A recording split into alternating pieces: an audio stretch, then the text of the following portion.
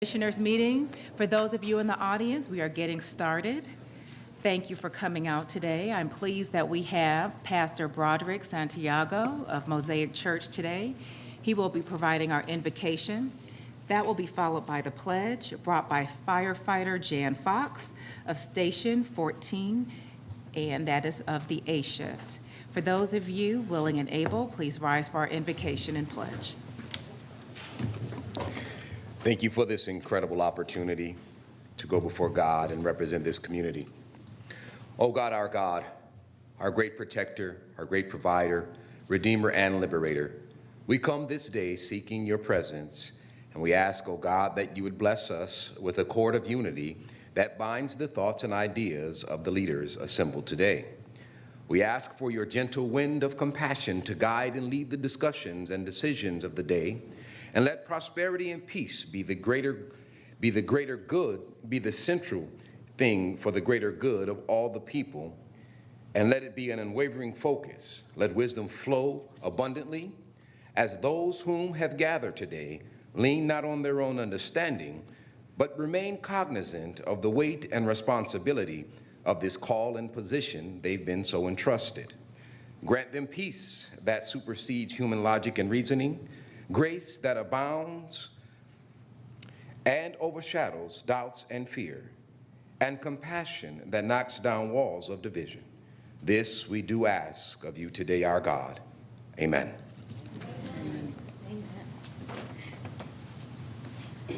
I pledge allegiance to the flag of the United States of America and to the republic for which it stands, one nation, under God, indivisible, with liberty and justice for all.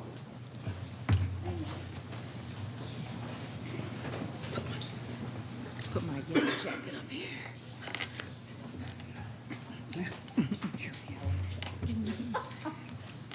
Our meeting is now officially called to order.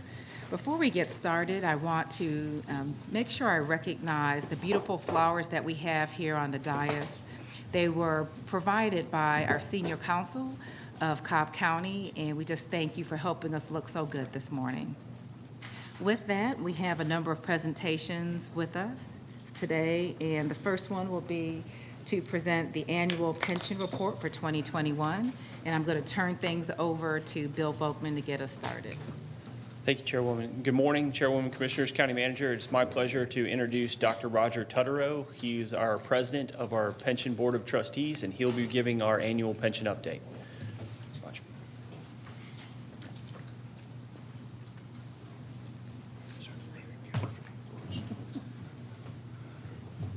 Yes, good morning, Madam Chairman, fellow commissioners, and of course, Dr. Morris.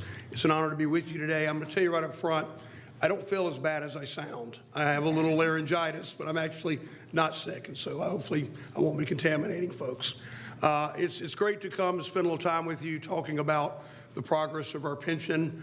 It's something we take very seriously, whether we think about those employees in this building or the public safety employees that risk their lives and commit to serving Cobb County. We think that providing a well-funded pension plan is a important responsibility. So joining me on the pension board is Jim Harner, Virgil Moon, Bill Volkman, and Sheriff Craig Owens. And we have a little bit of background on our advisors, which is that UBS Financial Services is our investment advisor. They both provide kind of some big picture oversight as well as helping us identify the different managers that would actually control the assets that we invest the pension in. Our master trustee is SunTrust Bank, of course now becoming Truist. The actuary, Kavanaugh McDonald Consulting, has been with Cobb County for many years and has done a fine job. And then our legal advisor, the law firm of Troutman Sanders, LLP. So the charge to the board, I'd like to begin with this point because there's a lot of different policy positions that can affect the impact of the economy and financial markets upon the pension plan. What we do on the board is we serve both in terms of being a custodian for the assets that are held by the pension and also as helping select and guide what kind of assets go into the pension. And with regard to the defined contribution program, we also review plans to determine their appropriateness for Cobb employees to put their funds in that. So again, we don't really design the pension plan. That has been historically outside the domain of the pension board. So what we typically do with our annual review is go over the funding status of the pension. And I'm going to kind of give a 90-mile high view or whatever, however high the view is supposed to be. And if you have questions, we can take them now, or I'm happy to come meet with any of the commissioners, or of course, Dr. McMorris at a later time to handle more technical questions. The basic, what drives our funding status is pretty simple. These 4 factors. The design of the benefits plan, which dictates how much the employee contributes and how much the employer contributes, as well as how the actual benefit is calculated. Second would be the performance of the assets, and that is the domain of the Board of Trustees for the pension, where the design of the plan is really more of the Board of Commissioners' domain. Compensation of employees matters, because when we change the compensation of employees, that has implications particularly for the defined benefit program. And then, of course, the retirement and mortality experience of Cobb County employees, and that is done through experience studies conducted by our actuarial firm. So the kind of overview of the plans is the traditional defined benefit plan has a service factor of 2.5%. So you take the highest window of earnings times 2.5% per year to determine what the benefit will be upon retirement. The employee contribution rate is now at 8.5%. We have been gradually increasing that, and it should reach 8.75 in 2023, at which time we expect that will be sufficient for continuing to be appropriate employee contribution. The hybrid plan, which went into effect in 2010, is a combination. It is a lower defined benefit component. There's 1% per year of service as opposed to 2.5%. The employees contribute 3% as opposed to 8.5 or 8.75 next year. And of course, they also have the opportunity to contribute to a voluntary 457 plan, which the county matches by up to 4%. So we think about the pension plan in terms of how well funded are we. In other words, if we look at the liabilities of the plan, given the current valuation of assets, what percentage of those liabilities are funded by the plan? So this chart gives us a little bit of history over about the last 25 years. And when I was with you last year, I walked through how a change in the plan took it from being 95% funded in 1997 to 70% funded in a single year. We also had the plan funded percentage dropping in 2005, 6, 7, and I think some of that had to do with incentives with regard to retirement. But for the most part, we haven't had major structural changes in the plan for about 15 years now. So the funding percentage, which was at about 50% 12 years ago, we're happy to report is now up about 60%. So we're continuing to make progress. The question becomes, how do you get there?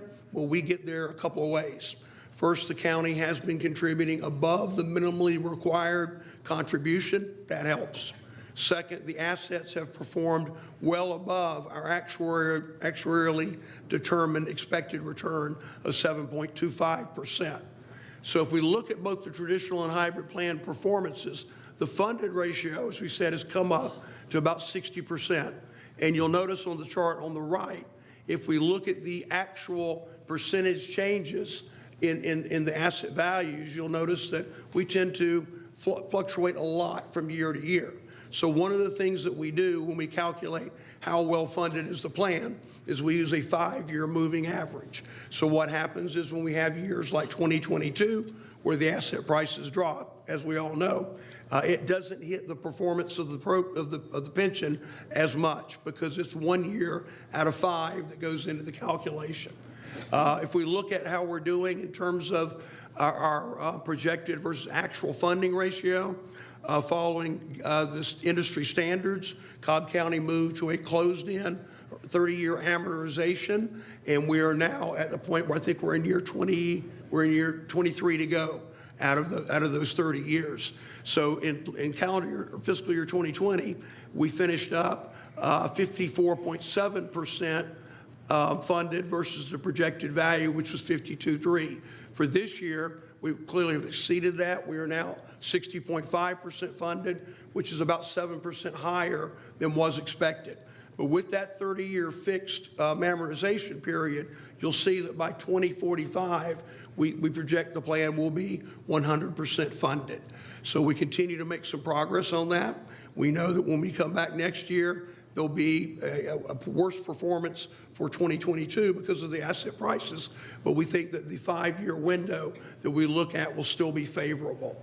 The 2021 annual percentage impact, as we said, the actuarially assumed return is 7.25. We have brought that down over time, which is conservative. It makes the fund look a little less well-funded, but it's also a more realistic bogey for what kind of returns we can expect to see over a long horizon. That migration of bringing down the actuarial assumed return is consistent with nationwide practices where most pension plans are doing just that. But if we take a look through December 31 of last year, over the last 3 years, we've hit a better than 19%, over the last 7, better than 10. So we have consistently outperformed our target for the actuarial assumed levels.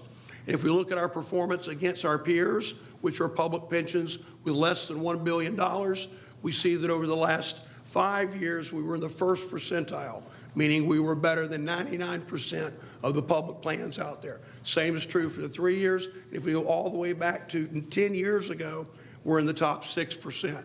So I'm very proud of the performance of our pension assets, and I think that's a key component toward migrating us back toward a more fully funded pension over a long run. In the year that finished 2021, we performed better than our policy index, better than our mean peer, but we did drop to the 44th percentile, and that's simply because our portfolio had a lot of large cap growth stocks in it, which served us very well for many, many years.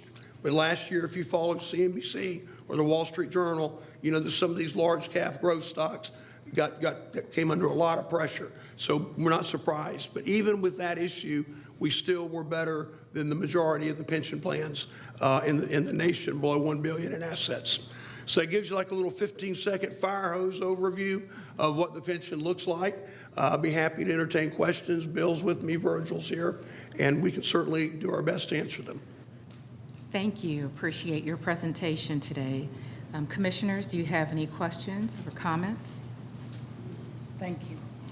I do have a question for you. As we're making policy decisions that impacts pay for employees, whether it be merit or we do a class and pay study that's on a recurring basis, how does that impact the calculations for the pension and its projections? Yes, great question, Madam Chairman. I think we celebrate the fact that Cobb has a long history of high-quality employees, and compensation plays some role in that. But I think we also need to acknowledge that when we raise compensation for existing employees, particularly under the old traditional plan, that means that the present value of their benefits will go up because we base their benefit under a defined benefit plan upon their, I think it's the 3 highest years of their employment that are consecutive. So when we raise salaries, one of the adverse effects of that is it will cause the pension plan to appear to be less well-funded. So it's a balancing act. We know that retention also may correlate to compensation, but when we come in here next year, or probably it'll be 2024, we'll have, you know, the effect of whatever pay plan you put in place may begin to start showing up in terms of how well-funded the liabilities are. Okay, thank you. Thank you. Thank you for serving on the board, and thank you to all of our employees who actively serve on the board and who are depending on us to be good stewards of this, and we're able to because of the efforts and the thoughtfulness of those that are serving. So thank you.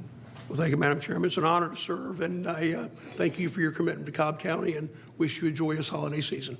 Thank you. Appreciate it, Roger. With that, we are going to move into our second presentation, which will be brought by Commissioner Sheffield.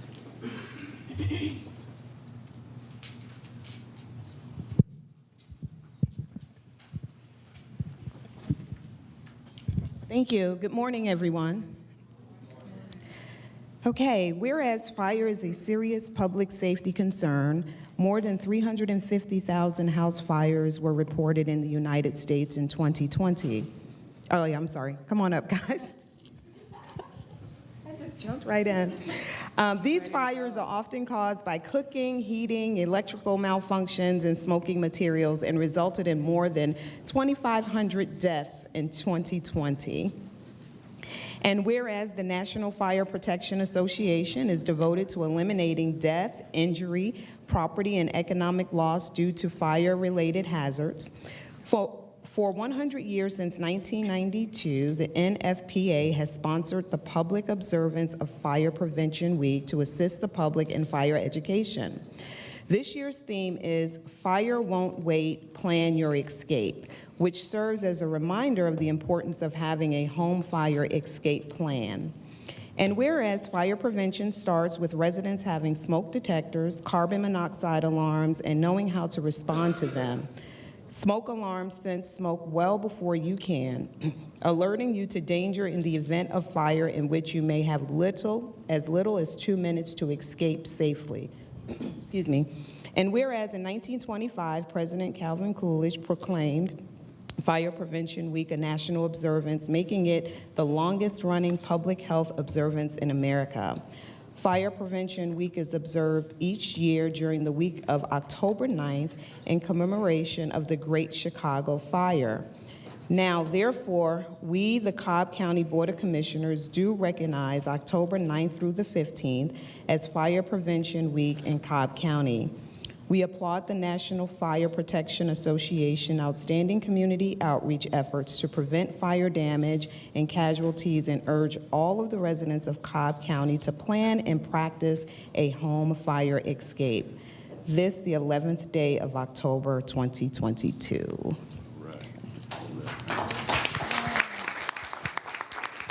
Thank you, Commissioner, Chairwoman, other commissioners. Thank you very much. I'll be very brief. But yeah, the men and women of the Cobb County Fire Department work very hard on a daily basis to protect the citizens and visitors of Cobb County. But Fire Prevention Week is actually a time for us to focus on what it means to prevent fires. Deputy Chief Crumley is over our community risk reduction, and he has a saying when he talks to especially new recruits is, hey, the community risk reduction division of the fire department, our job is to put the fire stations out of business, right? They want to do everything they can to prevent fires and home safety within the public. And so, Cobb County has done a ton of things over the years to put us on the map from a prevention standpoint. Early on in our history, our very first fire chief, David Hilton, put Cobb on the map with the very first home fire sprinkler ordinance that's known throughout the nation. In the early 70s or late 70s, actually, we were the first organization in the state to have an education division. Our Fire Safety Education Division is known nationally, and we are the model for many fire departments across this country for home fire safety education.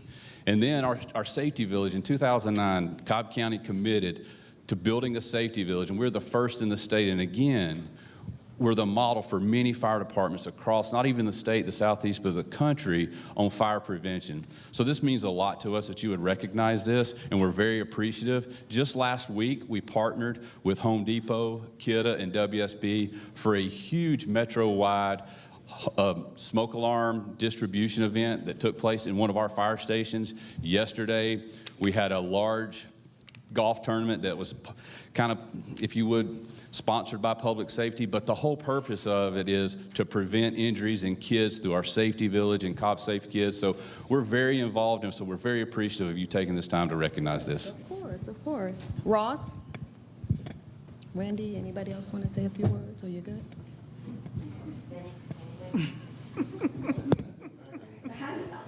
No, Ross was coming to the mic. Awesome. Ross, you have to get an LC23 picture. You have to get an LC23 picture.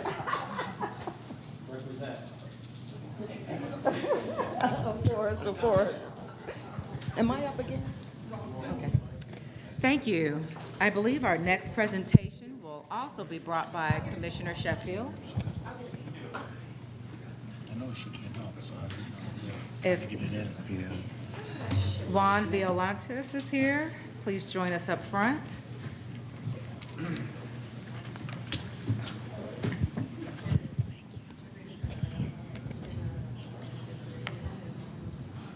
Hey, Juan, come on down. How are you today?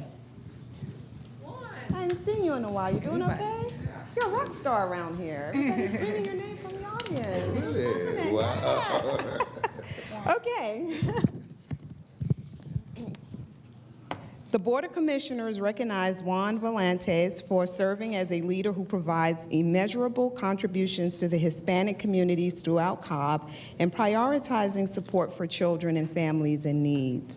Mr. Volantes is known for his support for Cobb County Police Department and public safety over the past 15 years. We thank you for your service to Cobb County and Georgia this 11th day of October 2022.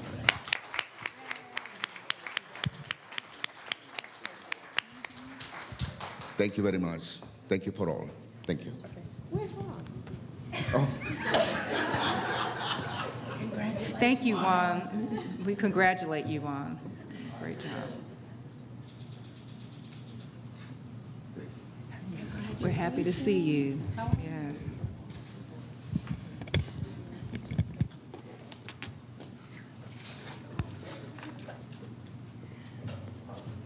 All right, we are now moving into the public hearing portion of our meeting.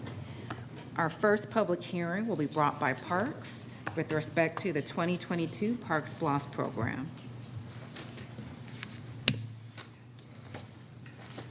Good morning, Chairwoman, Commissioners. We request that you conduct a public hearing prior to expending $100,000 or more to secure engineering design services for various projects in the 2022 Parks Plus program. State of Georgia Code requires the Cobb County Board of Commissioners to conduct a public hearing prior to expending funds of $100,000 or more to employ an independent consultant or consulting firm or to conduct an independent study or survey. In the implementation of the 2022 Parks Plus program, the department anticipates awarding design contracts that could either individually or in combination of other parks and projects exceed $100,000. We ask that you open a public hearing. Thank you, Michael. With respect to our public hearings, we'll take an unlimited number of speakers to address this item and this item only. Any of our speakers will have a maximum of 3 minutes to address the board regarding this topic. With that being stated, our public hearing is open.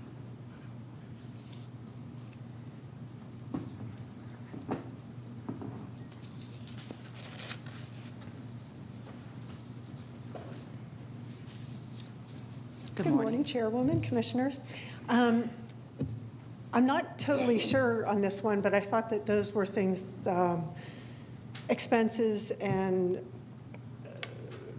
decisions that were made on the front end of SPLOS, not on the back end. But also, so I don't know my facts on that, but there are some things that don't quite make sense. But one of the things that also doesn't make sense, and I've brought it up before when you're saying it's going to be $100,000 or more, is that going to be $100,000 or is it going to be $2 million? So I think it would be really good to have incremental ways in which you can say, this is going to be over $150,000, it's going to be over $2 million, because I think that that might get a little misrepresented. Thank you. Thank you. We'll take our next speaker.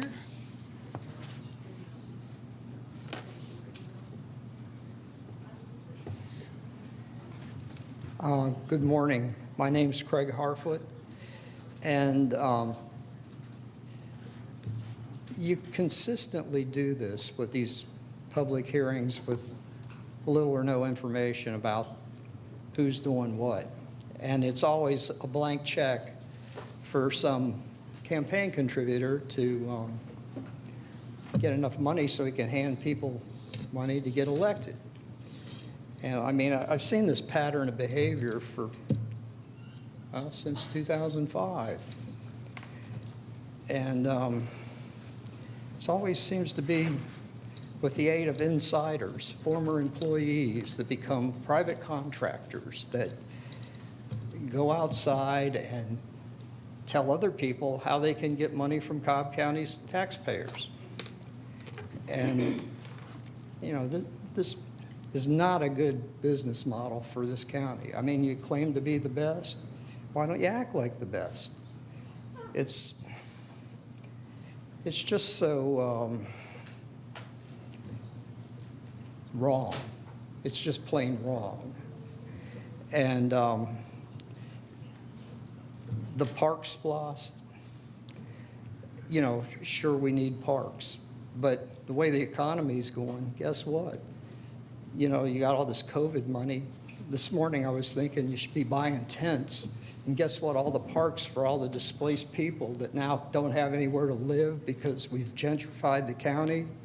Maybe we'll have all these homeless fields out in the parks with tents. I mean, how else are you going to keep your voting base? They drive them all out the county, then you don't have your voting base. So, I mean, a whole lot more thought needs to go into this stuff.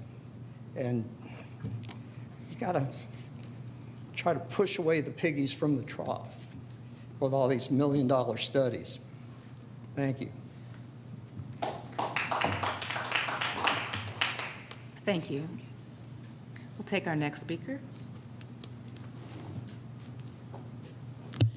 Debbie Fisher, East Cobb County. I'm sure that no one's shocked that I'm going to speak out against the SPLOST project. I ask those of you who have been on the board for several years to remember back when Commissioner Ott was pushing to put AstroTurf in the right-of-ways and in our ditches, and it failed miserably with the people. And there's two reasons why. Number one, it's an expense that is ongoing. It's not a one-time thing. And yes, growing grass is also an expense, but AstroTurf is an impervious surface.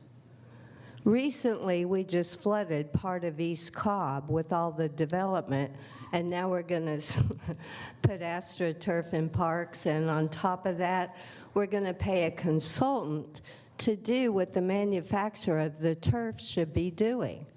I came from an industry that did nationwide and sometimes worldwide installations of electronic security. We supplied that consulting portion.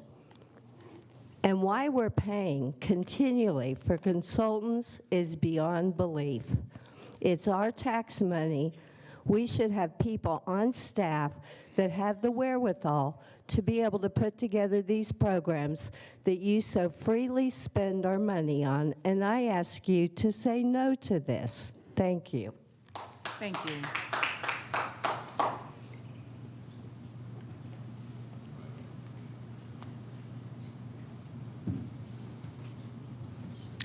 Good morning. My name is Pamela Reardon. I'm in East Cobb as well. I ask you to say no to this. This is insane. This is totally insane for all the reasons Debbie just spoke about. But can you imagine AstroTurf in the middle of our roads? We already have a storm runoff problem with water. What do you think more impervious areas are going to do? It's going to add to the problem. It's not going to make it pretty. It's going to add to it, believe me. This is insane. And again, why are we spending more money on consultants? Can't anybody in this Cobb government make decisions and plan and do their work? This is crazy. I am so against this, I can't even see straight. Thank you.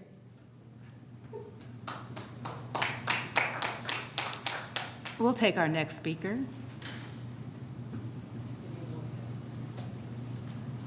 Seeing none, our public hearing is closed.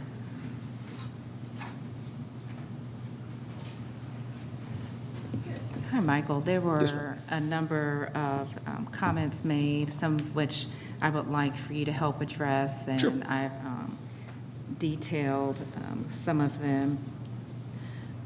From one of our initial speakers, there was a question about whether or not decisions for SPLOST are made on the front end or the back end. So if you can talk a little bit about why this is coming before us now. So the SPLOST project list for 2022 was voted on by the citizens a couple of years ago. Those buckets of projects, they're already approved.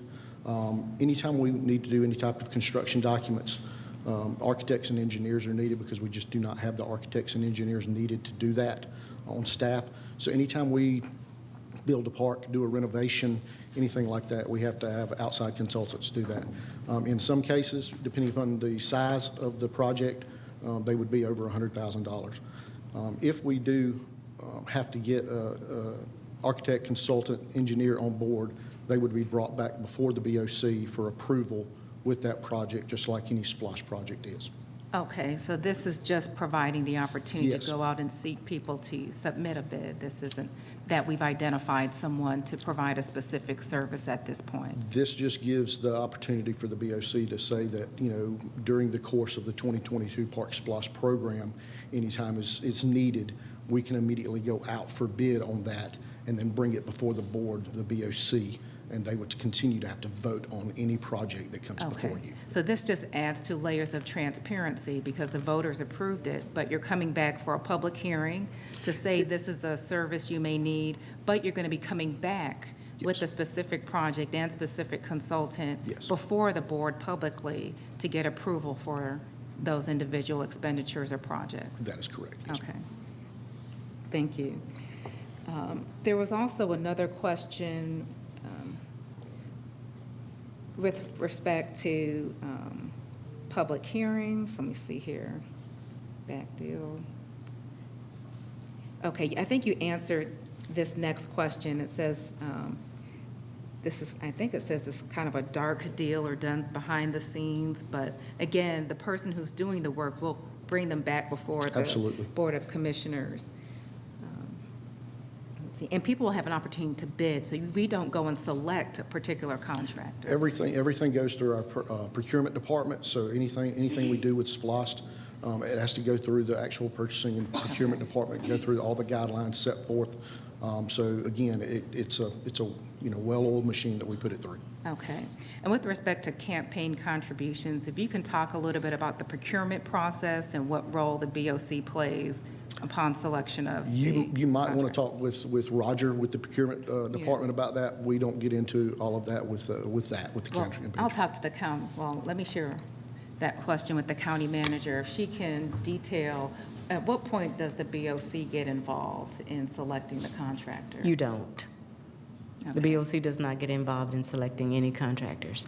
And I will say also, this process is not new. It has not changed. From Chairman Lee, God rest his soul, to Chairman Boyce, God rest his soul, this process for bringing projects back for board approval has not changed. The only thing we're saying is that if we have to build out a park that has already been approved in our SPLOST program, we have to go out to bid. This just allows staff to put it out there to bid. Any firm can bid on that project. And usually they are more than $100,000. So I just want to make it clear, the process in and of itself hasn't changed in probably 15, 20 years. It's the same thing we've done in the past that allows staff to put a project out to bid, Madam Chair. Thank you. And I will say, or add a clarification, there is a team of staff that will select the ultimate awardee. The BOC will approve that selection, but we are not involved in that selection process. That is correct. Okay, thank you. Let me see here. There was a comment made with respect to AstroTurf and permeability. So we have synthetic turf that we've put on several fields. It is not impervious. It drains through, and there's a drainage system that is underneath. I think some of the older AstroTurf capabilities from yesteryear, they did put it on a solid ground. Okay. But that's not the way anymore. It's now through gravel. There's layers of gravel with a drainage system underneath that, and it still completely drains. That's why we've gone to synthetic turf, because a lot of times when you're playing on a dirt infield or even a grass outfield, sometimes if you get an inch of rain, you're probably not going to play for 2 days. But when you get an inch of rain on a synthetic turf field, you're probably going to play in about 15 minutes because it can drain through that much quicker. So it's just one of those things that I think from our usability, we're not building a whole lot of new ball fields. So this is one of the ways that we've come up with to change the usability of how we can continue to put more kids on the field without building new fields. It's just one of the things that we've done. Thank you for sharing that. And I know you're with the Parks Department, but I do know of at least one instance where we have had turf put in a median. And I don't know what formal process this was, but I do know they were going to use that as a trial to see how that works. So that has been done. Yeah, I've not seen it in the medians, but we have done it on several of our ball fields. Yeah, and that's with respect to DOT. Yeah. Yes, Commissioner Burrow has a question. In our book, the way it was advertised, there's a list of different facilities, parks. So these are all identified on the SPLOST, and this public hearing is just for those particular, not an open parks blanket approval, and each one has to come back to us for approval. Absolutely. On an individual basis. So I don't see anything in here on medians. I do see synthetic turf conversions of athletic fields at Hubert Soccer Complex, Terrell Mill, Mud Creek, Lost Mountain, and Wallace Park. So this is just what's on, and it's identified on the SPLOST list as this. So it has nothing to do with the funding or anything over 100,000. We have to advertise and have a public hearing, but each project will come back to us for approval. Yes, ma'am. Thanks. And I'll just clarify, the reference to turf being used in medians or right-of-ways was for past action, not as part of this project. I'm just aware that it was done. Yeah. Yeah. Are there any other questions from commissioners? Yes, Commissioner Gambrell. So, Michael, I know we had a little bit of a discussion about this because there's some things floating around. So these are defined SPLOST projects, but what if they don't have specifics? Mentioned it like repairing a building or putting something in. What is the process that the public will be able to participate in prior to it going to be designed and engineered?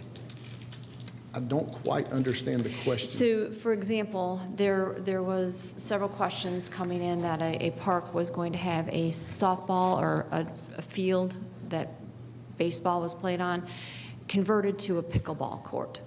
So if there's SPLOST funding attached to a park, can that happen, or what process do we go to prior to a change like that happening? Depending upon the project in itself, if the project is listed out, that's an actual change of this is what we're doing to that park. A lot of times if it's a renovation, a lot of times we don't go out for public comment.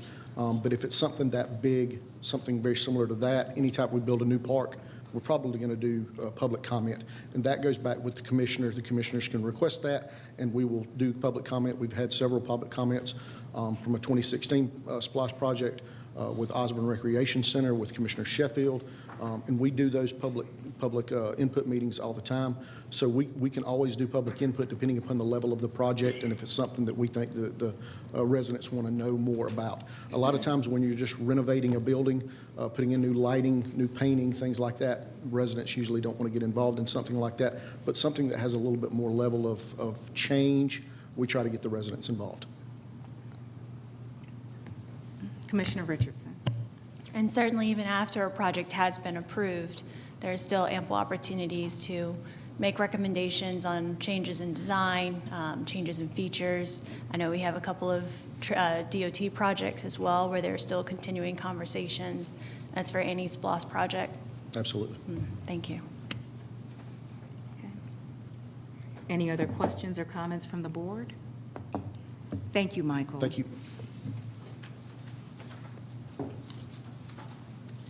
We have another public hearing, and that will be brought by Community Development.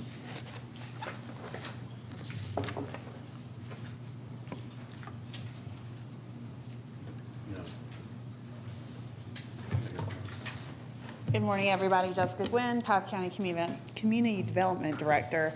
This morning, we're pleased to bring to you the final public hearing and hopeful adoption of the 5-year update to the 2040 Comprehensive Plan. As you know, we've been working on this for the better part of a year now, and at this point, it has been approved by the Atlanta Regional Commission and as well as the Department of Community Affairs for us to go ahead and move forward with adopting that plan if the board is amenable. So this morning, we've got Phil Westbrook, who's going to do a brief presentation, and then at that point, we would just ask the chair to open the public hearing, and then we would ask for a vote afterwards. So before we get started, just a big shout out to Phil Westbrook and to his team in the planning division at Community Development, as well as the GIS team. There was a lot of great work that's been put into this plan, and I just really appreciate all of their efforts. It's a heavy lift, but they got it done, and we also appreciate all the time that each of you has taken to stop and meet with us, and we've had the opportunity to meet with all of you a number of times over the course of several months. And then, of course, a big thank you to all of the public who took the opportunity to participate in the planning process and to give their input into that. So with that, I'll turn it over to Phil. Thank you. Thank you, Jessica, and well said. This would not be able to happen without the community and the commissioners and your support and your guidance. So thank you very, very much. Again, for the record, I'm Philip Westbrook, Senior Planner, Community Development, and Project Manager for this 5-year update. It has been a long road, but we are here today to finally push it over the finish line. And the purpose of today's meeting is to give the community one more opportunity for feedback, and then we would ask the board to take action, obviously recommend approval of the 5-year update, and then also for the chairwoman to execute a resolution to submit to DCA to officially complete the project and to extend our qualified local government status another 5 years.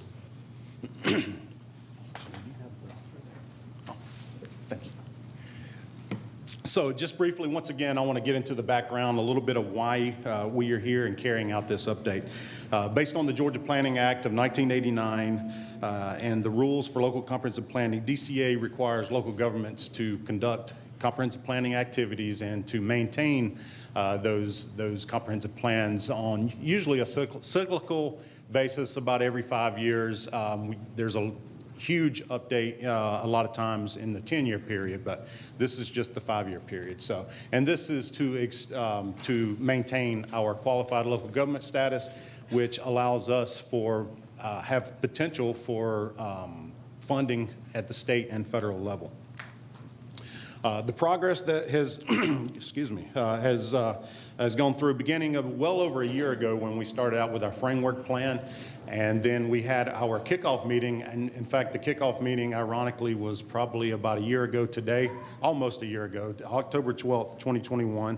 After that, we moved through a challenging but successful community engagement campaign, drafted a revised site plan, and then conducted a 30-day public commenting period. After that, we revised the plan and then submitted, I actually received board authorization to submit the plan to DCA for final state review for standards and procedures to make sure that we went through the right process.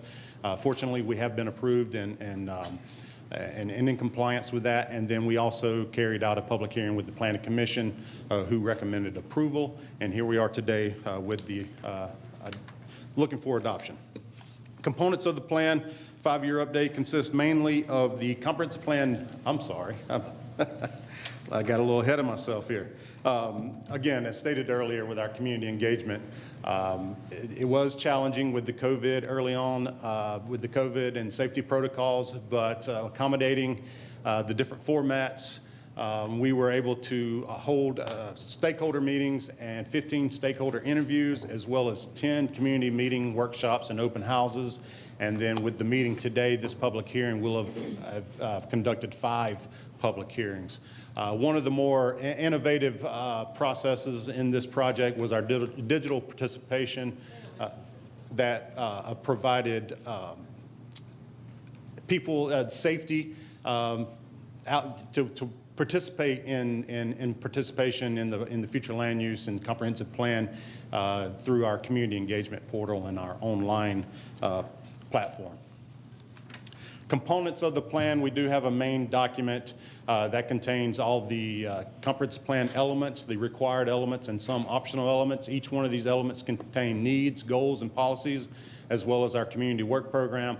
And then the supplemental and supporting documentation are the appendices. Probably the most important one of these is our future land use plan, which is our guidance for future development and probably the most used document in our comprehensive plan. The proposed land use change document, these are the proposed land use changes that are part of the 5-year update. If these proposed land use changes are approved, they will be integrated into our future land use plan and small area policy guidelines. And while we're on this subject, I do want to let you know of an addendum to the proposed land use changes, and that is ZD 10, which I believe I highlighted in a memo that hopefully you all received. It was a previous rezoning that was incompatible with the future land use. We were proposing to change the future land use, and there's a small area policy guideline that's attached to that track. And if ZD 10 is approved, we would need to remove that small area policy guideline. If ZD 10 remains as it is today, then that small area policy would remain in our comprehensive plan.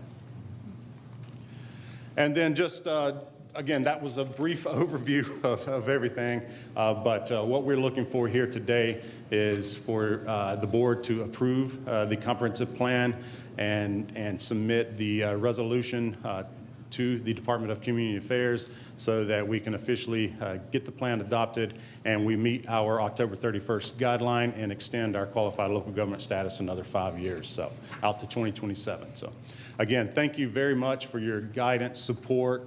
Thank you to the community for participating. A lot of great feedback, and thank you to the team, the project management team, Jessica for her support and guidance. And hopefully we can get this over the finish line. So thank you very much. Thank you. Appreciate your work on this.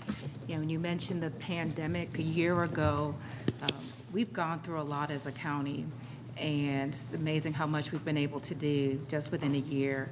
And I want to commend you again publicly from my participation in the virtual meetings you had. You were able to pivot well and do it in a way that was engaging, and appreciate that. And the level of comments seemed to reflect the level of participation and interest that people had in the county because of your ability to pivot and provide that as a platform. So thank you. Thank you very much. And we learned a lot from that process, and we can move forward with some of those things that we've learned.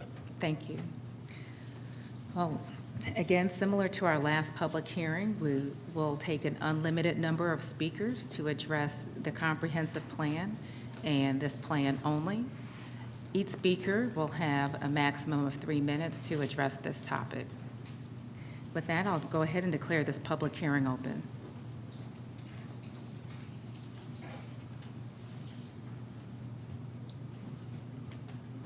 Good morning again. Good morning. Hey, my name is Pamela Reardon. A year ago, I stood here and I was against implementing a 2040 plan like this because we have, I think, and I believe, 40 plans already on the shelf. So what's going to happen to those? This is very convoluted and mixed up. I was involved in a lot of the public feedback. Anytime I was in the room, I was on the computer. There was not anybody who was in favor of what this plan does. And you can say all day long that you're not taking away the single-family homes, but you are. Because there is underpinnings and overtures and language in this that will lead to that.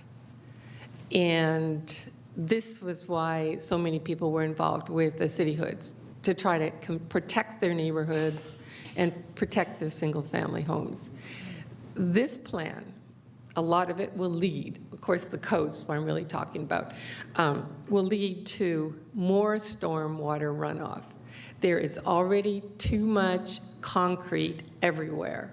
You're building high-density concrete sidewalks, concrete bicycle paths. I mean, what don't you get? What don't you get?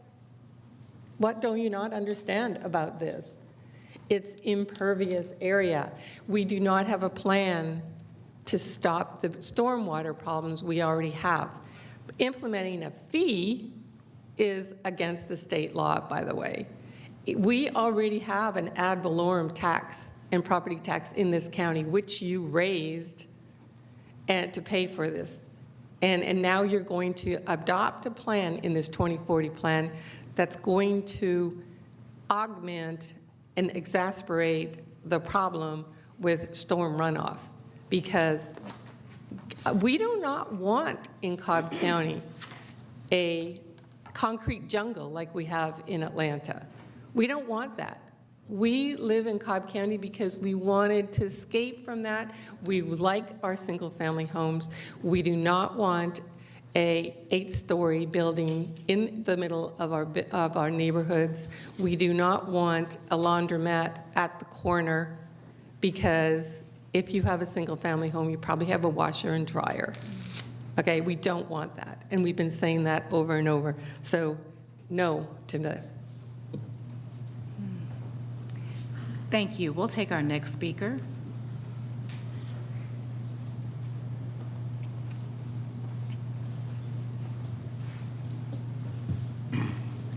Thank you. My name is Leroy. I'm going to live in East Cobb. First, I want to compliment your group for an incredibly good job of planning. The Senior Planning Director, the Georgia Planning Act that requires what you do, the 5-year update that we listened to, the face-to-face meetings, the stakeholder meetings, the community engagement activities that you were involved in are outstanding. The 4,000 views, the 2,000 comments that you had received to come up with your plan, the work was outstanding. I don't disagree with what Pam said, but the work you did, I think, is absolutely 5-star.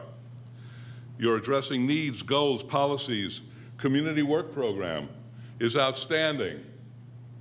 This sounds to me that we have people on staff capable of doing this kind of planning. It's called strategic planning. Why are we spending $1.45 million on Accenture to give us a strategic plan when we have people that can do strategic planning? Why are we spending almost $8 million for Deloitte to tell us how to spend federal funds when we have people capable of doing that already on staff, that are qualified to do that, that are doing that in their 5-year plan? We don't need to spend money on these external consultants to do the work that we have people highly qualified and proven capabilities to do an outstanding job. Whether we agree with what they decide to do is a different issue. But their ability to do this work needs to be recognized and applauded and used without spending our tax money for other people to tell these people what to do. They're capable of doing it. And these are not the only ones within our various departments within Cobb County that have the capabilities of doing all this. We don't need to be, my point is, we don't need to be spending money on outside agents to do what we already have money and people, not money, we already have people qualified to do that work. Thank you.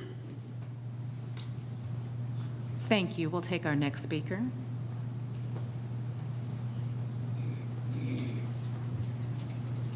Christine Rosman. I was doing some research yesterday and looking at things, because all this verbiage that's in the comp plan, or the 2040 5-year plan, all this stuff, and I was like, God, this verbiage all sounds alike. When I listen to the ARC, when I look at things, so I started looking around, and then I looked at Deloitte, and they have the same verbiage, and the ARC has the same verbiage, and And then the World Economic Forum has the exact same verbiage. So I'm thinking that you don't want to hear what the staff has to say, because this other agenda that maybe we're listening to has more to do with, let's get Cobb County to look exactly like Fulton and DeKalb and all the other counties. So I'm thinking that we're kind of, and from what I understand, because Accenture and some of these companies are doing the same exact work for each of these counties, that sometimes you get this study that you spend $1 million on, and they forget to take out DeKalb there and put Cobb County in its place. So there's kind of this kind of monster that you're listening to, and that you're not listening to we the people. So the constituents really should be driving this, yet we are pushed aside because we don't have the woke verbiage and the message that you want. And so you kind of go with these other things that have nothing to do with what your constituents want. Because constituents maybe at Johnson Ferry and Lower Roswell Road said, is it really necessary when there aren't any bicycles going through there that you totally switch out that intersection to accommodate?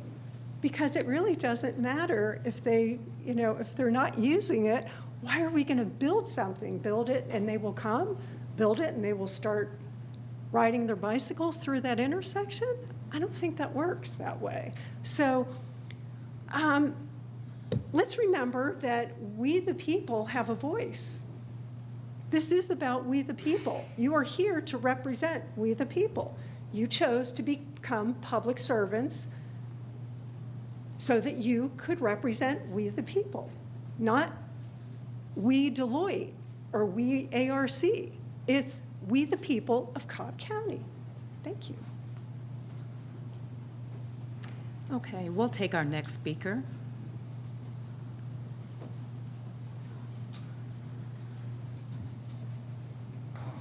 Good morning. My name is Craig Harfoot. This plan, you railroaded this guy, and it's mostly driven by Council for Quality Growth, Taylor English, and with embedded former employees in the Cobb County staff, and basically the lobbyists are former Cobb County staff, and it's like that AstroTurf. Tim Lee was a consultant, and that was his side job, was selling AstroTurf, and Baba too. So that's a definite health risk. I texted you all about that, and y'all read up on it before you do anything about that. But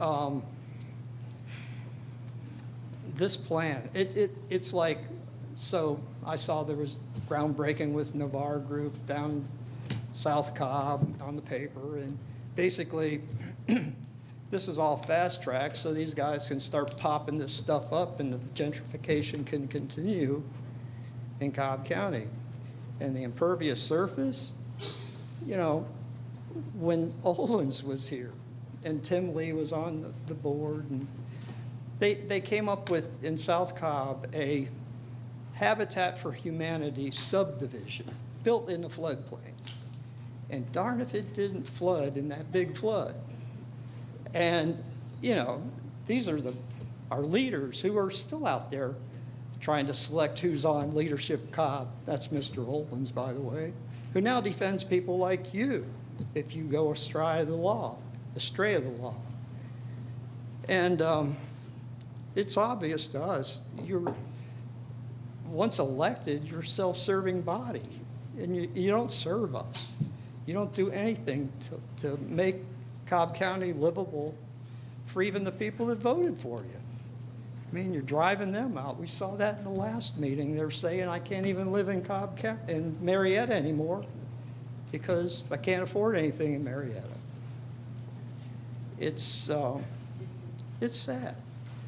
But you know, it's like the pension plan. These guys are getting a Cobb County pension that seems like it's going to be tough to fund that. Thank and you I'm for not the going to get reminder. off there. But so they got to double dip and then lobby you guys to put plans like this through.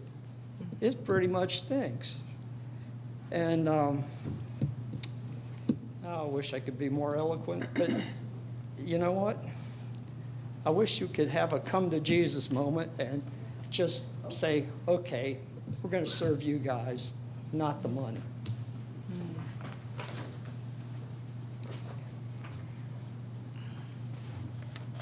We'll take our next speaker.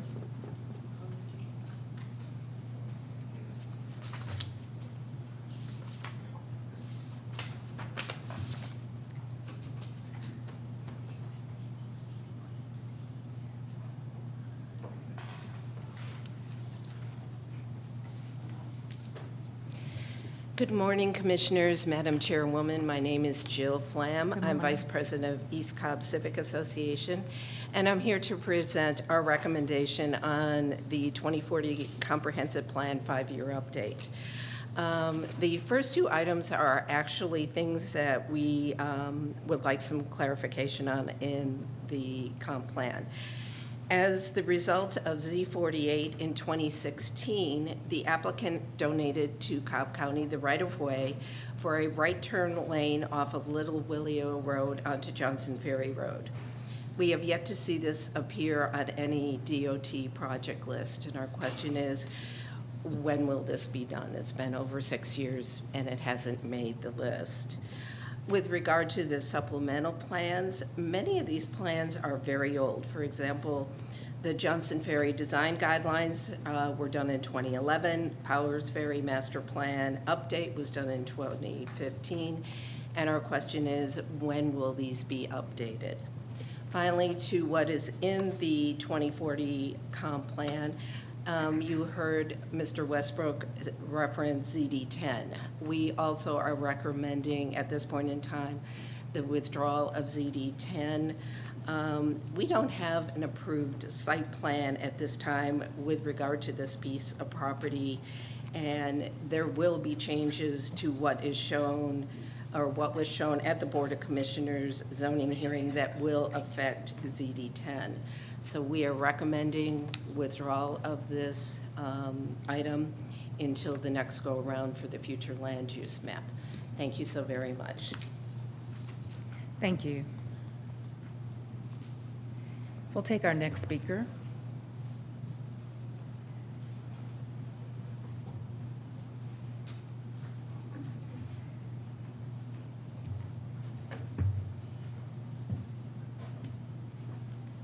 Good morning. Madam Chairman and Commissioners, thank you for your work. I'm Sam Henderson. I am a longtime resident of Marietta. My wife and I live in Whitlock Heights. And I want to say thank you to the Commission and those that have worked on the public plan. I've had the privilege of living in a number of different places, including some one of the larger cities in the U.S. that has very little planning or zoning and just pretty much lets whoever can get there first do whatever it is they want to do with the land and the land use. Thank you for helping us to be intentional about the change that we all know 100% will happen one way or the other. I've once bought a house in a subdivision, a different city, and the whole backyard had woods behind it. Half of it was never to be changed, and to my great chagrin, they were putting in a whole cul-de-sac right behind what had been nice woods. Happily, there was city planning in the area. Nobody could say we'll never build any more houses, but they did have a little, wooded area behind them and everything, and it worked out fine. I will say that living in Whitlock Heights, we've had, one or two residences that have, made big changes within the zoning, and all the neighbors are up in arms. This is not the old neighborhood we know. This is not exactly the way we want to do it. The changes came, and after 6 months of murmuring, complaining, moaning, and groaning, the neighborhood is fine. It's still there. We still all get along fine with each other. We're still all very glad to live in Marietta and Cobb County. So I just want to say I'm not supporting every individual element of the plan. I don't know it, but I do see a lot of not in my backyard tendencies in this community and many others. Everybody wants to build their treehouse and pull up the rope ladder and not let anybody else live in our perfect little world. We're in an interconnected world. Change is going to happen. Thank you for helping us navigate that change purposefully and carefully with consideration for everyone, not just the longest time residents. Thank you.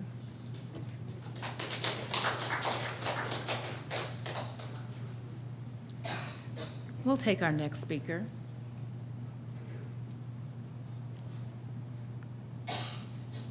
Seeing none, we'll close the public hearing.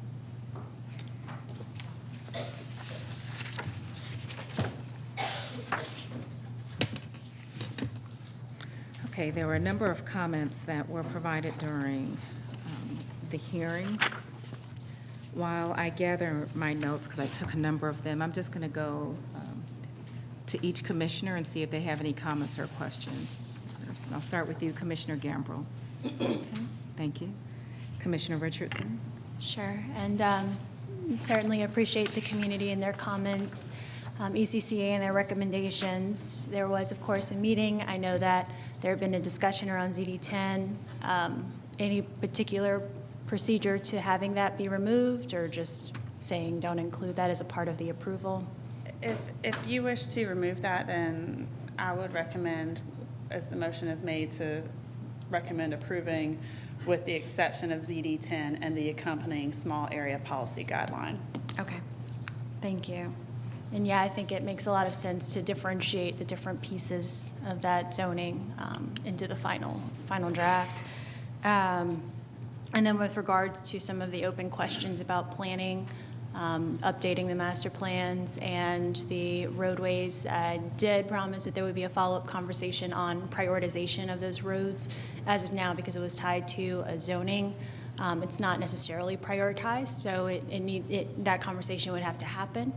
And then secondly, on the master plan updates, obviously we've had a lot of conversation about master plans and what the trajectory is for that, so that is something that is a key initiative over the next year to make sure that we have proper community involvement in that. So those are the comments and the question that I had. Thank you. Thank you, Commissioner. Commissioner Burrow. Thank you, Jessica and Phil. We do this every 5 years. It has to be presented to the state. I know we had multiple public hearings and open houses and an original task force committee that group that looked at this as well and rolled it out. Every time we do this, there's things in here that maybe we don't like, but this is a plan and a guideline. Anything in here like zoning is going to have to come back to us, so it's not really setting this stuff in stone, and it's also not addressing the funding. So we don't know down the road what we'll be able to do or won't do. And a lot of it is generated from zonings and commissioners' input. So I do agree with Philip and Commissioner and ECCA on withdrawing Z10 until future recommendation. Thanks. Thank you. Thank you, Commissioner. Commissioner Sheffield. Good morning, Jessica and Phil. Thank you guys so much. I know that a lot has gone into this, as it does with everything that we do at the county, and I appreciate your outreach efforts. I appreciate you meeting with the civic organizations in my district and coming up with some constructive ways to kind of figure out how we can better serve the constituents of Cobb County. Just touching on ZD10, I also support just pulling until we can figure out what we're going to do there. But you guys had a fair amount of outreach, and Phil, to your point, it was very challenging in the beginning because of COVID. But for those that wanted to be heard about this issue before today, there were a number of opportunities to attend the community engagement town halls. Thank you to Jill and ECCA, the Mableton Improvement Coalition, and the gentleman that spoke a short while ago for their recommendations, their constructive recommendations. For those that express concerns without a plausible solution, those are nothing more than complaints. I'm very appreciative, again, of those community advocates and the civic associations that not just not agree with the plan, but have proposed solutions, whether we agree with them or not. They're coming to the table providing some level of brain power. Each time we have these type of meetings, there's this feeling of chastisement of this board, which I do not appreciate. I don't think is warranted.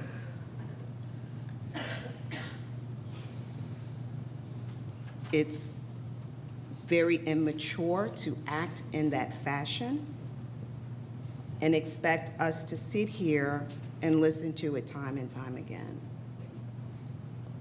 We are adults when we want to speak, but we act like children when it's time to listen. And the last comment I'll make about this Come to Jesus meeting, it appears that some will see the speck in our eye while ignoring the plank in theirs. And that's all I have, Madam.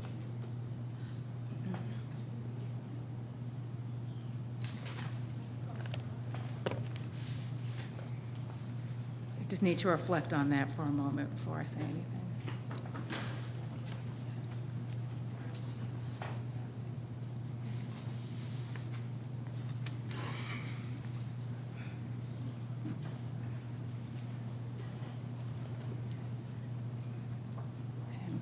Thank you, commissioners, for your comments. Thank you, Commissioner Sheffield, for your comments, and thank you for those that participated in the public hearing. Thank you for, again, the staff that presented this plan. Thank you to the 4,000 participants plus 2,000 comments that we had from those participants. This is a pretty robust outreach effort when you get that much involvement. And again, considering the time frame that we had in light of the pandemic, I think this was a stellar effort.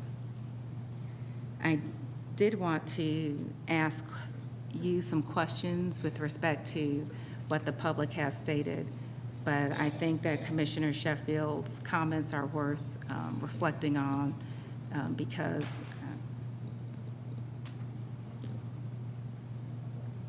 there are a lot of elements of truth in the comments that she shared. Certainly, we are here to encourage public comment. We may not agree, and people really can, again, speak to the matter at hand as long as they're speaking to the matter at hand. And we appreciate the participation in that, and we want to encourage that.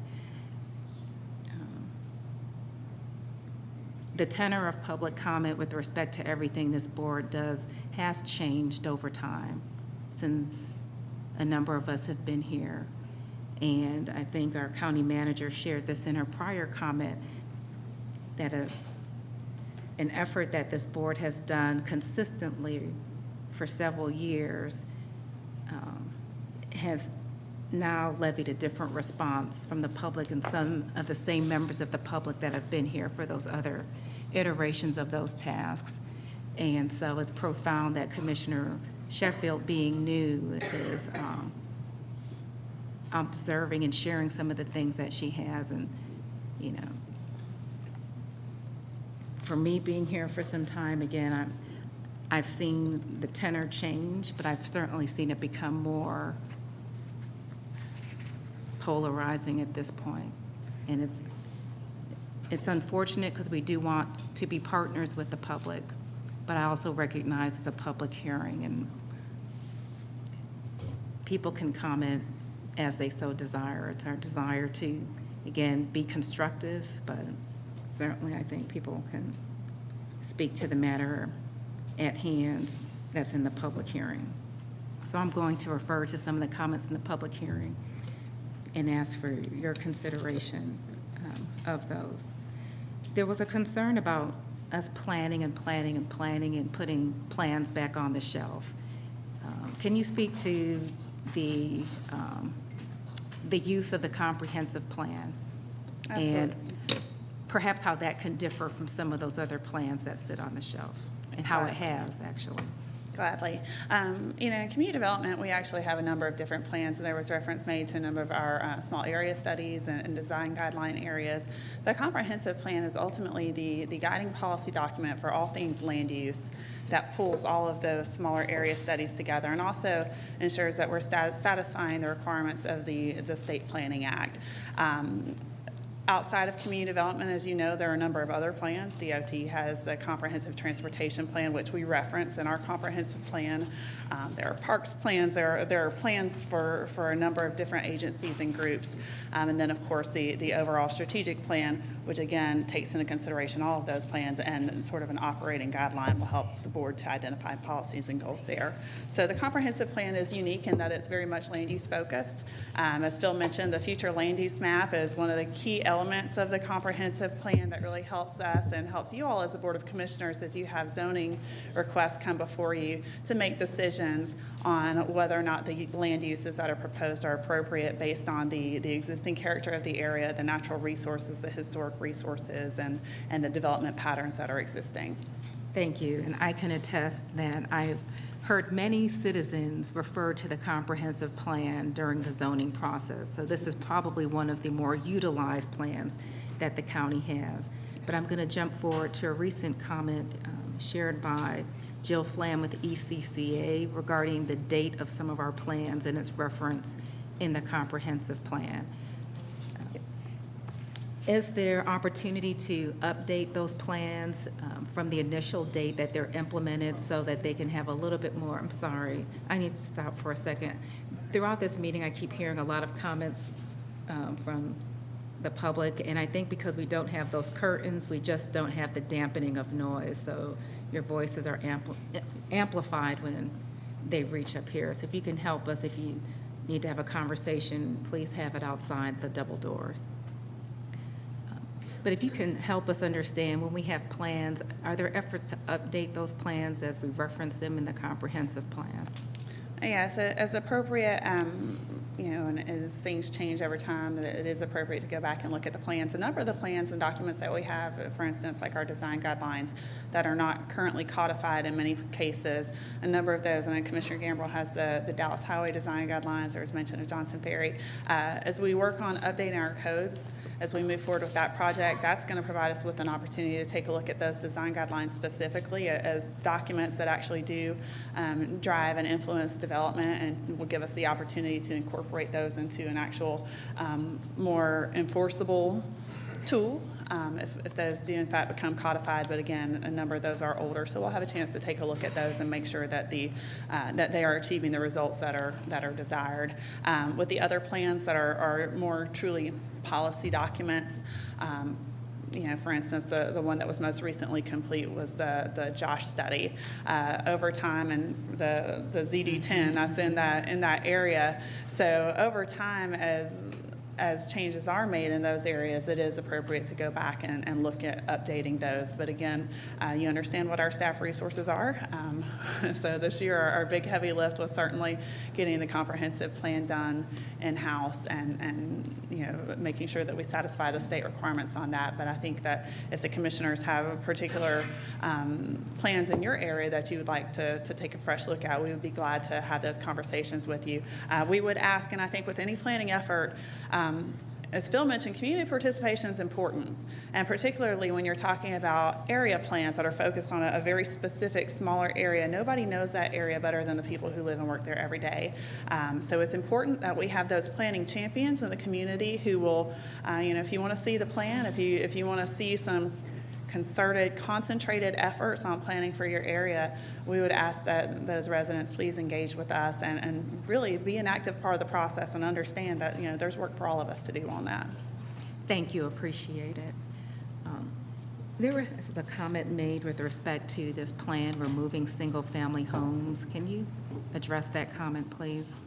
Absolutely. Again, the future land use map is absolutely really the driving document of the comprehensive plan. It's one of the major components of it. And along with that, on the future land use map, there are a number of future land use areas that are designated. None of those future land use categories have changed. All the future land use categories that were included in the original 2040 plan are still there, including the low density residential, including the medium density residential, the very low density residential. Those are all still there. And as you'll see, whenever you look at the land use, the supplemental document that Phil put together with the land use changes, the land use changes really very much reflect either zoning decisions that were made in the last year or discussions that we've had with commissioners and input we've heard from the public.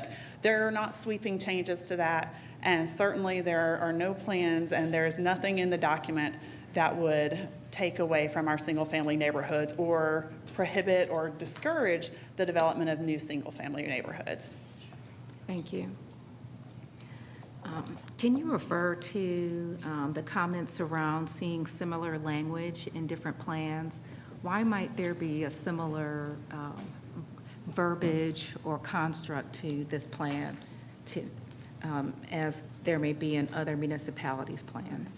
Well, I think as we're thinking about government and thinking about planning, there's a common language, whether it's planning for Cobb County or it's planning for the city of Roswell or planning for, a small county in South Georgia. There are similar languages, similar terms that are used, and that's to be expected. It's more of a function of the profession? Exactly. Okay. Yes. Thank you. This kind of gets to Commissioner Sheffield's point about sometimes seeing a slippery slope of public comment. Again, in looking at the comprehensive plan, I just didn't see any woke language in there. And, I had to look up what that was to make sure that I was very clear. And, it refers to language that refers to an alert to an injustice in society, especially racism. I've heard that term being used very loosely here, and certainly I just want to caution that referring to this plan as that is not anything that I've seen reflected in that plan. You don't have to comment on that. Duly noted. Was this plan fast-tracked for any purpose? I know you said we started about a year ago. Was that the typical time frame of us putting together this plan? Right. Well, whenever we started the plan, and we started this well in advance because we knew the October 31st, 2022 deadline was coming up, and that was the deadline that we needed to make. We were committed to ensuring that the county was able to maintain its qualified local government status, which is very important for ensuring that we have access to funding and various programs. So with that being said, we actually started ahead of, frankly, when we really needed to, because we wanted to ensure, particularly given the pandemic and just various factors, that we were doing the work in-house, we wanted to ensure that we had adequate time that we would be able to make the deadline. And as Phil shared, we did start it roughly a year ago. Well, our first public meeting was roughly a year ago, but we certainly laid a lot of the groundwork internally starting pretty early last summer. I think that the timeline that it took for us to prepare this, which is really just a 5-year update, this wasn't even a full plan rewrite, was certainly more time than is typical for this type of project. Thank you. And then I just want to refer to ECCA's comments. We talked about the plans and updating them, and Z10, there's been some comments on that, and I think I'm hearing from at least 2 commissioners the desire to pull that from the comprehensive plan. And so, is there general consensus from commissioners? I'm seeing 2 nodding. Okay, 3.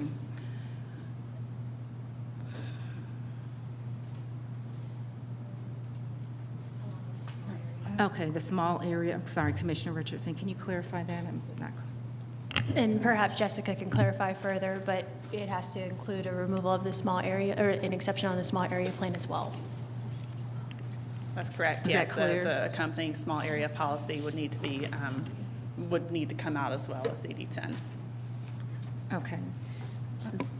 Go ahead, Commissioner. I'm not clear. I thought it was going to be withdrawn altogether from this packet of comp plan. That would be a motion that you all would make to withdraw ZD10 and the accompanying small area policy guideline. So that could be done right here by the Board of Commissioners, and staff is supportive of that. I'm going to have Because that's noted in the book. That's noted in there. Well, whenever we published the book and when the comp plan was put together, you know, this draft has been moved forward, so it's still in the draft. So at this point, and since it's been published and advertised and you know, been publicly available, and that, of course, is what ECCA is commenting on, we would recommend that the board take action to remove that if that's the desire to adopt the plan. Correct. And that was why I had asked the question, what's the process related to the removal? Because I didn't want to miss it. So Right, but I'm saying it needs to be withdrawn altogether, not with the language of the small area. Right, both of them would need to be withdrawn. ZD10, but there's Okay. some accompanying language in the addendum that's a small area policy. Both of those would need to be withdrawn. We're going to make that motion together. Okay, go ahead. Thanks. Go ahead and, okay, so we can include that reference when we adopt this, that will remove that. Yes. And I may need you to speak to that since both of you are more familiar with that. Z48 was addressed also in ECCA's comments. I don't know if, I know in some of the small area plans that are in the comp plan, we get to some specificity. I don't know if we would get to this level of specificity. In Z48, it was asking about Cobb County donating the right-of-way for the right turn lane off Little Willio. Is that something that we would see reflected in the comp plan for us to address? So this project, you know, Z48 was one, of course, that was 2016, so it predated me, but I did have some correspondence with Drew Ressler about that to get a status on it. That was a zoning stipulation where the developer of that property donated some right-of-way for a right turn lane. Typically, something as granular as a right turn lane is not going to end up in a broad policy document like a comprehensive plan that's usually focused on land use. But at this point, I know there was a question about when we might expect to see that project come forward. That has not been listed on any DOT project list to this point. Drew has indicated that at this point there is not funding available for that project. However, the right-of-way has been set aside, so at some point, whenever it's the appropriate time to move forward with that, the right-of-way is available. And I did make a comment on that particular project, just remarking that there'll be a conversation around the prioritization of it. Okay, so. And in the my same motion- goes, go ahead, sorry. Go ahead, Commissioner. That was it. Okay, so in the motion, I'm not going to include reference to that, understanding that will be a DOT matter to be addressed separately. Okay. So with that, Commissioners, I move that we approve the 2040 Comprehensive Plan 5-year update with the modification that Commissioner Richardson will share with respect to Z10. And correct me on this one, but it would be the removal of ZD10 from recommended changes along with the small area plan, or approve with the exception of a ZD10 and small area plan. Is that the word, the verbiage? We'll Policy see. guideline? With the exception of ZD10 and the accompanying small area policy guideline. The accompanying Thank you. small area policy guideline. Great, thank you. Thank you. Is there a second? Second. Is there any further discussion? I'll call the question. The plan passes, or the motion is approved, 5-0. Thank you. you Appreciate all. your work on this.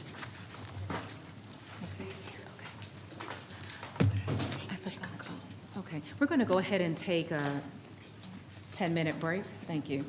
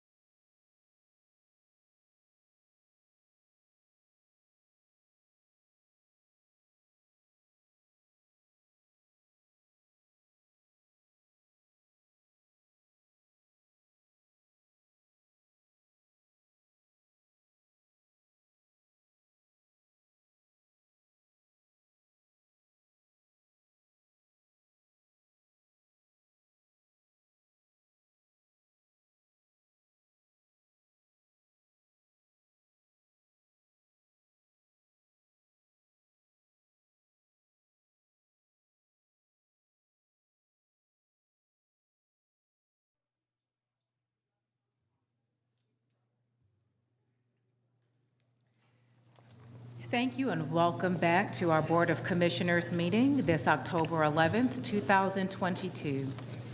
We are now at the public comment portion of our meeting, and I will turn things over to our county attorney. I'm laughing because it's just hard for me to see your eyes. They Okay. have all the pretty flowers, and it's hard to get pretty eye contact. No. Just as a reminder, especially as we're coming off a break, just to please silence or turn off your cell phones. The ringing interrupts the meetings and also interferes with the broadcast itself. As the board provides the podium for public comment, it's appropriate to review the related meeting rules. Please state your name and if you're speaking on behalf of an organization. All comments should be addressed through the chair. Public comment is not a dialogue with the board, but an opportunity for speakers to provide their comments to the board. The comments should not be impertinent, derogatory, offensive, or slanderous. To that end, the board encourages, regardless of the topic, for the audience to be respectful and courteous to the speakers. Everyone attending this meeting should give others the right to both listen and to be heard, treating each other with civility. Statements made during the public comments portion do not necessarily reflect the opinions of the board or the administration of Cobb County government. A timer is on the podium for you to track your 5-minute time. With that being said, the first speaker is Kevin Redmond.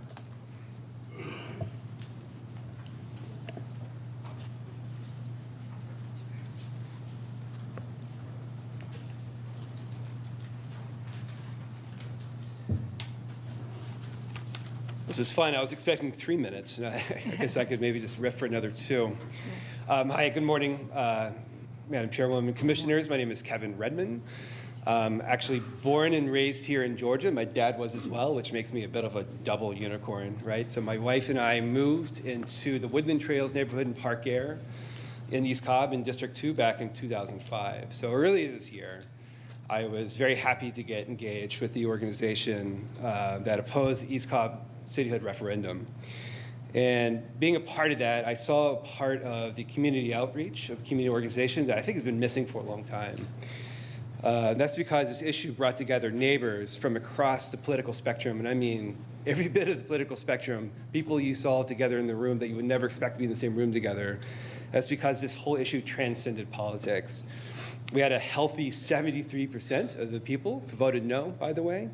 And this demonstrated that no matter where any of us stood politically, we collectively rejected the influence of outsiders telling us how to govern and how we should operate. So now, with House Bill 1154, we find ourselves in the same situation. Another outside group, again led by a handful in the state, and again, many of whom don't even live anywhere near District 2, want to govern the way we operate. So Madam Chairwoman, Commissioners, I'd ask all of you and everyone here to take about 20 steps back and take a look at the larger issue. And again, that it transcends politics. In January, 200,000 residents of District 2 will lose their elected commissioner. Regardless of voting status, we have an elected official that won an election and was placed in a 4-year term. And never before has an elected official been drawn out of their district in the middle of their term. And what should scare all of us here, is that this new precedent creates a standard that can be exercised every year, by any majority, by the power in the state. And majorities can and will change. Maybe not this year, maybe what happened this year it could, but ask the state Democrats in the 90s if they regret getting too comfortable with their majority.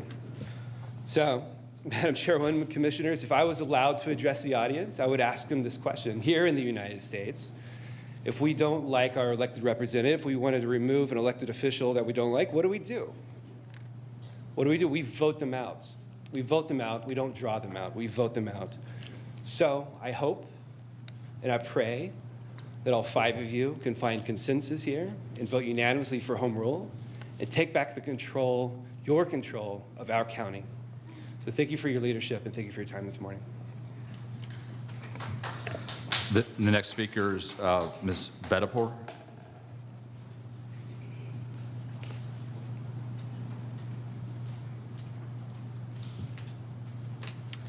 Good morning. Jackie Bedapur, District 2 resident in East Cobb.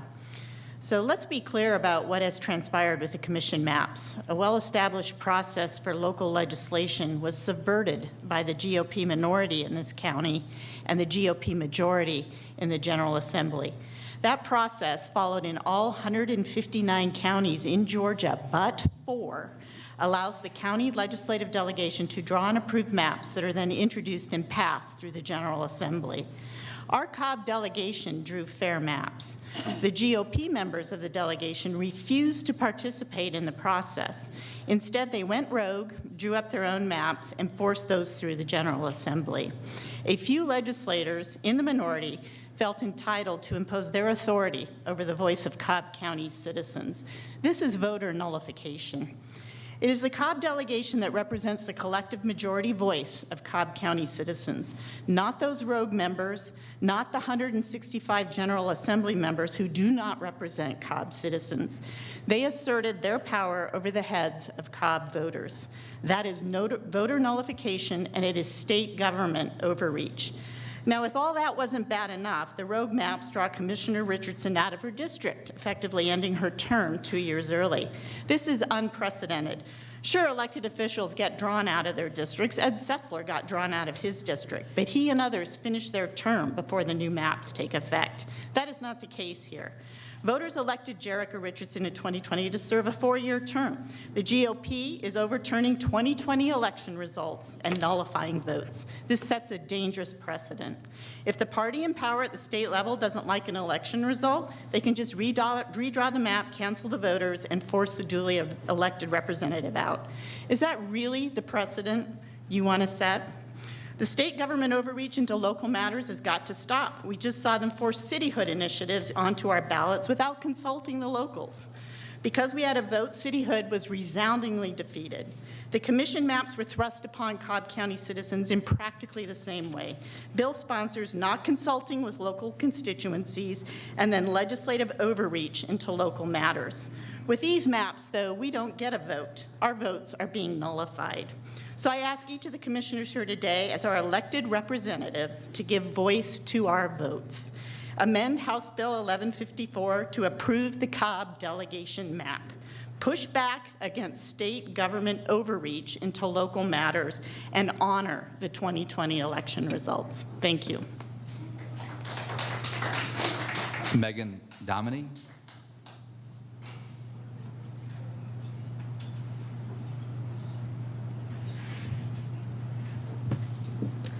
Hi, I'm Megan Dominy. I'm a Cobb County resident, a homeowner, and a voter here. And I'm here today to support amending the current commissioner's map so that it does not draw out Jerica Richardson 2 years before her term expires. Now, I'm not a lawyer, but it's difficult for me to understand or comprehend that drawing out a serving elected official is legal. In fact, it seems like there's no answer for what happens if this map takes effect, if the commissioner must vacate her seat, if she retains the seat with no vote, a sort of a lame duck situation. It's never happened before, so there's no legal precedent. And the reason that it has never happened before is because regardless of the legality of the matter, it is certainly unethical. Now, I am not in Commissioner Richardson's district. I've never been represented by her. I used to be in Commissioner Burrell's, and now I'm in Commissioner Gambrell's. And I don't come to these things all the time, and I don't get up and speak in front of people for no reason, so why am I here today? I'm here today because I think votes should matter. I started working elections in 2020. I'd never worked one before then, and honestly, I hadn't even planned to vote in person that year because of the pandemic. I have 2 small children, and I thought, why would I expose myself to hundreds of people and possibly my kids at a time when there were no vaccines, no treatments?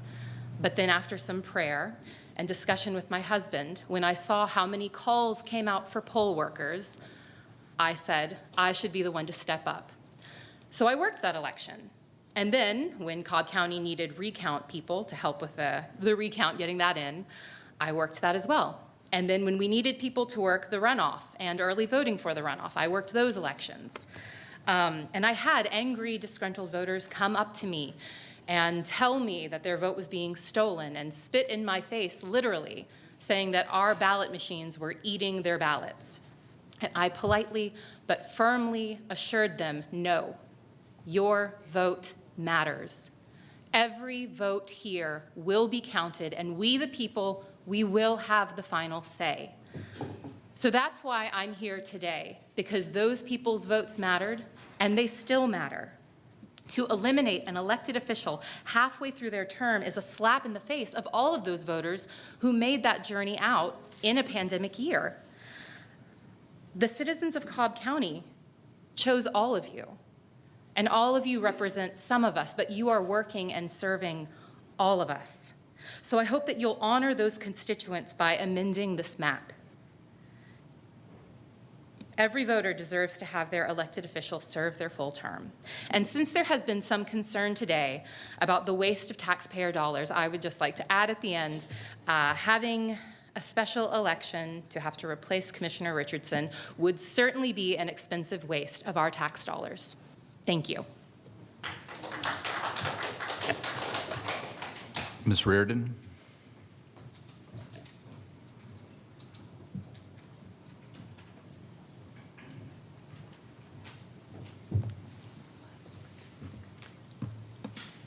Good afternoon now, I think. Is it? I don't know. Anyways, my name is Pamela Reardon, and I live in East Cobb.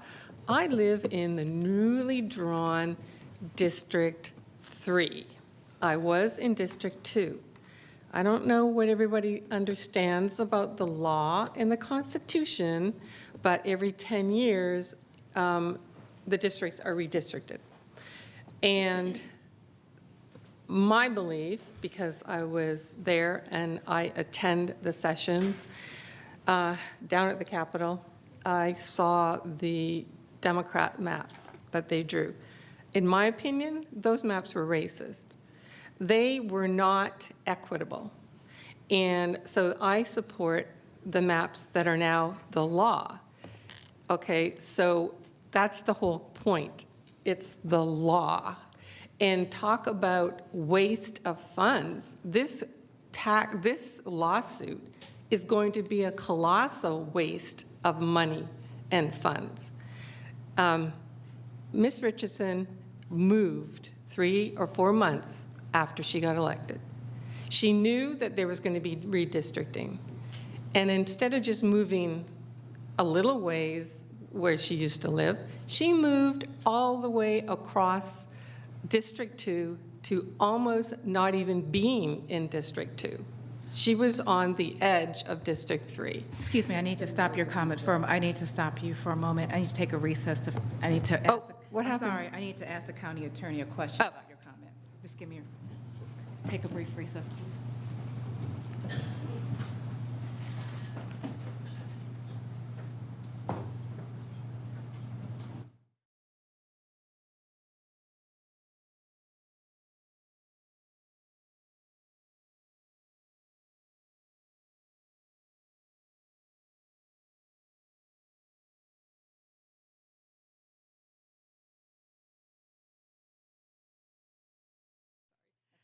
So back to 2020. There are still tabulator tapes missing for East Cobb in this county. We have asked Ms. Epler many times. They are missing. They are about 8,000 votes. We can't account for them. So I'm not sure who was duly elected, just so you know. And to go on that as a story is just spreading rumors and lies. So the session voted, it's a law, and there are many friends of mine who got redistricted out, and I disagree with that.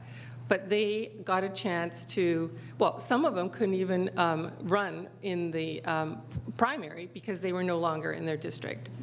So Ms. Richardson had plenty of time to run in this primary. She could have run in this primary. She could have been running now in the election. So if that's the case, that's what you needed to do. So the Constitution of the state is on the side of the law, which is current. The waste is going to be bringing up the lawsuits, both for the county and commissioners to defend themselves or an appeal. And so where are we? We're in the middle of an election. We are voting on a commissioner for District 3. District 2 is on a different term. It is not costly for a special election to have that in the early part of next year, compared to the lawsuits that are going to cost people. Also, I want to comment on a comment by a commissioner. If you would include, because you're all about inclusivity, if you would include on the 2040, for example, a year ago, I asked about the stakeholders. I, to this day, do not know who those stakeholders are. But I don't think there's anybody in this room that's a stakeholder in the 2040 plan. So why are we not included as stakeholders? Because I attended all of the events I could and did all the comments I could. So I just wanted to push back on that, because maybe we wouldn't be so opposing if we were included. That was just that. Stormwater, again, that is not, we should have a plan. We should have a plan to fix the stormwater. It should have been an ongoing plan, you know, and to come up now with a proposed fee or tax on it is ludicrous, because we don't have a plan to fix it. So that's my comments today. Have a great day. Thank you. Mr. Emkin. My name is Leroy Emkin. I live in East Cobb. Representative Ed Setzler made a request to the Office of Legislative Counsel of the General Assembly of Georgia in regards to Cobb County Board of Commissioners redistricting powers, the law. It's important to understand the law. This is from the Office of Legislative Counsel of the General Assembly.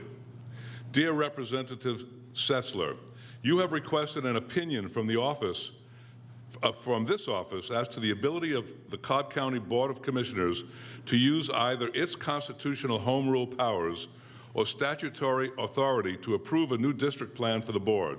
As explained below, it appears that county governing authorities do not have constitutional or statutory home rule redistricting powers. The home rule powers of Georgia counties arise from the state constitution.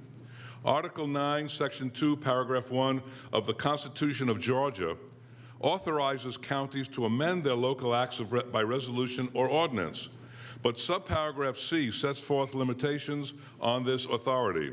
While none of those limitations expressly reference apportionment, districts, reapportionment, or redistricting, subparagraphs C1 and C2 have some bearing on your question by prohibiting a county's use of the home rule power to affect either, quote, action affecting any elected county official, unquote, or, quote, action affecting the composition, form, procedure for election or appointment of the county governing authority, unquote. It is practically indisputable that a county home rule resolution or ordinance changing the boundaries of the districts from which county commissioners are elected would be an action affecting the procedure for election of the county's governing authority. So it would appear there is no constitutional authority for counties to use their home rule powers to enact redistricting legislation. Additionally, while the governing authorities of Georgia municipalities have a limited statutory home rule authority to undertake their own reapportionment or redistricting, no such statutory authority exists for Georgia counties. Far from being broad or expansive, the powers of county boards of commissioners is fairly limited. Quote, neither the counties of the state nor their officers can do any act, make any contract, nor incur any liability, not authorized by some legislative act applicable thereto. If there is reasonable doubt of the existence of a particular power, the doubt is to be resolved in the negative. Powers of county commissioners are strictly limited by law, and they can do nothing except under authority of law, unquote. As such, in a court case, Mobley versus Polk County, 1979, any authority for a county board of commissioners to undertake its own redistricting must be derived from an explicit constitutional or statutory grant of authority. In the event there is any doubt as to whether or not such authority has been granted, Georgia law requires finding that no such authority has been given. Furthermore, 5 of the current justices on the Georgia Supreme Court recently reminded government entities that are dependent on statutory authority that, quote, the absence of statutory authority is the absence of legal authority to act, period. While my research has revealed no helpful Georgia cases directly relating to redistricting powers of counties, the United States District Court for the Northern District of Georgia has held Georgia counties lack any constitutional or statutory authority to enact redistricting legislation. The district court went on to find that the General Assembly is the only legislative body with the power to enact redistricting legislation for Georgia counties. And directly on point regarding redistricting in Cobb County, another federal district court judge in the Northern District referred to another court case on her ruling regarding redistricting the county's Board of Commissioners following the 2000 United States Census, and directed the General Assembly, not the Board of Commissioners, to undertake its duty to adopt a new district plan for the board. Based on the fact that the Georgia Constitution explicitly prohibits counties from using home rule powers, prohibits counties from using home rule powers on matters affecting the procedures for election of county commissioners, the lack of any statutory redistricting powers, and the findings of the United States District Court. Mr. Chairman, sorry, your time's up. You get the word. The law is you do not have your the time is authority. up. Thank you. Period. We'll Ms. take our Rosman. next speaker.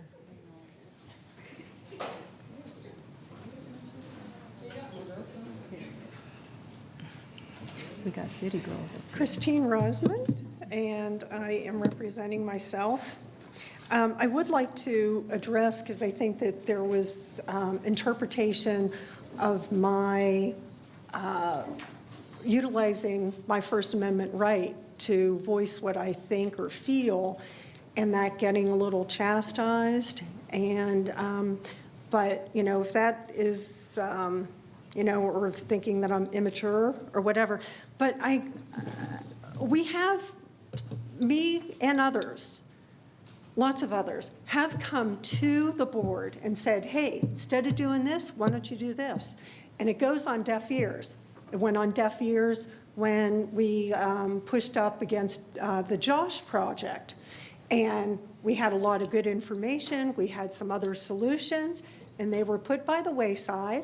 And there were maybe 90-plus people that either showed up or voted physically here or called in and voted. And then there were like 30 or less than 30 that said that they wanted it, and the board approved it.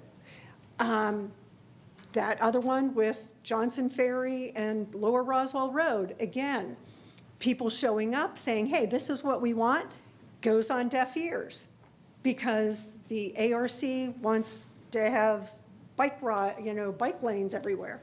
And so, and then I think the most blatant one was when 1,750 emails come in to the Board of Commissioners to say, hey, leave our trash alone. We want to figure this out ourselves. We want our own haulers, and the haulers work together to figure this all out. And you have two emails of people saying, hey, we need your intervention. And instead of just saying, hey, obviously the people have spoken, they know what they want, it's like, okay, we'll revisit this in January. So why, this is what we're looking at and witnessing. So we're just saying, you might not be listening to us, you might be listening to somebody else's agenda. So, you know, we have this thing called the Constitution, And thank God. And the Bill of Rights, we have, and we're a constitutional republic. So we get to speak out. We get to also speak out when it's infringing on our rights, our right as land and property owners. So just remember that one. And then as far as the redistricting thing, this is like, wasn't a surprise. This was something that was in the books. It was planned every 10 years to get redistricting. So to go and then, like Pam said, move to the, very perimeter of your district and then be a victim of it? I don't think so. I mean, I think that Commissioner Burrell also, she has a whole different district. Sharon Cooper has a whole different district. There are a lot of people that have a whole different district. So I'm just wondering why this wasn't addressed. If this was such an issue, such a pressing issue, why was it not addressed before this? Unless there's some other little thing you're going to try to push through that's going to change Georgia law. And then also is that, it's going to be a lot of money for us to do this and to have another election, do all this stuff. And I'm just curious, why are we paying for this? I mean, I'm assuming you might be getting, some counsel might be coming from our county attorney. So is this what the taxpayers are paying for? I don't understand. So anyway, thank you. Chairwoman, that's the last public speaker for the first section. Thank you. Bill, if you can just let us know how many other public speakers we have. The second portion is filled too, with 6 speakers. Thank you. Appreciate that. Commissioners, there was a request to, well, let's go to consent, but I'll just let you know there was a request to move up agenda item 41 to be the first regular item on the agenda. Okay. Okay. You still, okay. Okay. Also, I'll ask, would you like for us to move up the second public comment? No. First of all, we're having a conversation that the public is not able to hear. Commissioner, your comments should be addressed to me as the chair of the Chair, we're having a conversation up here that the public is not hearing at the time during a public meeting. As far as moving the... Chair, excuse me, Commissioner, you haven't been given an opportunity to speak yet. Thank you. That's all I need to know. We don't need to make a speech of it. I will speak directly this way so that you can hear as I'm addressing the board to see if we would like to move up the matter that was addressed in public comment, which is agenda item number 41. That item is towards the back of our book. However, we do have the opportunity to move that to the front of our regular agenda. We also have other speakers that would like to speak during public comment and whose comments may address our agenda. So I'm asking commissioners, would they like to move up the second public comment at the front of this meeting so we can hear those comments prior to us hearing our agenda? So that is what's taking place, and forgive me as I'm looking to my right or left to see how commissioners would like to address the rest of this meeting in light of what we've heard thus far. So again, I'll go back to agenda item 41. Is there a desire for us to move that to the front of the agenda? Commissioner Burrell has stated she will remain for the rest of the meeting, so that's less of an issue. But with respect to a number of people being here for that matter, there is that opportunity. Are you okay leaving it where it is, or would you like it moved up, Commissioner Richardson? Leave it. Leave it. Commissioner Gambrell? I'm fine with agenda 41 staying where it is within the book. Thank you, Commissioner. Commissioner Sheffield? We can leave it where it is. Okay, thank you. Just wanted to see if there was some consensus.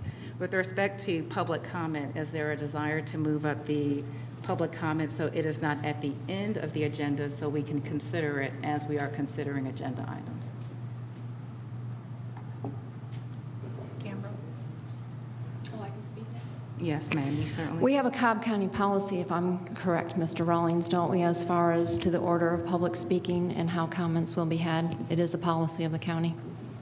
It's part of our meeting rules, but the board is allowed to move them up based upon a 4/5 vote. Thank you, Attorney Rowland, which we have done as a board before. So my question remains, as a board, would you like for us to move up the second public comment so that we can consider it as part of this meeting? There may be speakers here who would like to speak on decisions that we are getting ready to make.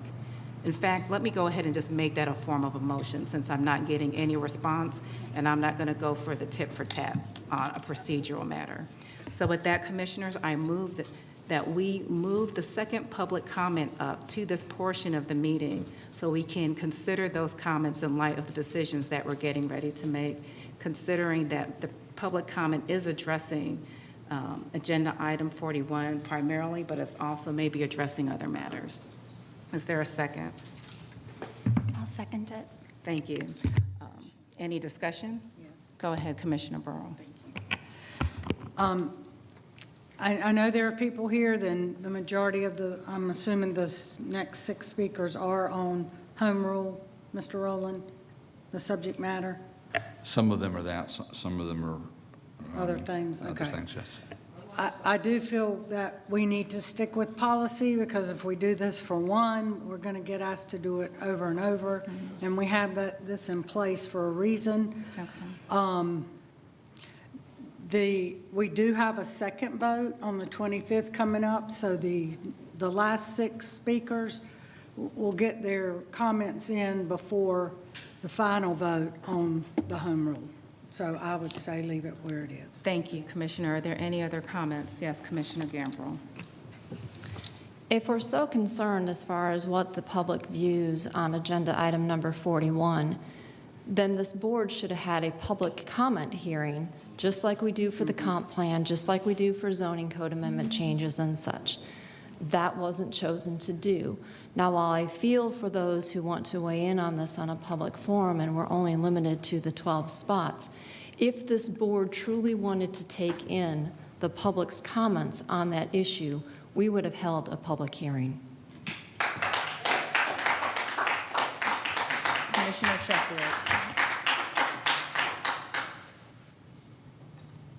Thank you, Madam Chair. I think the intent or the goal behind what you're attempting to do is provide a one-time courtesy. I don't know that we were really trying to really stray away from what we typically do, although I know that is policy, but I think it was just simply an extension of a courtesy to the people that's been sitting here since 9 o'clock. Correct, Commissioner. I had a commissioner request that I move up agenda item 41. So out of courtesy to that commissioner, that is why I made the request to the board, even though some people might look to make a show out of it. There was just a request from a commissioner that occur, certainly out of courtesy. I will share that this board, these elected 5 commissioners, have moved up public comment before, and we've done it because of the exigence at the time, the people who are coming to speak and what they were addressing. This will not be a first time for this board. It is simply a matter of courtesy. Certainly, I just wanted to come clean there. I'm the one that requested to move the public comment, at least to have that considered by the board, because we have done it in the past for other pressing issues. But if there's no consensus there, then we can continue on with the meeting, especially given that there is a second vote. And with regards to the public hearing, that is something that I would like to see what the rules are around it. I don't know if we have the ability to incorporate that into this process, but that I know my door has been open to talk about this as well. Thank you. The vote will determine whether or not there's consensus. I do want to address if there's concern whether or not we care about public comment. The reason why we have this motion and discussion is because we care about public comment. I don't understand, again, why something that is procedural out of courtesy has to be turned into something other than that. We are simply trying to be responsive to those who are here. And it just goes to show the tenor of this topic. We do not, for those who are in the audience, I've had one person blare out to speak. I have another one with their hand raised. You've been here long enough to know this is not what we entertain during this portion of the meeting, and we don't do that now. I'm sorry. That's not how this goes. So we have a motion. We have a second. Is there any additional discussion? We'll call the question. Okay, we have 3 who oppose moving up public comment, so therefore we will go on to our consent agenda and follow our agenda as listed.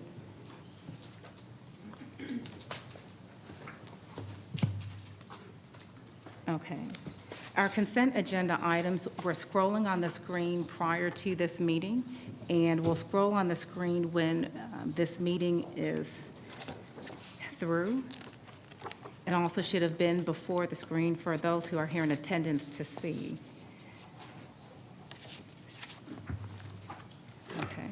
Commissioners, I'm going to move that we approve the consent agenda as it has been revised, and to allow any necessary staff to make any authorized, to make any, I don't have my statement in front of me, but to make any authorized approval of the agenda items. Second. Second. Is there any further discussion? Okay, we'll go ahead and call the question. Okay, that passes 5-0. We are now moving on to our regular tab. We have our public services, we have our sheriff's office regular tab.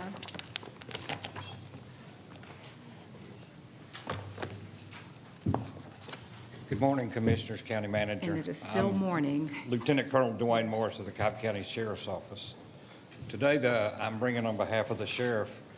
The first item is to authorize the purchasing director to purchase 2 2024 Bluebird prisoner transport buses from Yancey Bus Sales and Services. It's greater than $100,000, and the funding will come out of the 2016 SPLOST project. Thank you. So moved as presented. Is there a second? Second. Is there any discussion regarding this item? We'll call the question. The motion carries 5-0. Thank you. Thank you. On our next agenda, it is to ratify an emergency action by the county manager and approve the purchasing of plumbing fixtures from Apex Supply to address critical flooding issues at the Cobb County Adult Detention Center. So moved as presented. Second. Is there any discussion? We'll call the question. The motion passes 5-0. Thank you. Thank you. We'll move on next to our Department of Transportation. Good morning, Chairwoman, Commissioners. Drew Ressler, DOT. DOT has 14 items this morning, but we will work through them quickly. Our first item is to recommend the Board of Commissioners approve a contract with Wilson Construction Management, LLC in an amount not to exceed $4,317,114.94 for Mac Dobbs Road, project number X2606. Authorize the corresponding budget transactions and further authorize the chairwoman to execute the necessary documents. Commissioner Gambrill. So moved. Second. Is there any discussion? We'll call the question. The motion passes 5-0. Thank you. Our next item this morning is to recommend the Board of Commissioners approve a contract with Deep South Industrial Services Incorporated in an amount not to exceed $518,664.91 for resurfacing 2022 crack sealing countywide thoroughfares, project number X2919. Authorize the corresponding budget transaction and further authorize the chairwoman to execute the necessary documents. So moved as presented. Second. Is there any discussion?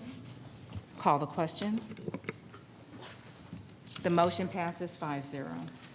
Thank you. Our next item is to recommend the Board of Commissioners approve change order number 1 final to the contract with Butch Thompson Enterprises Incorporated, a savings to the project in the amount of $51,327.72 for drainage system repairs on Briarleaf Chase, project number X22125. Authorize the corresponding budget transactions and further authorize the chairwoman to execute the necessary documents. Commissioner Sheffield. So moved. Second. Is there any discussion? Call the question. The motion passes 5-0.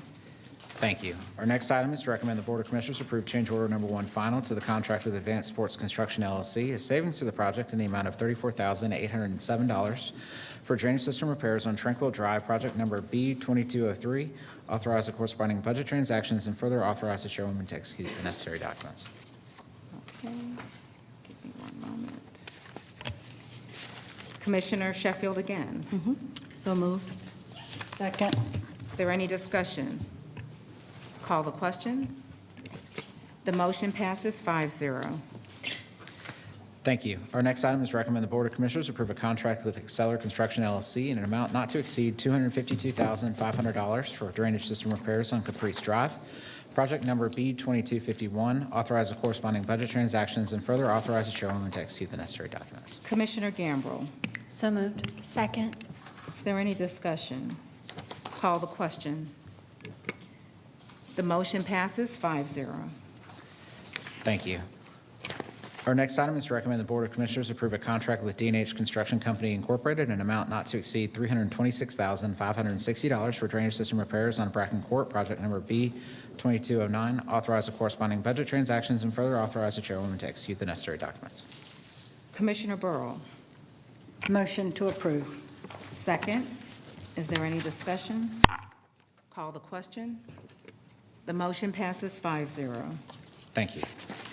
Our next item is to recommend the Board of Commissioners approve change order number 3 final to the contract with Glosson Enterprises LLC, a net savings to the project in the amount of $30,932.39 for Hickory Grove Place sidewalks, project number X2749.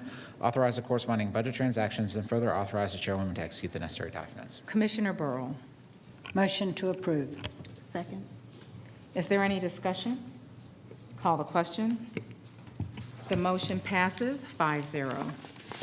Thank you. Our next item is to recommend the Board of Commissioners approve change order number 3 final to the contract with Luminate Transportation Technologies LLC, savings to the project in the amount of $50,330 for Advanced Transportation Management Systems, Intelligent Transportation System Communications, Phases 1C, 2, and 3A, project number X2502. Authorize the corresponding budget transaction and further authorize the chairwoman to execute the necessary documents. So moved as presented. Second. Is there any discussion? Call the question. The motion passes 5-0. Thank you. Our next item is recommend the Board of Commissioners approve change order number 2 final to the contract with Summit Construction and Development LLC, a savings to the project in the amount of $329,708.86 for safety and operational improvements on Circle 75 Parkway at Windy Hill Road, project number X2328. Authorize the corresponding budget transactions and further authorize the chairwoman to execute the necessary documents. Okay, Commissioner Richardson. So moved. Second. Is there any discussion? Call the question. The motion passes 5-0.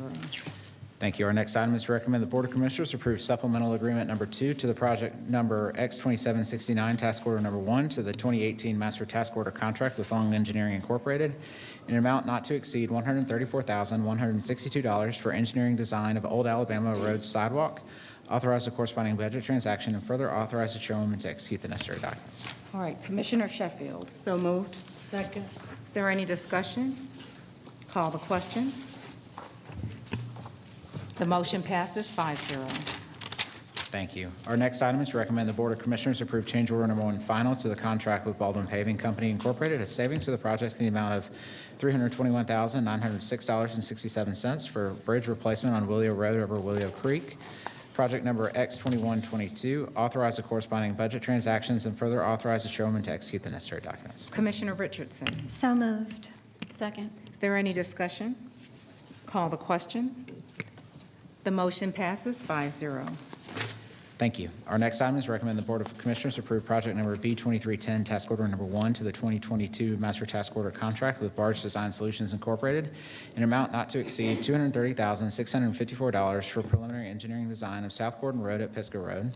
Authorize a corresponding budget transaction and further authorize the chairman to execute the necessary documents. Commissioner Sheffield. So moved. Second. Is there any discussion? Call the question. The motion passes 5-0. Thank you. Our next item is recommend the Board of Commissioners approve project number B2309, task order number 1 to the 2022 master task order contract with NV5 Engineers and Consultants Incorporated in amount not to exceed $171,455 for preliminary engineering design of Riverside Parkway at White Road. Authorize a corresponding budget transaction and further authorize the chairman to execute the necessary documents.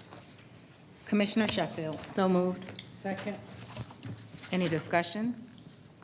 Call the question. The motion passes 5-0.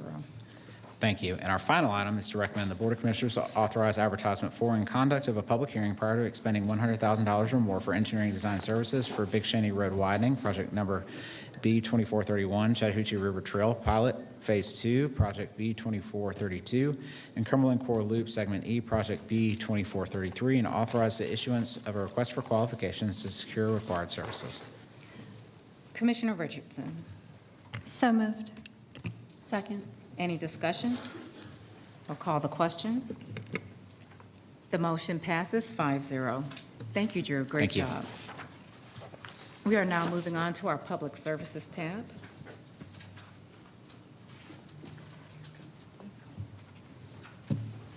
Good morning again. Good morning. Our first item is for the Board of Commissioners to authorize expenditures with All-Star Lighting and Electrical Services to supply labor, equipment, and materials to replace athletic field subsurface electrical wiring, install new LED sports field lighting fixtures, and install LED lighting on the remaining buildings at Sandy Plains Park, a project under the 2022 Park Splash program. We ask the Board of Commissioners authorize expenditures with All-Star Lighting using Cobb County Master Agreement in an amount not to exceed $397,499.87. Authorize the corresponding budget transactions and further authorize the purchasing director to execute the necessary documents. Commissioner Burrow. Motion to approve. Second. Good. Is there any discussion? Call the question. The motion passes 5-0. Thank you. Our second item for consideration is for the board to authorize a Phase 1 environmental study and title search of prospective 4 plus or minus acre piece of property directly adjacent to the Noonday Creek Trailhead from Town Center Alliance for future expansion of parkland at the Bells Ferry Noonday Creek Trailhead, and authorize acceptance of the land if title search and Phase 1 environmental study is favorable. We worked with the Town Center Alliance and the Cobb County Attorney's Office on this donation for future recreational amenities and opportunities adjacent to the trailhead. We ask the Board of Commissioners to authorize a Phase 1 environmental study and title search of the property from Town Center Alliance, authorize the acceptance of the land donation with favorable environmental study and title search, and further authorize the chairwoman to execute the necessary documents. Commissioner Burrow. Just for public notice, this was property that was donated from a zoning, and it connects to the Bells Ferry Trailhead, which is a county park. And so the Alliance, the Town Center Alliance, which is a nonprofit, is deeding it over to the county and it will remain green space, passive, but it does connect to the Bells Ferry Trailhead. Yes, ma'am. Motion to approve. All right. Is there a second? Second. Is there any discussion? All right, we'll call the question. The motion passes 5-0. Thank you. Thank you. Next up, we have support services. Good morning, Madam Chairwoman, Commissioners, and County Manager. Property Management has 2 items this morning that we would like to request the Board of Commissioners approve: a design build contract with Carroll Daniel Construction with the initial phase contract amount of $1,745,000, $1,745,053 to include only the design, project fee, general condition costs for the renovation of the 3rd and 4th floor and the addition of an elevator at the Public Safety Building located at 185 Roswell Street, Marietta, and authorize the corresponding budget transactions and further authorize the chairwoman to execute any necessary documents. Commissioner Burrow. Motion to approve. Second. Is there any discussion? Call the question. The motion passes 5-0. The second item is to ask the Board of Commissioners to approve a contract with Johnson Control Fire Protections in the amount of $94,385 for the purchase and installation of the fire sprinkler system, and also approve a contract with Max Air Mechanical in the amount of $84,347 for the purchase and installation of a dust collection system, and approve the contract for Max Air Mechanical Inc. in the amount of $90,357 to purchase and installation of HVAC systems at the new cabinet shop located at 1970 McCullum Parkway, Kennesaw, Georgia, with the funding of 2016 SPLOST program X0910 and authorize corresponding budget transactions. Commissioner Burrow. Mouthful. Motion to approve. Second. Is there any discussion? Call the question. The motion passes 5-0. Thank you, Travis. Thank you, ma'am. We are now moving on to the County Attorney's tab. Commissioners, item number 41 speaks to the current electoral district boundary lines for districts 1 through 4 of the Cobb County Board of Commissioners, which are required to be redrawn via the population changes as reflected in the United States Census in 2020.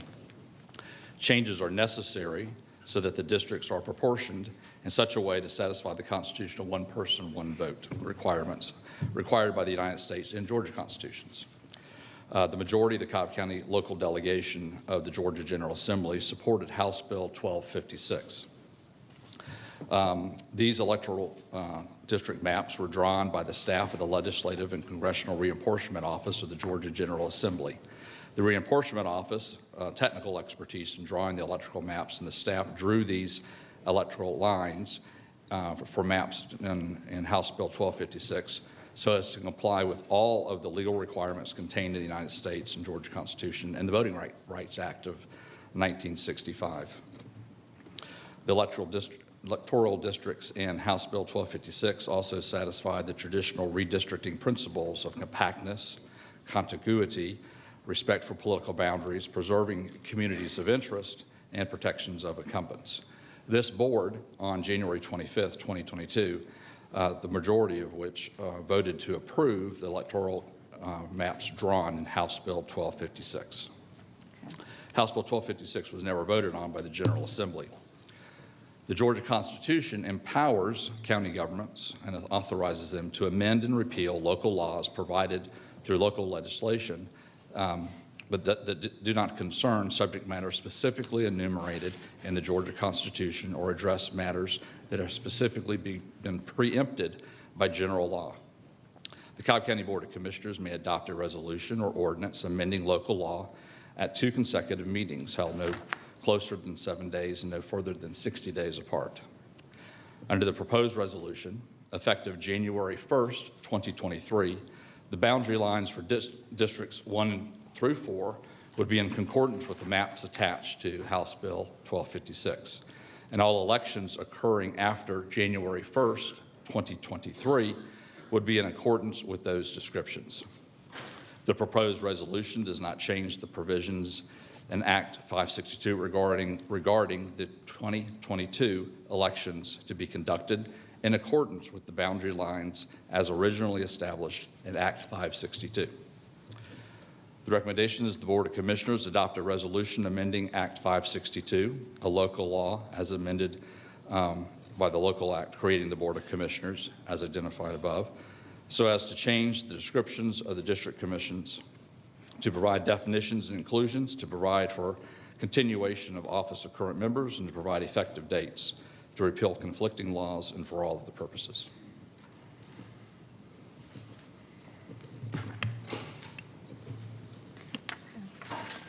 Commissioner. So moved. Thank you. I'll second that. Is there any discussion? Yes. Okay, Commissioner Burrow. I thought you were going to start it. Whatever. Okay.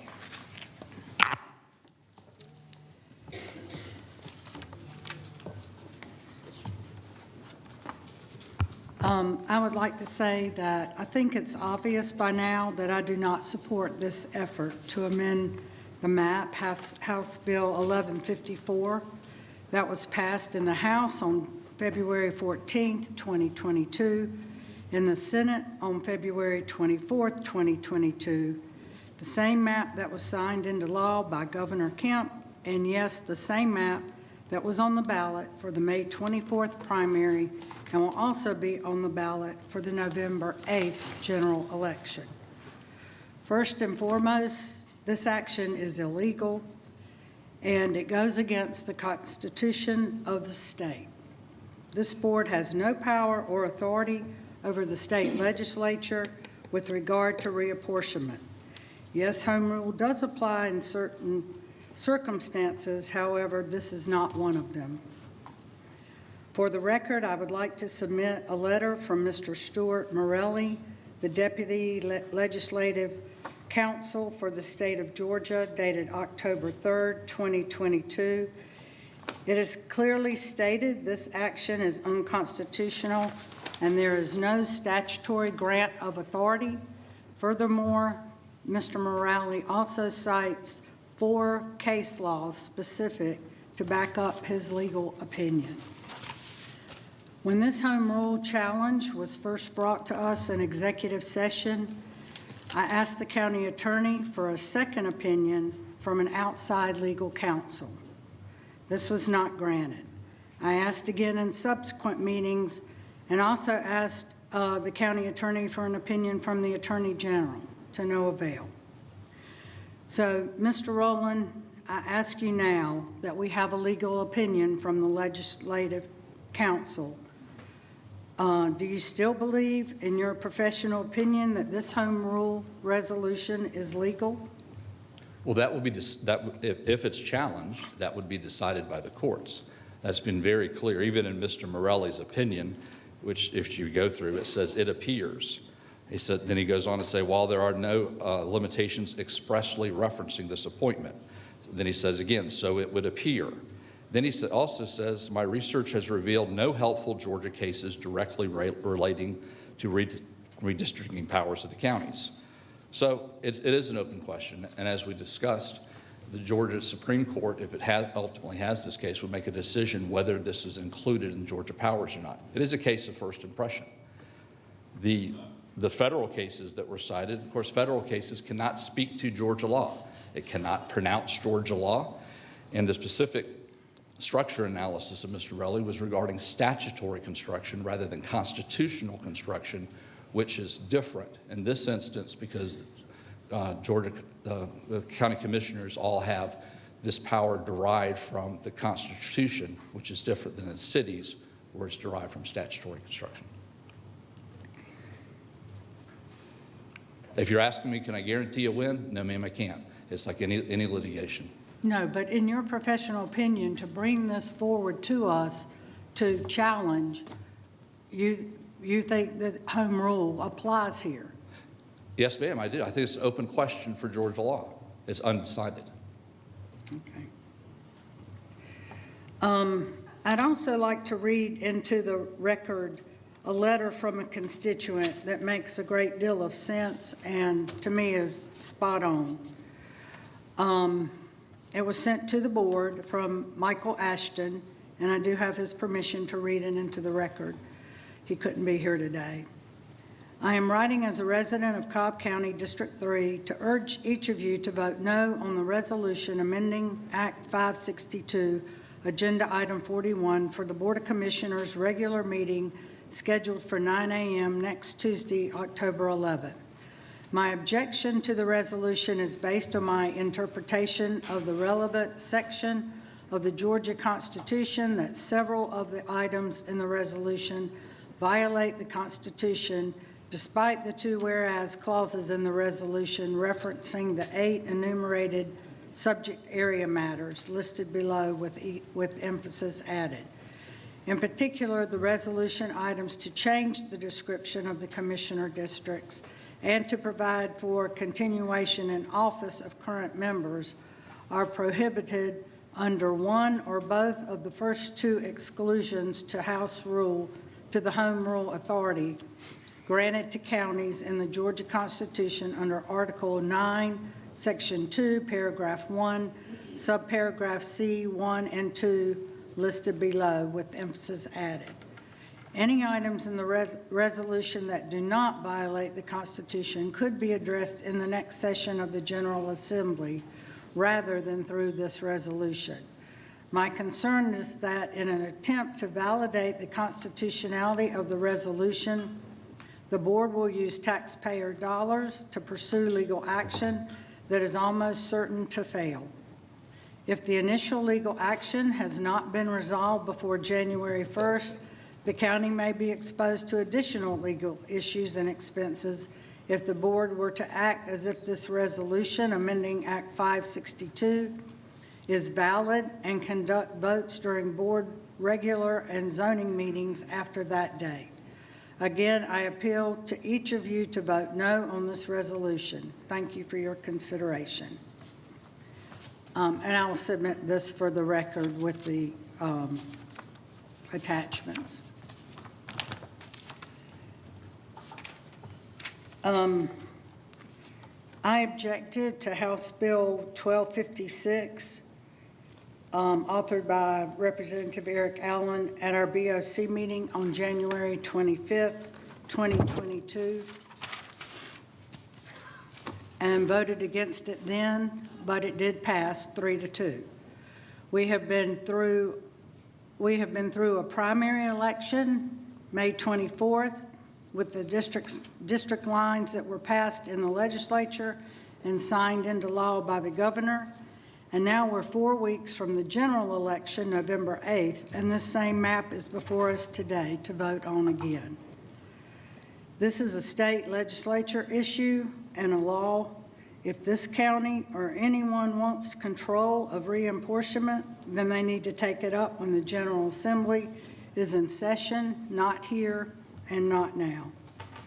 I do not support this action, nor do I support wasting taxpayers' money to move forward with this action and the legal ramifications that will follow.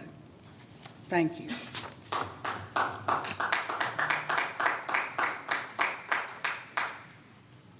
Thank you, Commissioner. Are there any other comments?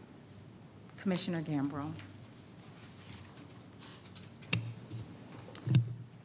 If you go back and look through the legislative session in 2011 and 2012, there was language put forth to allow redistricting powers to come back to the county. It never left. It never got a vote. Each elected member of this board was sworn into office with an oath that included, quote, and that I will support the Constitution of the United States and of this state, end quote. Powers of the Cobb County Commissioners are strictly limited by law. Cobb County, let alone any county in Georgia, has not been provided the constitutional authority to use their home rule powers to enact redistricting legislation. Much conversation has been focused around House Bill 1154, which was passed by this board with a 3-2 vote in January. I'm sorry, that should be 1256, which was passed by this board with a 3-2 vote in January. But what are the formal or informal rules for bill sponsorship? Does it require a unanimous resolution of the Board of Commissioners requesting the local bill? In a quick search of this past legislative session, there were 67 bills that impacted Cobb County, but I do not recall 67 votes by this board. This then leads me to local courtesy, which is not governed by statutes or rules. Much was written earlier this year that the delegation did not work with all members in reaching consensus. As a member of this board that is often not included, it is hard to sit here and allow for condemning of their behavior when the same behaviors are shown here. With so much talk being centered around turning Cobb a certain color, Cobb was and hopefully will be in the near future a place where all feel welcomed based on our public safety, services, and sound policies. It comes across as if this board is making, quote, home rule rules to fit the ever-changing narrative. Home rule and the district map signed by the governor was initiated in executive session with no formal vote taken or recorded prior to this agenda item being presented here today. The county attorney has repeatedly stated that he will do as the board directs. However, when was this direction provided? By walking the halls and publishing notice in the MDJ? This lacks transparency and further erodes trust in local government and indicates a board more willing to play politics over enforcing policy. Thank you, Commissioner. Are there any other comments?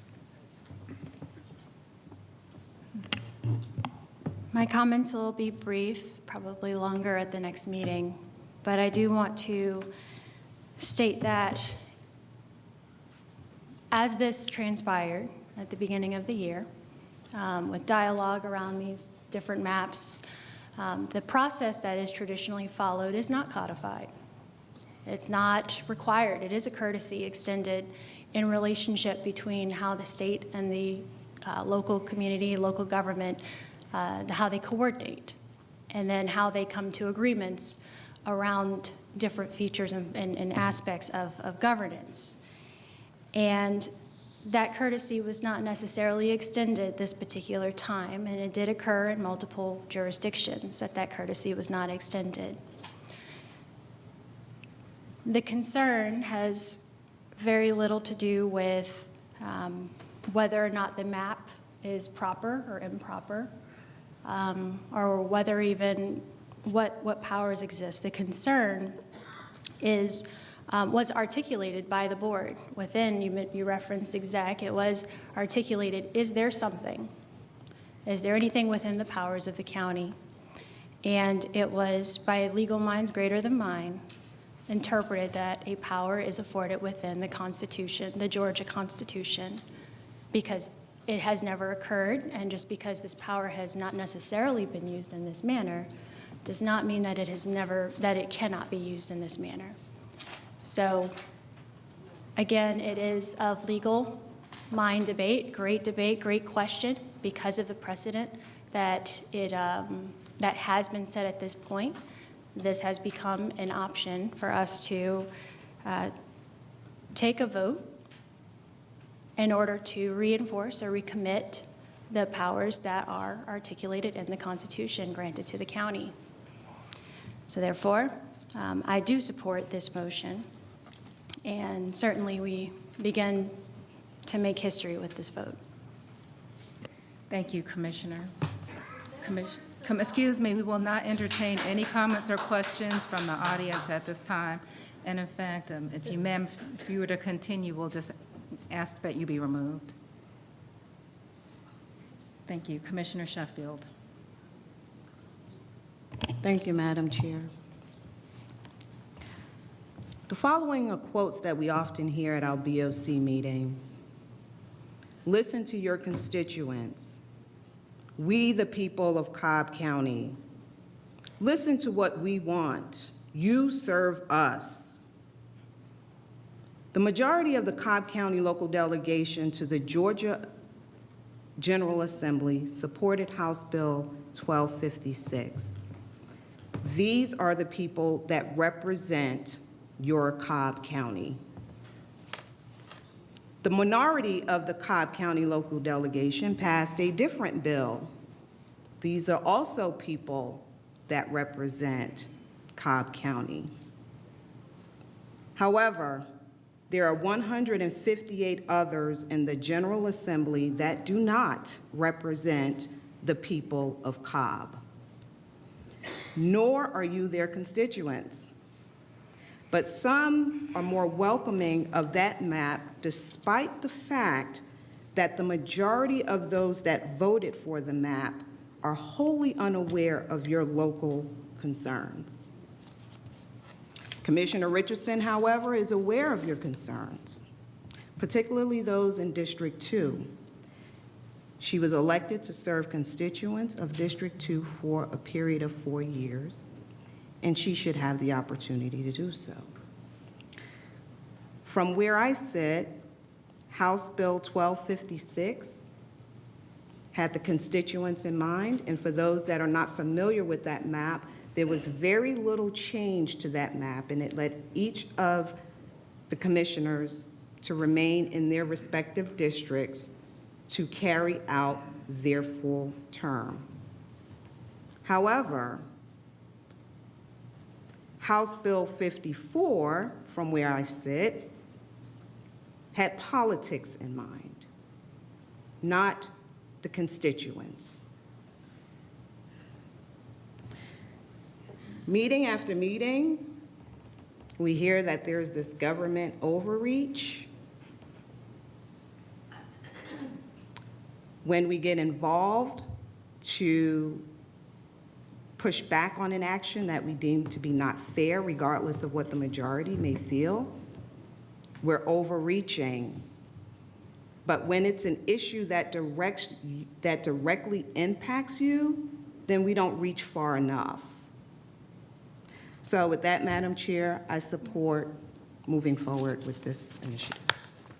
Thank you, Commissioner Sheffield. Very well stated.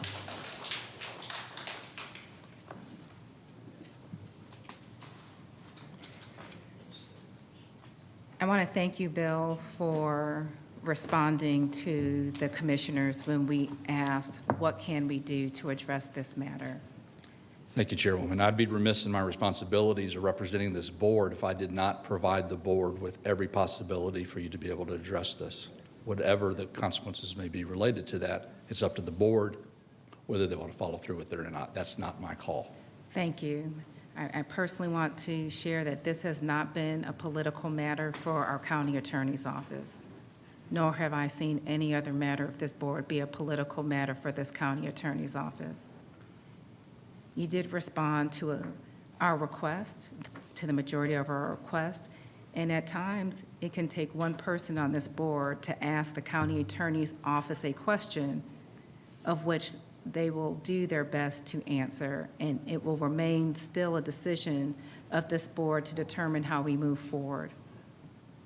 A lot of times, those questions are addressed and discussed in executive session when it falls under the Protected Open Meetings Act. So there's an assertion that some things were done without transparency, and yes, in executive session, there may be some discussions that do not come to light. But the votes that address matters of executive session do take place publicly, which is why we are addressing this before the public today. There was an assertion made about why we are addressing this now. This has been being addressed all year. We are taking this action today, but there have been many public discussions with respect to what is occurring today. And I think the issue is not whether or not we are being or lack transparency or whether or not we are being late to the table to discuss this, but whether or not we have concern about the integrity of this board and of all local elected leaders here in our state. As was shared during public comment, it is unprecedented to have a sitting commissioner redrawn out of their seat in the middle of their term. And I'm very concerned, yes, about what that does to the integrity of our board and how that impacts our ability to conduct business because it takes a majority. And if we have 4 people serving on this board, for us to move forward any business is a 3-1 vote. That directly impacts the business of this county. Furthermore, we have residents who participated in an election who deserve to have their vote honored. And we would be remiss, not just in consideration of a sitting commissioner, we would be remiss in consideration of our citizens who we are entrusted to serve, to not stand up and do what we can do to protect their vote.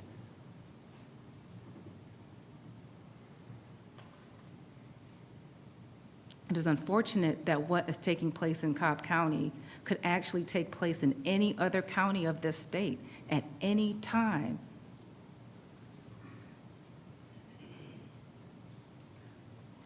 This absolutely removes the trust that people can have in the civic process of voting. And we have opportunity to do something about this in Cobb County. And I think it would be a shame if we did not.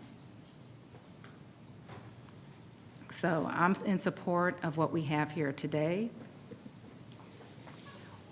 And I recognize that this is a question of legal law.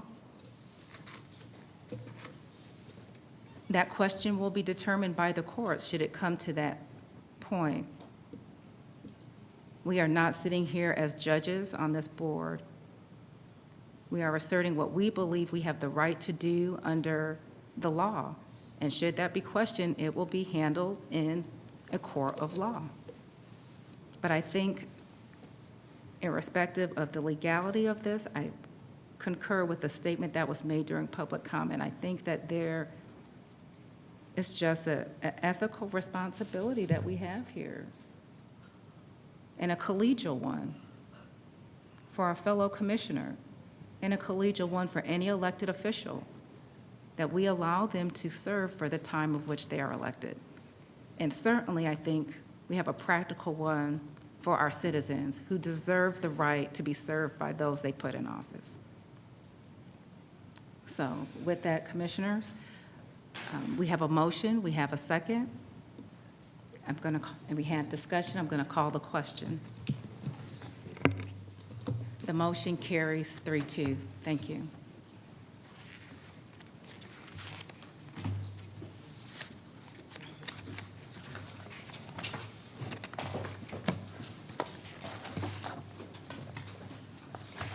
Okay, we are now at our second public comment. Yes, Chairman, the first speaker is William Parker.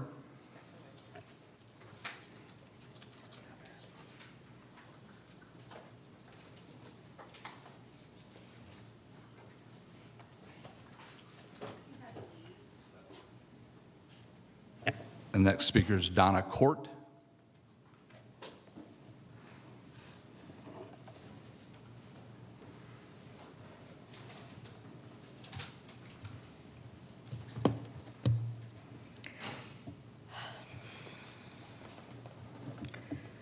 Chairwoman Cupid, esteemed commissioners, Dr. McMorris, and all servants of the people.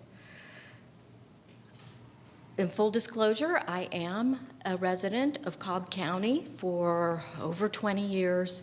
I live in District 2, and I am on Commissioner Jerica Richardson's volunteer advisory board.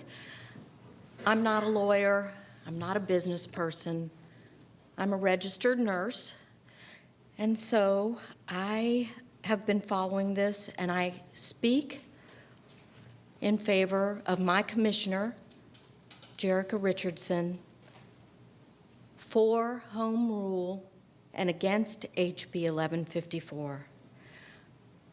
Since I'm not a legal person and there's many smarter minds here, I wish to take a different model. I like metaphors, or we call them word pictures. So first, second, and third, I'm going to ask you all to think of you all and of our commissioners from the head, heart, and hands. The head, you all have the fiduciary responsibility, and there's many firsts in this room. Many of you are the first woman to serve in your district. We have the first woman chairperson, the first African-American woman county manager, many, many accomplishments, both concrete and in deed and in heart. And to the heart, Commissioner Jerica Richardson, that's where I speak from.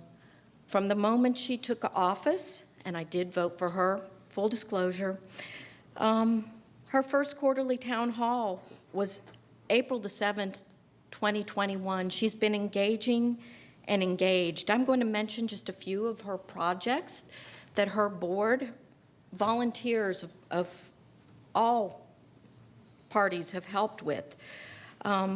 We have a veterans group that does a database for veterans. Emergency housing, they've done a pod mural for folks getting out of prison. We have acts of kindness. One was especially a donation to the specially gifted here in Cobb County. We did a Be the Match to raise awareness for bone marrow folks. More of the heart. We've done health fairs. There was a mental health symposium for adolescents back in the fall of 2021. We did a symposium for resources for aging people, people over 50, which, yes, I have hit. Commissioner Richardson's worked on the arts triangle, the CID, which is the Cumberland Community Improvement District. A colleague of mine just recently did a first aid and life-saving skills for students that was open to all across the county. We hope for that to become a model for other districts to use. So head, heart, and hands. And I did go back and search into the records, and I will submit it for the next meeting.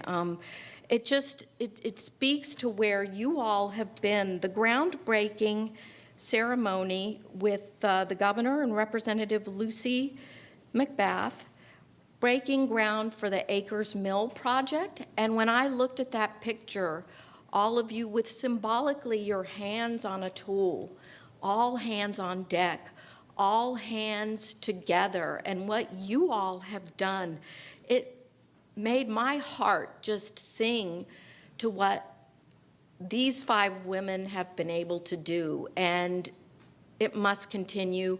I don't want my vote to be nullified. I ask for you to continue as our heads, our heart, and be our hands to get all the good things done that we need to get done. We are strong. There is courage in being strong, and there is kindness in being strong. And I thank you all for all that you do. Thank you. Mindy Seeger.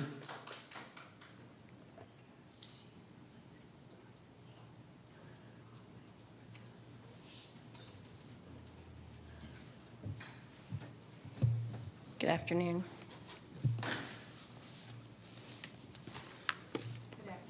Good afternoon. My name is Mindy Seeger.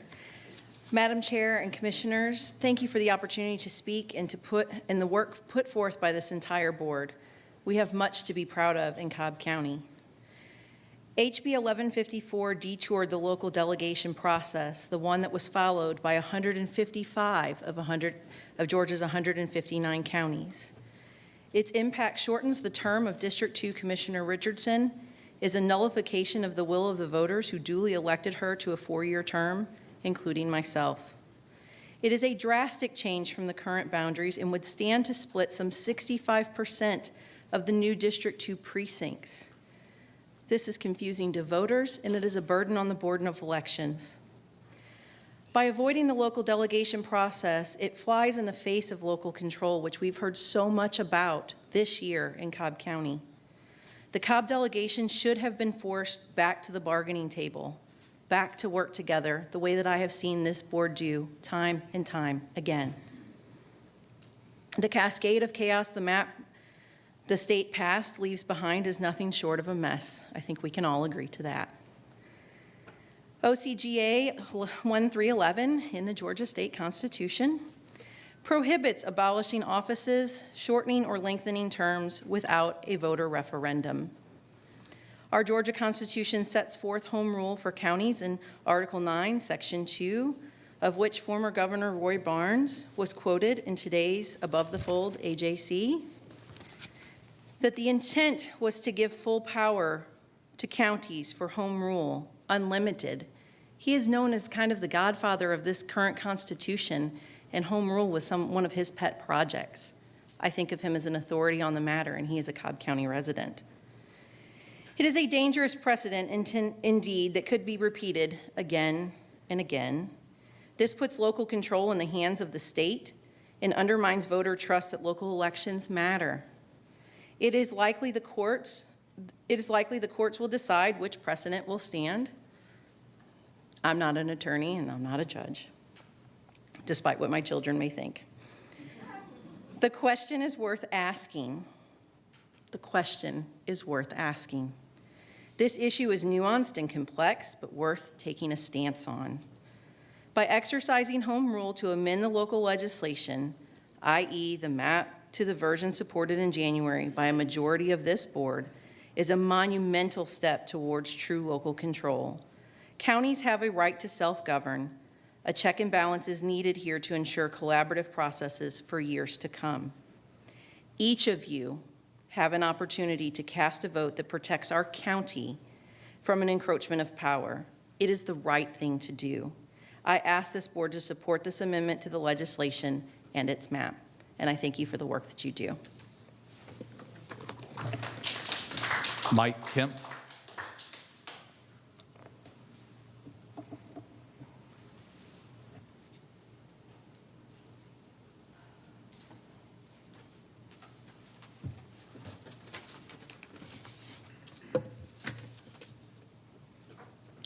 Good morning, Madam Chairman, Chairwoman. Thank you for the opportunity to appear here before the Commission. My name is Mike Kumpf. I am a registered voter in the affected district. I've been a resident of East Cobb since 1976, so I'm really not a newcomer here to how this county has been governed. I've spent nearly 40 years of my career in government relations, and approximately 30 years of that under the Gold Dome here in Georgia. And in that time, I've never seen a home rule provision upheld over the Georgia Constitution.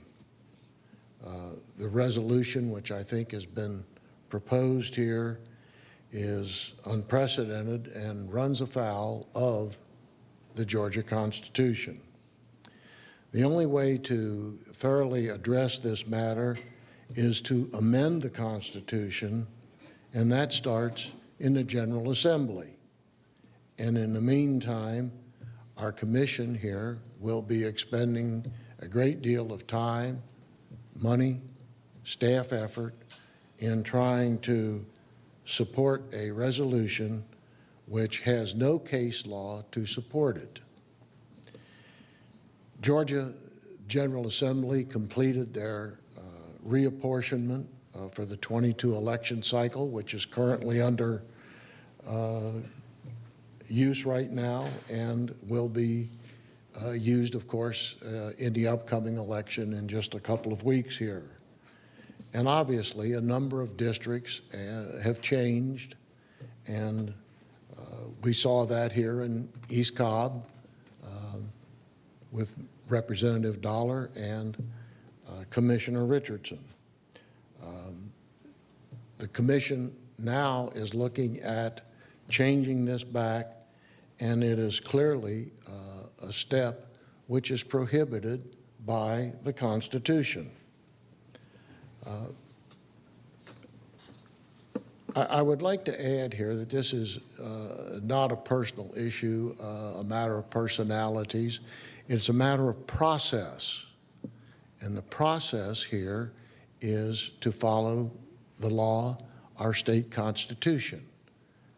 Personally, I think Commissioner Richardson has done a fabulous job here as a commissioner. That doesn't detract from the fact that our law says that the county commission, under home rule, has no authority to redirect the county commission seats and change the participation. So I would respectfully request that the commission drop this resolution as it clearly violates our state constitution. Thank you very much. Ms. Judy Boyce.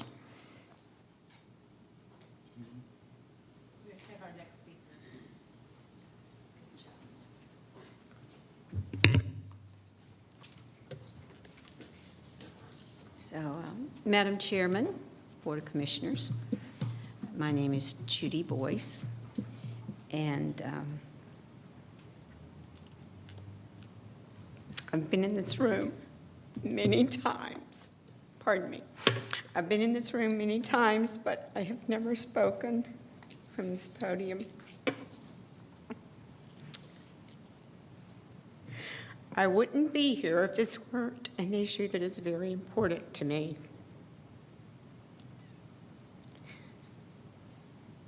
Everything that I was going to say, because you've already voted, and I was going to ask you to not vote for this home rule.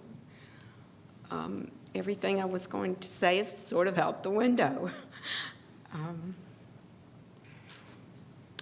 But I'm still passionate about this, and that's why I'm here. I've heard a lot about nullification of the vote. I've heard every vote matters. I've heard residents who participate in an election deserve to have their vote counted. Well, I voted in May for the candidate of my choice in the new legal district where I vote, the new redistricting map. So I just have to ask you, what happens to my vote? What you did here today nullifies my vote. My vote is not being counted. My vote is being discounted. I know I'm looking at this from a purely personal position at this point, because I can't change your vote. You've already voted.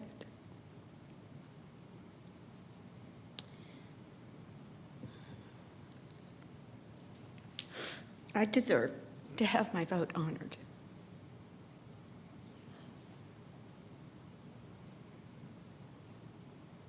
John F. Kennedy said, voting is our most precious right. So how does this work now? You've discounted what our state legislature placed into law and what our governor signed into law. And I just wonder now how much money this is going to cost us as taxpayers of this county.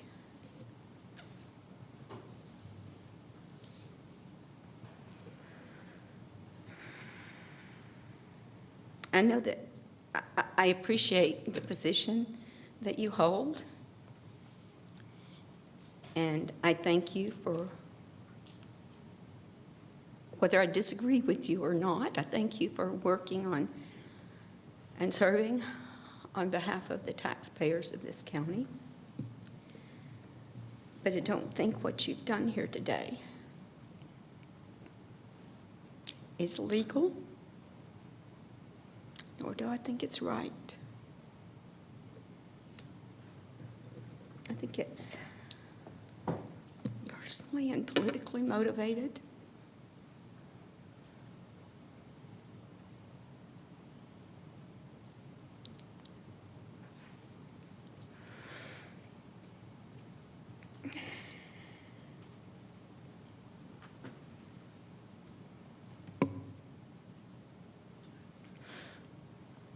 Thank you for your time. Thank you. Ms. Fisher?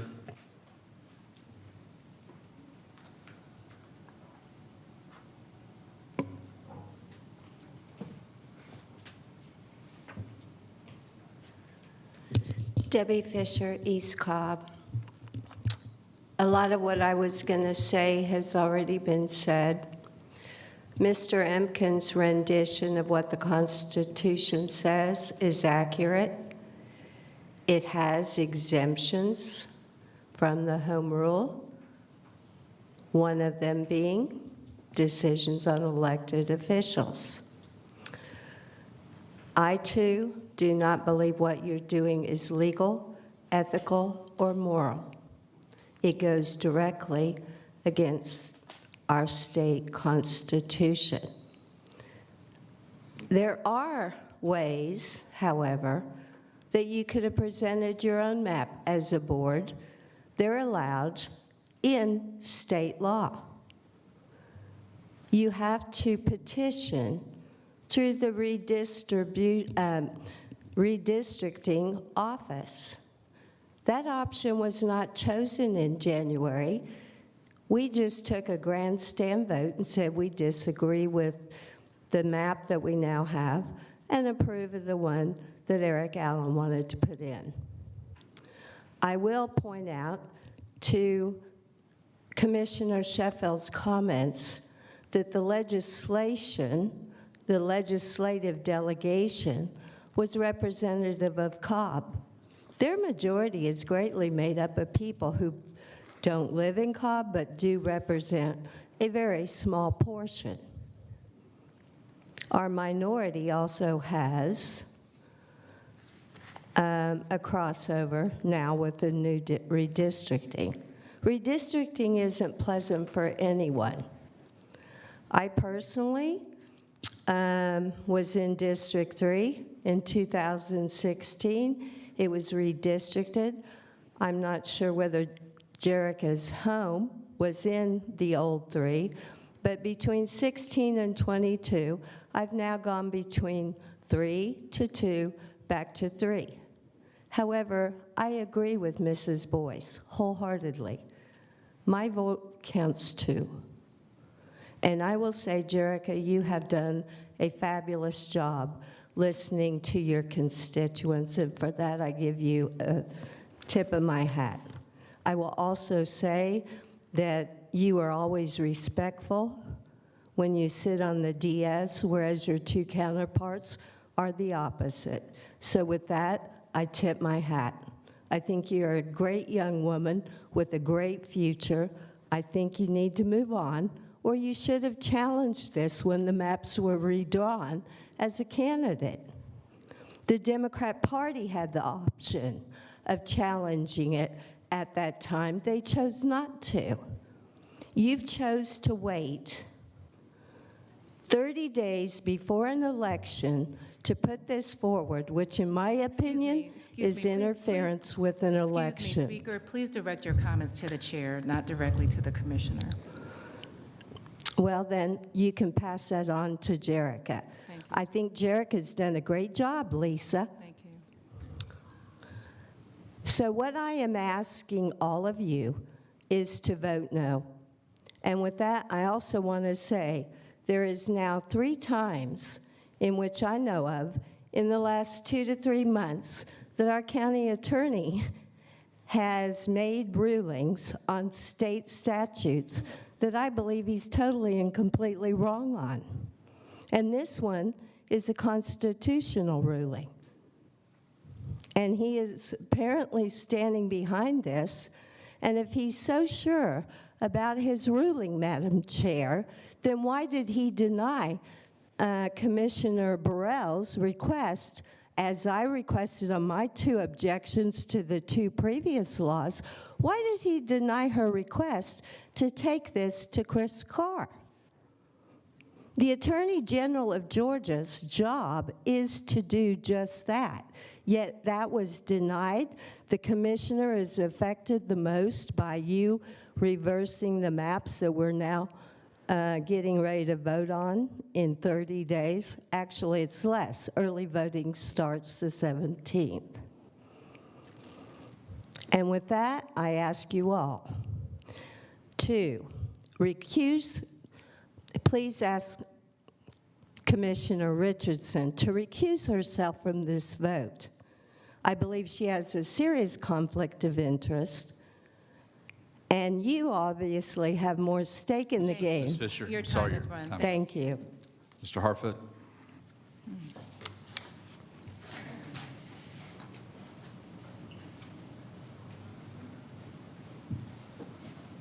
Good afternoon. My name's Craig Harfoot. The litigation, it's what men would do. It's a very not a woman thing, I didn't think. But having said that, all you have to do is move back to your district.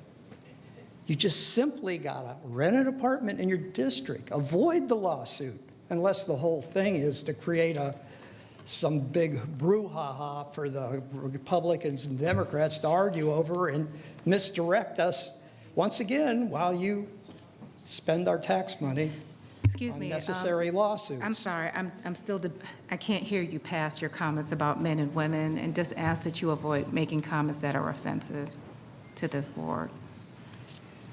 What, spending money's offensive? You seem No. to do that you're willing to spend money all the time. That's what you're there for. But I'm not trying to be offensive. I'm trying to say, when that vote for creating Cobb, East Cobb into Sandy Springs, cityhood.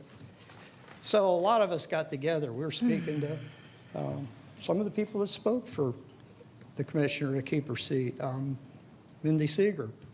And I said back then, when I first heard of all this, why don't you just move back in the district? And why doesn't the commissioner move back into the district? And it's like, it's a simple thing. If you want to keep the seat, that's it. No lawsuit, unless it's just to make a big fuss over nothing. But I wonder who's getting all the money. Is that something that Mr. Rowland's law firm is going to defend us and dig deep in our pockets for? Because, what is that? Denton Associates, they're all former attorney generals that defend public servants.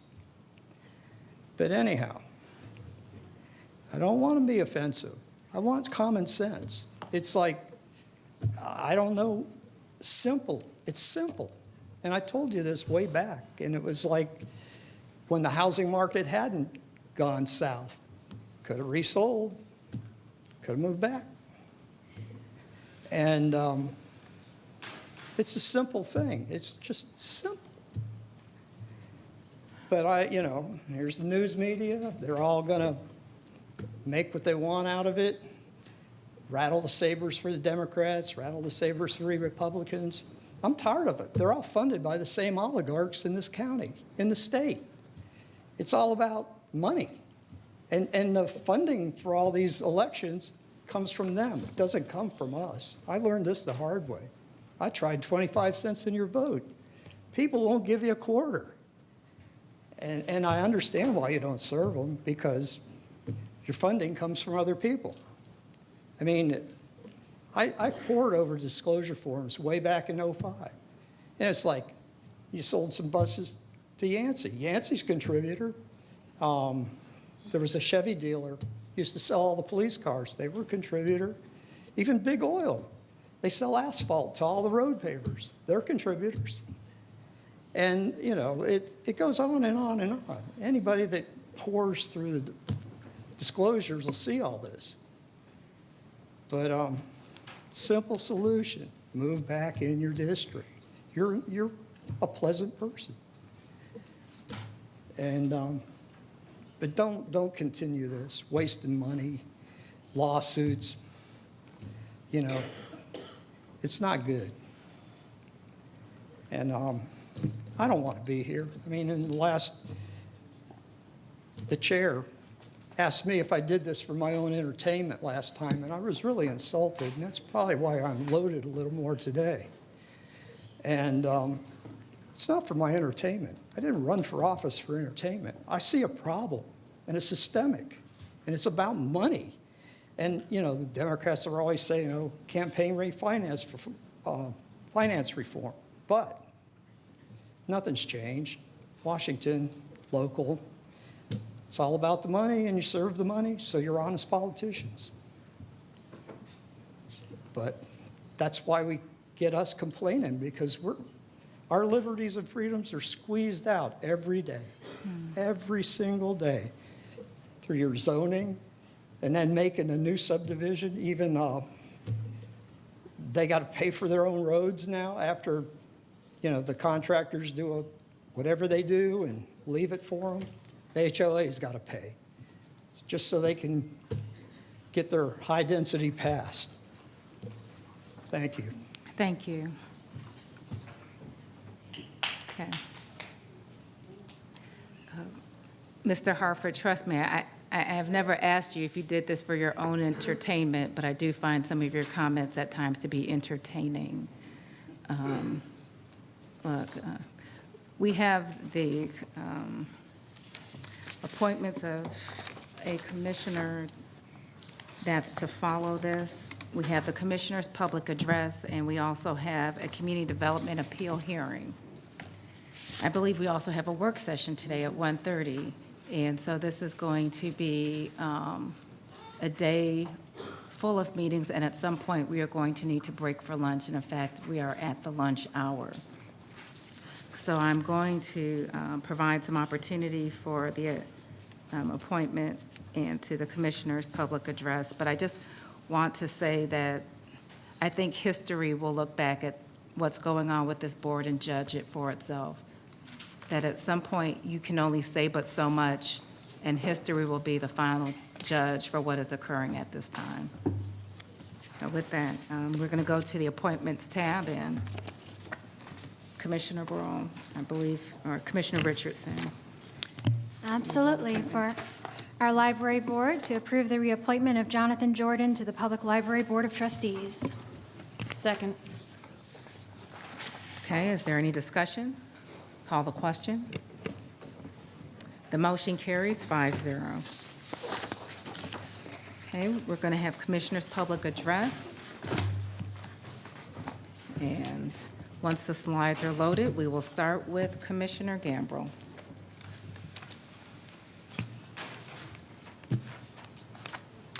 So if you see green, it's in recognition of Operation Greenlight to connect veterans with benefits they have earned. Operation Greenlight launching nationwide, counties will literally shine green lights from their county buildings from November 7th to the 13th, Veterans Day is November 11th, to send a clear message to inspire veterans to reach out to their county veteran services officers. Cobb County is going to light up their buildings in green the week of November 7th through 14th. And as you can see, our pumpkins have returned. And I will say the departments are doing quite a great job. But please help us choose the best decorated pumpkin for 2022. Voting runs now through Monday, October 24th, and the winner will be announced at our Board of Commissioners meeting at 7 p.m. on Tuesday, October 25th. All proceeds will benefit Safe Paths Children's Advocacy Center. To vote for your favorite pumpkin, visit safepath.org and click Donate Now in the top right-hand corner. Enter your information and a donation amount, then below in the tribute area, pick drop-down option in honor of, put the number or name of the pumpkin you want to win in that tribute name. Each donated dollar is one vote. Which leads us to Gambrill's Great Pumpkin Day, which is going to be this Sunday, October 15th. This will be our 4th annual Pumpkin Day at Still Family Farm from 10 to 7 p.m. The location is 5682 Macklin Road in Powder Springs. The event will feature a hayride, pumpkin patch, 5-acre zinnia flower maze, face painting, pump duck races, food, and more. You can take $2 off your admission with a donation of boys' clothes, t-shirts, shorts, sweatpants, hoodies, sweatshirts, lint rollers, and tennis shoes, both boys and girls. All items will be donated to Safe Path. See you at the farm, and our special guest, Parker Barker, may make an appearance. Thank you. Thank you, Commissioner. Commissioner Richardson. For the record, I just want to say that Pennywise pumpkin from DOT is a little scary, and they may need to check on, our But isn't that what we each think of when we pass one of those? All right, so announcements from the office. Join me and my health chair, Kamika Pendleton, for the 2nd District 2 Family Fun Health Fair. This is an opportunity to learn about health options in our community, connect with Cobb and Douglas Public Health, and join the public registry for bone marrow donations, all while having fun with the family. The fair will take place from 12 to 5 p.m. October 23rd at Sewell Mill Library on Lower Roswell Road. We look forward to having you there. What else do we have going on? Stormwater is certainly a huge focus out of our office, and Shortly, you'll actually hear snippets from some of the research being done by our water agency in some of the, just an option, some research for the work session. But as a conclusion to that, I do want to hear from the community, any opinions that you may have, suggestions that you may have, additional questions that you may have. So we'll be having we're taking the next community huddle and dedicating it to stormwater management. Use the QR code. Hopefully I spoke long enough for you to take a snapshot of that. And that will be this Saturday at 11 a.m. Also, we've got the first aid and CPR training. Laura's been doing a great job just making sure we have some highly educated high schoolers who know what to do in an emergency. So the next high school first aid and CPR training will be on Monday, October 17th at East Cobb Library. The last one was amazing fun, so we look forward to having you next week. You can sign up at the QR code or online at d2cobb.com. What's coming out of the community? Well, we've got the Windy Hill Terrell Mill Connector. The Cobb County DOT invites you to celebrate the grand opening of the Windy Hill Terrell Mill Connector project. This new roadway provides an alternate route from Windy Hill Road to access the I-75 Northwest Corridor express lanes. Join us for the ribbon cutting, 11 a.m. Thursday, October 13th. At 1950 Spectrum Circle, Marietta. Please park at 1950 Spectrum Circle. There will be a shuttle available from the parking lot to the event. And lastly, Recycling and Shredding Day with KCB. Sign up now for the Keep Cobb Beautiful's Fall Community Recycling event this October 15th from 9 a.m. to 1 p.m. at Jim R. Miller Park. We're taking electronics, paper to shred, hard to recycle plastics, and more. Sign up using the QR code or going to cobbcounty.org. And that concludes my announcements. Thank you, Commissioner. Commissioner Burrow. Thank you. I would first just like to say thank you to all those who turned out today for public comment on the home rule issue, both for and against. We do hear you. Okay, you can learn about vendor opportunities with Cobb County government and Cobb schools tomorrow, October 12th from 5 to 7 at the Senior Wellness Center located at 1150 Powder Springs Street, Marietta. There's still time to register if you email my assistant, Kimberly.Jorgensen@cobbcounty.org, or call our office at 770-528-3317. There's flyers out back for early voting locations.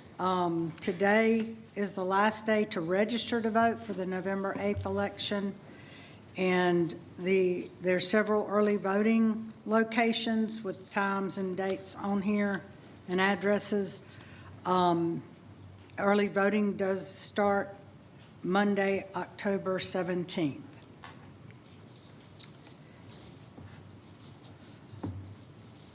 Cobb Diaper Day is back. You can donate virtually through Amazon online. You can make a direct contribution at cobbdiaperday.com, or you can deliver diapers at the Solar Flower Garden of Cobb EMC, 1000 EMC Parkway, tomorrow, October 12th from 9 to noon, and on October 26th from 4 to 6. Once collected, the diapers will be donated to community organizations for final distribution.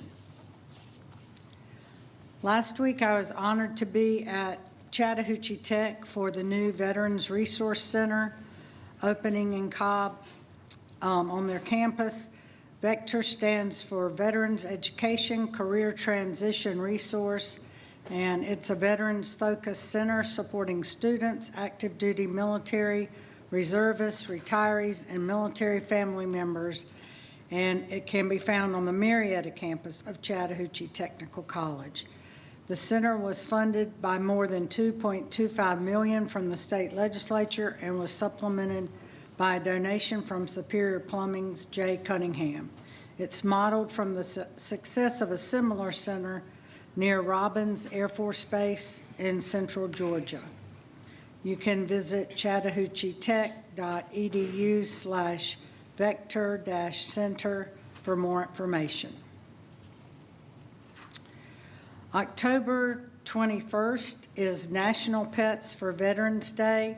Join in the celebration by adopting a pet through our Superior Pets for Patriotic Vets program. Adoptions are free for all veterans, and all pets are spayed, neutered, and given all their shots and microchip before they go to their new home. Start your week off right with My Pet Mondays. Every Monday, Cobb Animal Services will feature pets, dogs and cats, in our pet trailer that you can adopt for free. No appointment is necessary. Just drop by and take home your new best friend. The October Pet Adoption Special has also begun, and all cats and dogs over 25 pounds are $20 all month. Visit cobbcounty.org/pets to see what dogs and cats are available for adoption. Thank you. I think this was already mentioned, and I think there's some flyers in the back, but recycling and shredding and medication take-back days are coming soon.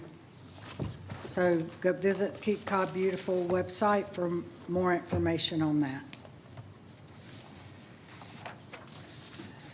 Yesterday, pardon? No. Yesterday, I participated in the Faith in Blue event at Osborne High School. Piedmont Church sponsored cookout and giveaways for students at Osborne to, it was a collaborative effort where local law enforcement and members of our community come together for resolution and reconciliation. The National Faith in Blue weekend extended to Monday, and it's a collaborative effort to build bridges and break biases. It was well attended by our sheriff's deputies, our police, our resource officers, and the public. So thank you to our law enforcement for doing this, and to Piedmont Church for sponsoring the food and beverage. And then for, I'm not a veteran, my dad was, but I did adopt a dog from the Cobb County Animal Shelter. This is Hunter, and he has already escaped twice, so he's living up to his name. He's, we think, a 2-3-year-old beagle, and he's already found a comfortable home, and he's learning to behave. So welcome Hunter to the Burrell family. And for my newsletter, sign up for my newsletter, as I have a lot of information and events incorporated in that. Thank you. Thank you, Commissioner. Congratulations on Hunter. Okay. District 4 news and updates. October is Breast Cancer Awareness and Domestic Violence Awareness Month. Both issues impact many, and this month serves as a reminder to practice good physical and emotional well-being. Breast cancer is the most common cancer diagnosed in women in the United States. Although rare in men, it is estimated that 2,700 men will be diagnosed with breast cancer this year. For more information about treating breast cancer risk factors, and prevention, visit www.cancer.org. Domestic violence cases are increasing by large numbers daily. Every 9 seconds in the United States, a woman is assaulted or beaten. Men are also victims of domestic violence. If you or someone you know is in danger, call 1-800-799-SAFE. Join the Austell Community Task Force and the Mableton Improvement Coalition tonight at 7 p.m. as members host a community forum on Mableton cityhood. This event will be virtual and open to the public. Attendees will have the opportunity to voice support or opposition to cityhood. The Mableton cityhood referendum will be on the November 8th ballot. Join the meeting tonight to have your questions answered and to be an informed voter. Visit www.mableton.org for more information, or you can scan the QR code to register. The Marietta Roswell Alumni Chapter of Delta Sigma Theta Sorority, Inc. invites you to their family-friendly Voting is a Vibe community block party on Saturday, October 15th from 11 a.m. to 3 p.m. There will be voter education, face painting, food, games, and music. The event will be held at the Boys and Girls Club located at 785 Fontaine Road in Mableton. All are welcome to enjoy this free and fun event. You are invited to the first South Cobb Early Childhood Education Community Meeting. The Community Foundation for Greater Atlanta, in partnership with United Way of Greater Atlanta, will host the meeting on Wednesday, October 19th from 6 to 7:30 p.m. at 5891 Dodgens Road in Mableton. The purpose of this meeting is to gain insight into the greatest needs in early learning and to generate strategies to improve outcomes for the South Cobb area. The Family Life Restoration Center will provide food boxes to attendees, and there will be gift card raffles as well. Join me, Cobb Police, Cobb Fire, and the Neighborhood Safety Commission on Saturday, October 29th from 11 a.m. to 3 p.m. for our Osborne Annual Safety Trunk or Treat community event. The Legacy at West Cobb Apartments, local organizations and vendors will provide hot dogs, drinks, trunk or treat candy, and tons of fun. Face painting, games, and additional activities will be available for families to enjoy. The annual event will be held at the Cobb Innovative and Tech Academy, or CETA, parking lot located at 114 Wendy Hill Road in Marietta. Hope to see you there. We will have a beautiful time. That's Deidre's doing. You didn't have to do that. I know. That's Deidre's doing. That's Deidre. Well done.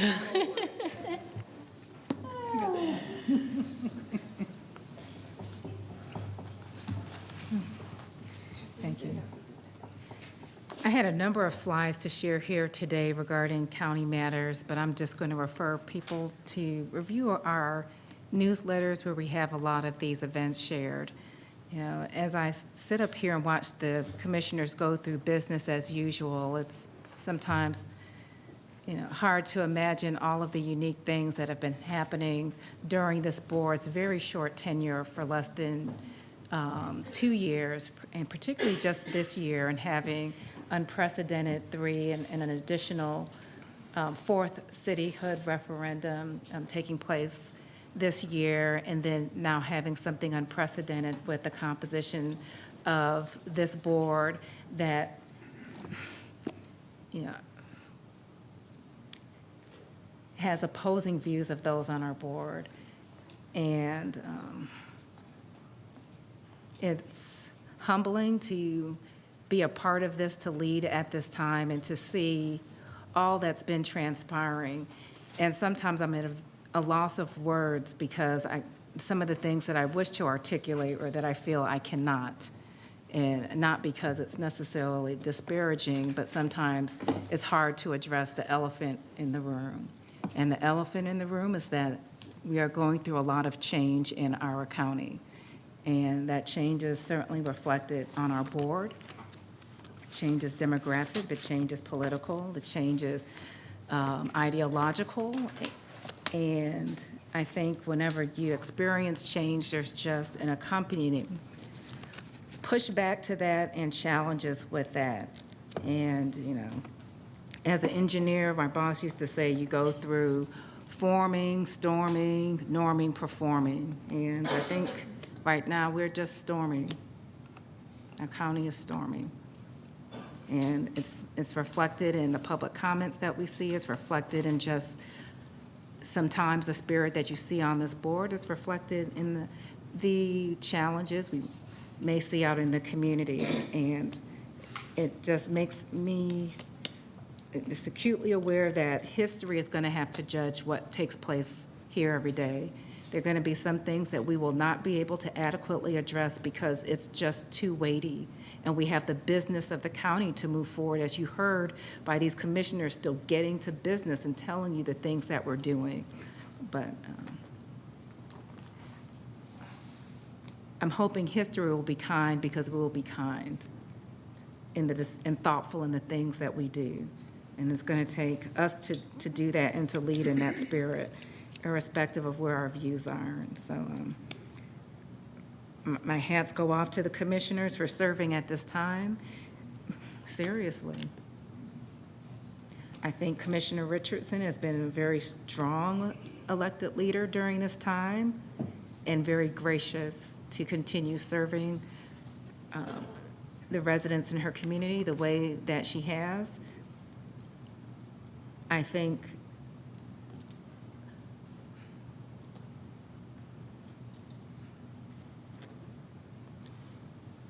a heavy hand has been dealt to our local delegation, because I can tell you from serving on this board and going through the tail end of redistricting, one thing that was done uniquely this time around is that they actually came and sat and spoke with us.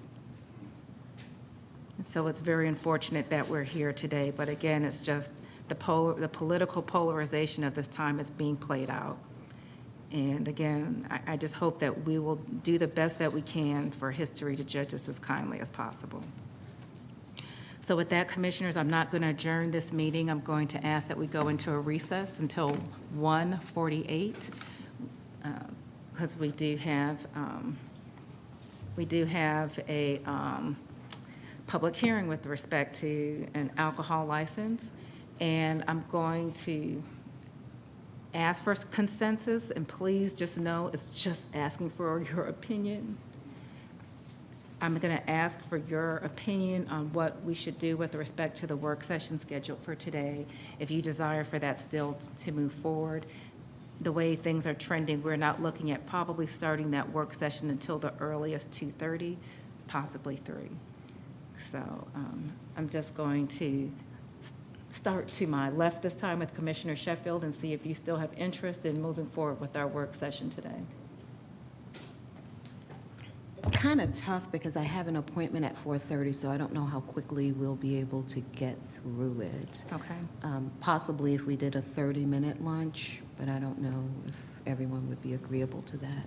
Okay, I just want to give everyone adequate time. I know when the last zoning hearing we had where we broke for lunch, there were some challenges in getting back on time.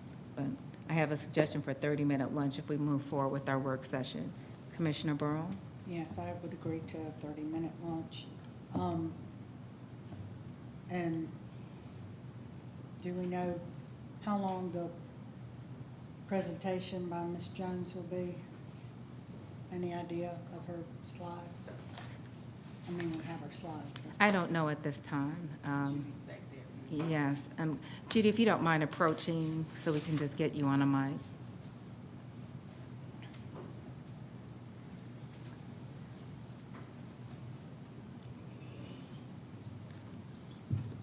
Hi. It's going to depend a little bit about how many questions you have, but I'd say we need at least I'd account for at least an hour. At least an hour. Okay, thank you. So with a 30-minute lunch and being about 1 o'clock and taking about an hour, we're looking at 2:30 to be the earliest we convene. Commissioner Richardson?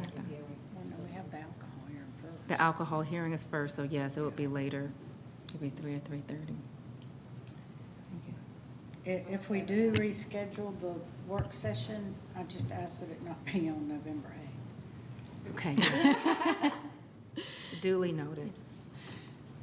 Commissioner Richardson. Yeah, I mean, knowing that we have the hearing that still is left to go, we may need to unfortunately reschedule. We'll still keep the chat going, but. The work session?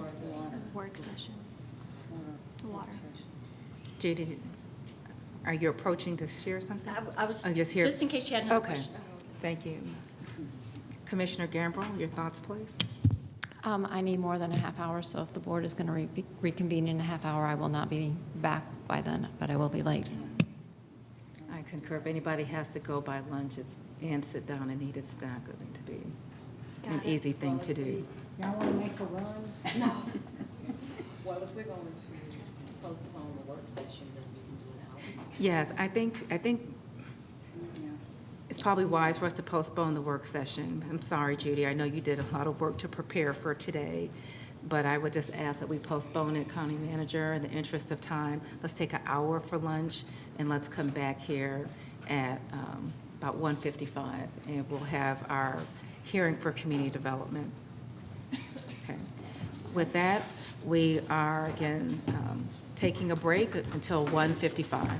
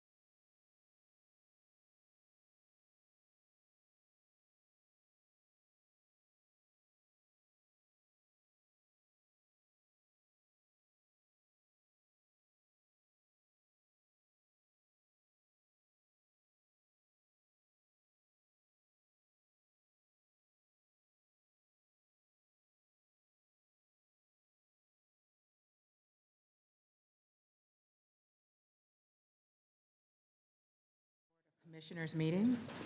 Next up on our agenda, we have a hearing through the Community Development Office.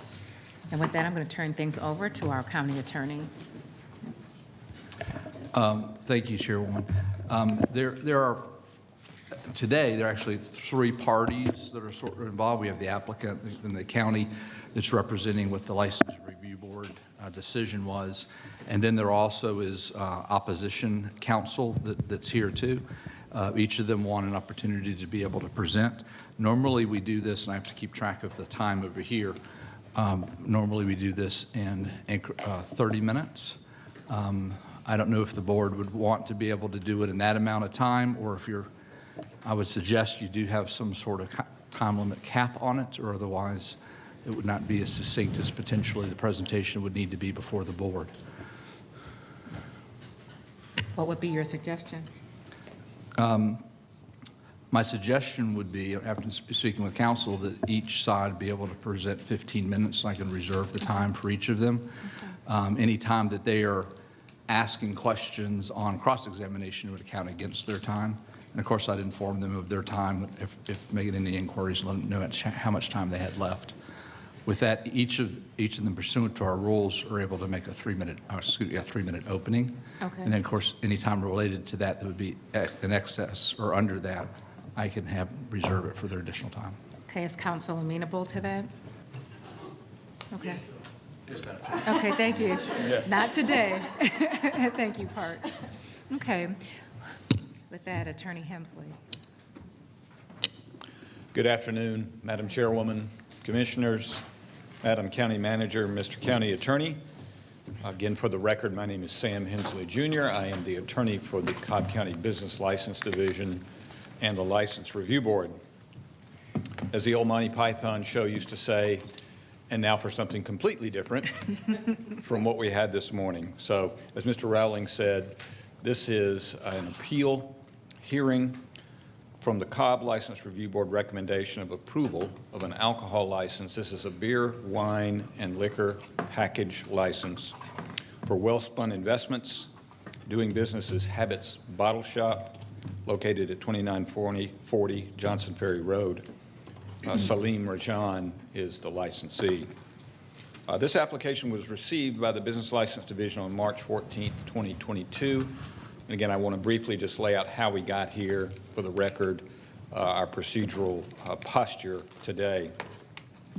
Again, it should be noted that this location was originally occupied by Jackie's Wine and Spirits, which wound up moving down the street to a new location and is now one of the opposition parties in this proceeding. The Cobb Police Department received gave their police report to the Business License Division on May 5th. And then the application, first of all, was denied. This is, again, a bit of an unusual situation. Of course, I say that every time I come before you, in that we had a denial based on 6-125 of our Cobb Alcohol Code, which is a distance requirement of 600 feet from a church, park, school, or library. So it was denied on that basis, but also because of the public opposition, the timely written opposition that was received by the Business License Division, that required under our code a deferral of consideration of this matter until it went before the License Review Board, which is in fact what happened. It was originally continued. It had originally been scheduled for a hearing on July 21st of this year. The opposition attorney, Christina Moore, requested a continuance so that all could be available and in attendance at that hearing. The signs were reposted per the requirements of the Cobb Alcohol Code at least 2 weeks prior to the hearing, which was rescheduled and held on August 18th of this year. At that time, the License Review Board heard evidence and voted 3-0 to approve the application. Now, just as a reminder, 6-125 in our Cobb Alcohol Code, which again is one of the bases for the denial, that decision was appealed by the applicant. That requires a distance of 600 feet from a church, park, school, or library. However, under Code Section 6-125, a waiver of that distance requirement may be granted by either the License Review Board or the Board of Commissioners, as long as there's a showing that no adverse effect to property values or the use of those facilities for the purposes aforesaid would occur if the license were granted.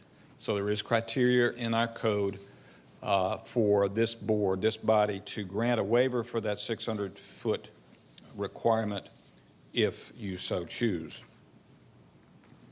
Under 6-96, this is the provision in the Cobb Alcohol Code that governs what we do, what our procedures are if there is written opposition.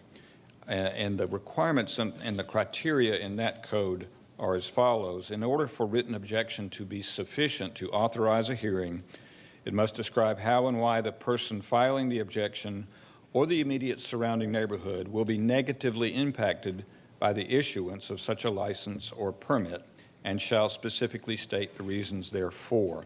Again, there was written opposition that was received by the Business License Division, which then triggers the following section, paragraph 5 under that provision. Upon the filing of any written objection set forth in this section, the Business License Division manager shall defer that application without prejudice and schedule the matter for a hearing before the License Review Board.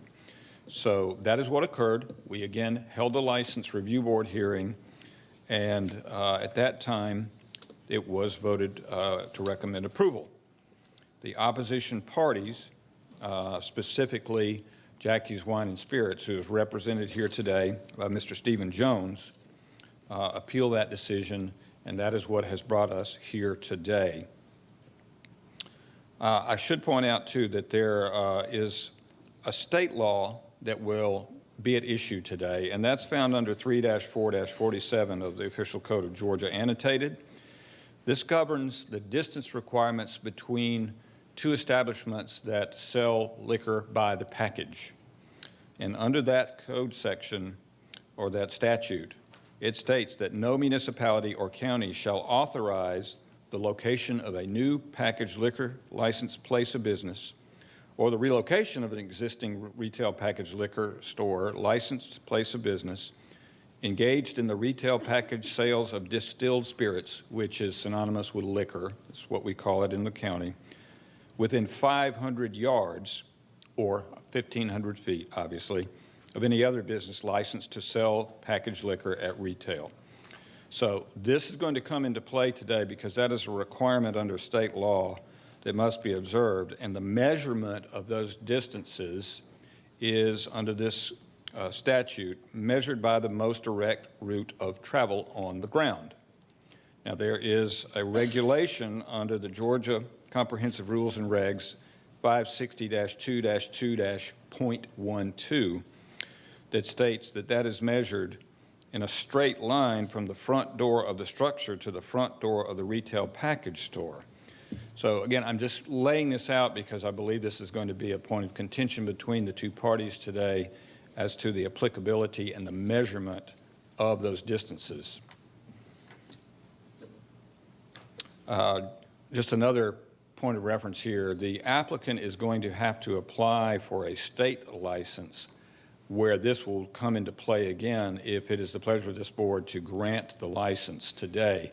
They must obtain a local license, a county license, before they can go and get their state license. So that's something to bear in mind as well.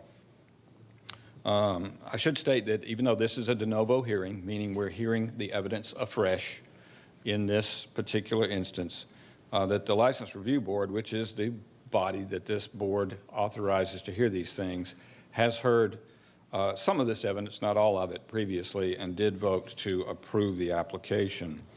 Mr. Rowling and I both have encouraged the other attorneys to try to keep their presentations succinct and in the interest of time, because I know we've been here a long time today, but also affording them an opportunity to get the evidence before this board that needs to be heard. I should state that the applicant, Wellspun Investments, is represented by Parks Huff, who many of you know, and again, Mr. Stephen Jones is the attorney for the opposition party. There may be other folks here who would like to speak in either opposition or support of this application. I do not know if that's the case. My understanding from Mr. Jones is he is here only representing Jackie's Wine and Spirits. So when it is time to call the evidence, and I will have one person testifying, one witness, Ms. Alicia Webb from the Business License Division. At your pleasure, Madam Chairwoman, I will swear in all the witnesses together that may be testifying at this hearing. But before we do that, I need to afford an opportunity for both Mr. Jones and Mr. Huff to make brief opening remarks, and then we'll get to the case in chief. Thank you, Mr. Jones. You can feel free to approach.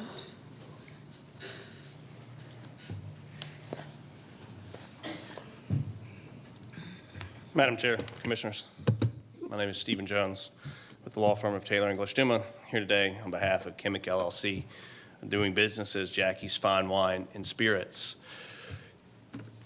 Mr. Hensley gave a good overview of the application. The applicant filed with their alcohol license application and alcohol survey as required by your code.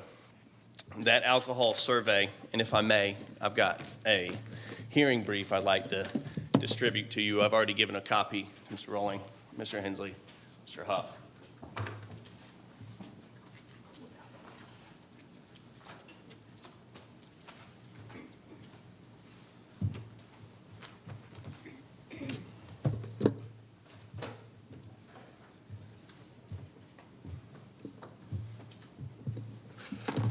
And when you get a copy of that packet, you'll see it sets out the procedural background on the first few pages, and then sets out the legal argument as to why this application cannot be granted. If you'll flip past the letter to Exhibit A, you'll see the survey that was actually submitted by the applicant along with their application. Later today, later in this hearing, I assume that the applicant will tell you that they have a new survey. It's our position that this board is sitting in review of the licensing board, so that new survey should not be considered. However, if it is, that new survey still shows that this application cannot be granted. If you look at Exhibit A, it shows distances to the closest school, as well as, which they label as a daycare, as well as the closest church. Importantly, it shows that a daycare is 620 feet away and that a church, the closest church, is 2,000 feet away. That would all be fine and well, but it's not. Because if you look to page 3 of our brief, there's a table that sets out the state law distance requirements as well as the distance requirements on your ordinance. Your ordinance measures those separately and measures those in a different fashion, as Mr. Hensley pointed out, than the way the state measures them.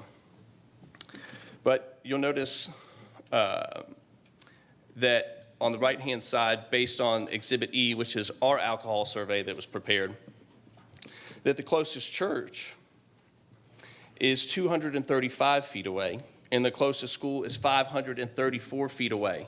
Now, most importantly, the distance requirements from a school and the distance requirements from a school under state and county ordinance are the same, 600 feet or 200 yards. Under state law, the distance from a church and the distance from a church, the minimum is 300 feet. Under county ordinance, it's 600 feet.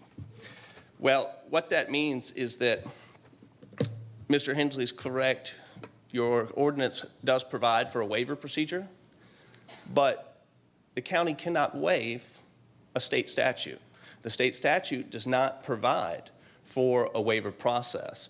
And in fact, that statute that Mr. Hensley cited to, OCGA 3447, says, and you'll see that quoted on page 3, says that local governments can adopt regulations that are not inconsistent with state law requirements. So what that means is that the county cannot waive the minimum requirement under state law. And under the applicant's survey, as well as under our survey, it shows that the Primrose School of Lassiter is less than 600 feet away from this location. Therefore, regardless of any amended survey, the discrepancies between our survey and the applicant's original survey, the distance requirements to the Primrose School cannot be met, and it cannot be waived. So the application inherently must fail. We noted that in our initial objection, which sent this to the Licensing Review Board. That's attached as Exhibit B in the packet that I handed out, where all those issues are detailed again. And we contend also that the distance requirements to a school or to a church, the Sacred Tapestry Church, also cannot be met because it's within 235 feet, which is less than the distance requirement under the state minimum, as well as the county ordinance. And there's also discrepancy about whether or not Jackie's new location is within 1,500 feet of this location. But regardless, those two issues of contention aside, based on the applicant's survey, the survey that the applicant is going to try to proffer later in this hearing, as well as the survey that we prepared that's attached as Exhibit 3 to that hearing packet, the distance to the Primrose School is below your ordinance requirement, it's below the state minimum. You're going to hear the applicant come up here later and say that the daycare is not a school. However, your own ordinance says and defines in Section 6-1 a school as a daycare. And in our objections that were initially tendered, which are attached as Exhibit B to your hearing brief, you'll see as an exhibit to those objections detailed information from the Department of Early Care and Learning accreditation of that school. So it's an accredited daycare, and an accredited daycare under 6-1 of your ordinance is a school. Thus, the distance requirements as a matter of law cannot be met and cannot be waived, excuse me, and therefore the application cannot be granted. It's a pure matter of law. So we'll dive into those other issues as this hearing progresses, but that's the short and the sweet of it. It's a purely legal issue. The application must fail. So with that, we'd ask that you overturn and reverse the licensing board, as well as deny this application. Thank you so much.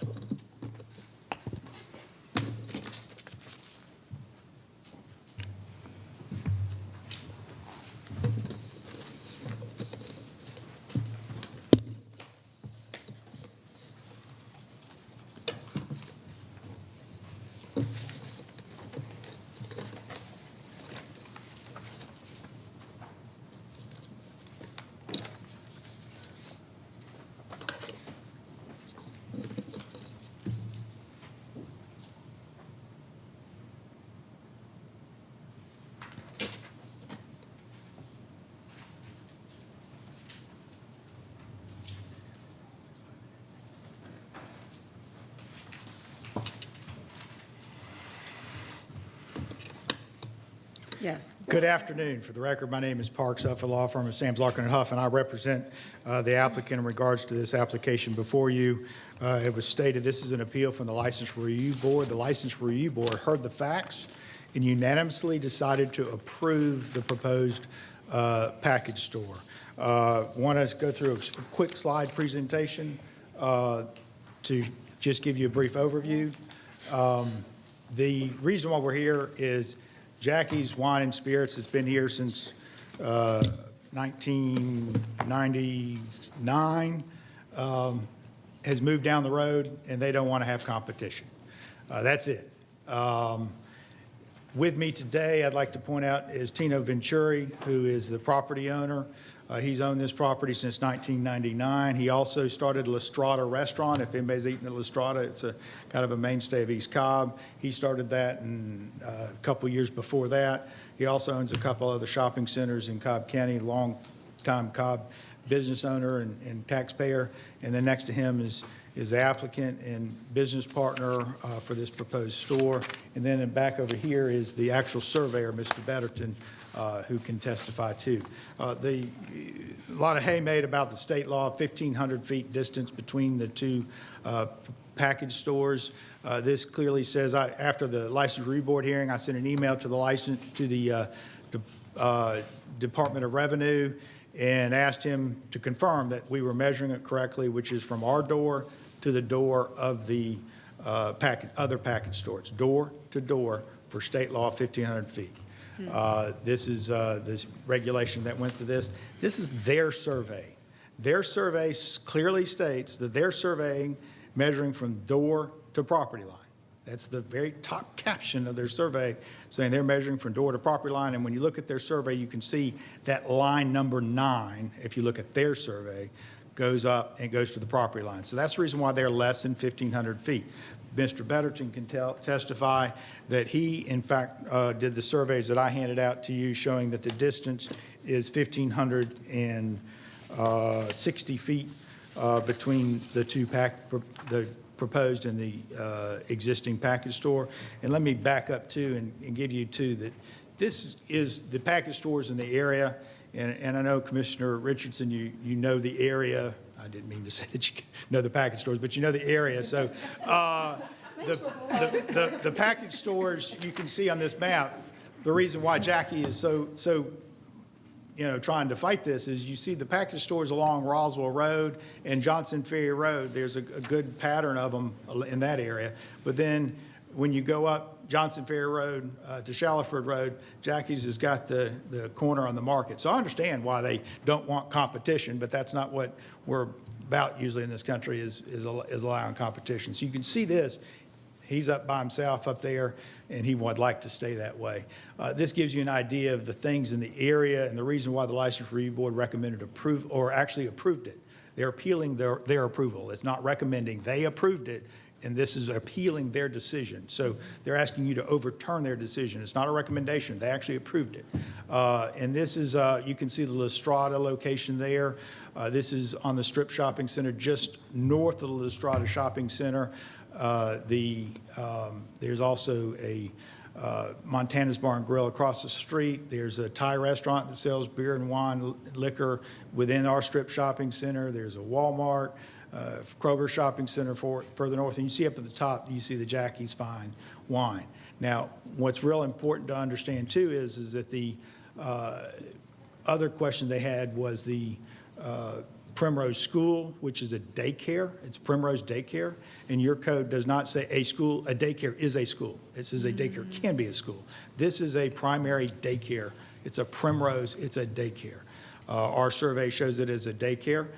There's no evidence that it is not other than a daycare. To be a school under state law, it has to offer education. It has to be primarily a school, and it has to be offering education for 4.5 to 5 hours a day for 180 days. That's to qualify as a school that gets the accreditation through they'd have to register with the Cobb School District. There's no evidence of that in this case. They do have pre-K as part of their program, but that does not make them a school. So yes, they're daycare, but also want to point out too, you notice we're north of Freeman Road.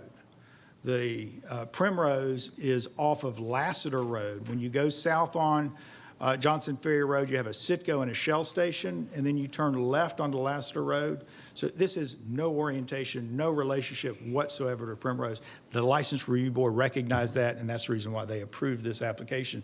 This is the space that would be, has been a package store since 1986. It was a package store in this location since 1986. The owner of Jackie's wanted to buy the shopping center from Mr. Venturi. He did not want to sell it. And so he moved locations, which he perfectly well to do, and he moved more than 1,500 feet away. And so this can be reapplied for as an application. This gives you an idea too. The Primrose sits in the back. This is the Shell station. This is a view going south. So in terms of impact on that as a daycare, but even in the License Review Board, it's our position it's a daycare, but the License Review Board even said it doesn't have any impact on it because it is so far removed. It's a signalized intersection beyond a Pike's Nursery, beyond a Shell station. Again, this is facing north. You see the Shell and the Citgo. It was built in 1996, so it actually was built with a package store in this location.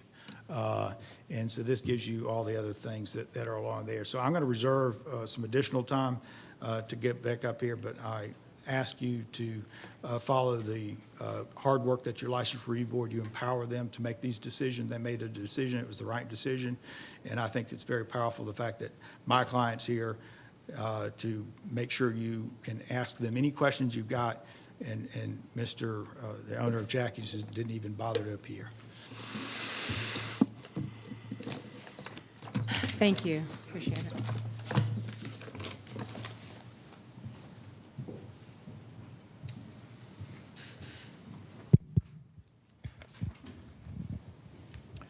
At this time, Madam Chairwoman, I would like to swear in all of the witnesses that may be testifying and then call my first and only witness. If you'll be testifying in this hearing or believe you may be testifying, would you please raise your right hand? Do you swear or affirm the testimony you're about to give before this proceeding shall be the truth, the whole truth, and nothing but the truth? If so, say, I do. Thank you. You may be seated. I'd like to call Ms. Alicia Webb. Mr. Hensley, if I may, the board had asked that each of them present within 15 minutes. Amazingly enough, each of them are right at just a little over 8 minutes left. So I don't know if the board wants more time after you have a full understanding of this, or just continue to move forward with 8 minutes per side. I think we're okay moving forward, and if we elect to ask for additional time or need it, then Right. we'll have. And any questions the board would have would not count against their time. So, Oh, okay. yeah, Very good. sure. Thank you. And I'll certainly try to be as succinct as possible with my witness and then get out of the way so the other attorneys can have at it. So, I don't want to make it perceived that we're rushing anyone, so No, by all no. means, Thank you. I appreciate it. thank you. Could you please state your name for the record? Alicia Webb, Business License Division. And tell us about your duties as the manager of the Business License Division. I review and approve all alcohol licenses that meet the code. Those that do not, I have to deny them, and those that are deferred go to the License Review Board on deferral. And are you familiar with the application that is at issue today for Jackie's Wine and Spirits? Yes, sir. And how are you familiar with that application? We received the Habits Bottle Shop application back in March, went through the police department review, denied based on 6-125, and then there was opposition to the application, so it was deferred to the License Review Board. Okay. So let's take those one at a time. Under 6-125, what was the disqualifier in that provision that required you to deny this application? The nearest school listed in the original survey was Princeton Montessori School, so it's based on the distance to the property line of the school. Okay. Was there any other facility under that code section that was at issue in the information that you were given in the application? No, sir, it was denied based on the distance to the nearest school, which was the Princeton Montessori School. And you mentioned that you received timely written opposition to this application. Is that correct? Yes, sir. What is required under our alcohol code when that occurs? Opposition should include things such as how the application or license, rather, if granted, will adversely impact the area, being residents, parks, schools, churches, libraries, or the functionality of the neighborhood itself. Okay. So at that point, it was deferred to the License Review Board, correct? It was denied and deferred, yes, sir. Okay. That's really all the questions that I have, Madam Chairwoman, and I'm going to let Mr. Jones have first shot at cross-examination.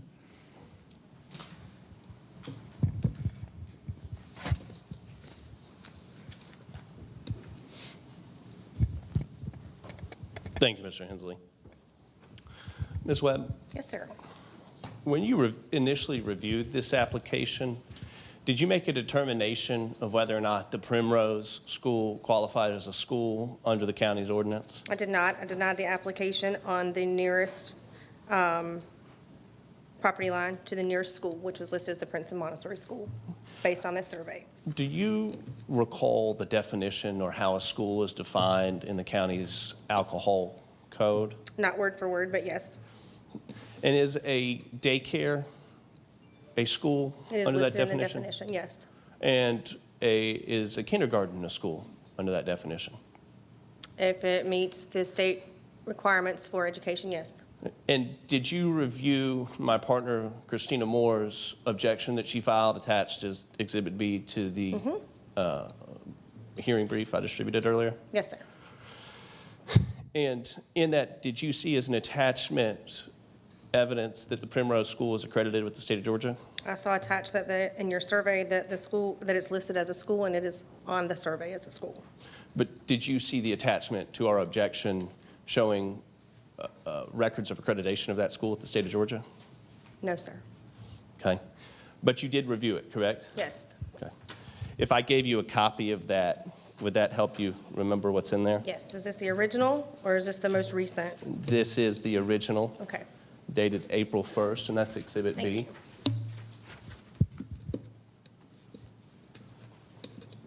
Yes, I do have You got a this. copy? Entire packet.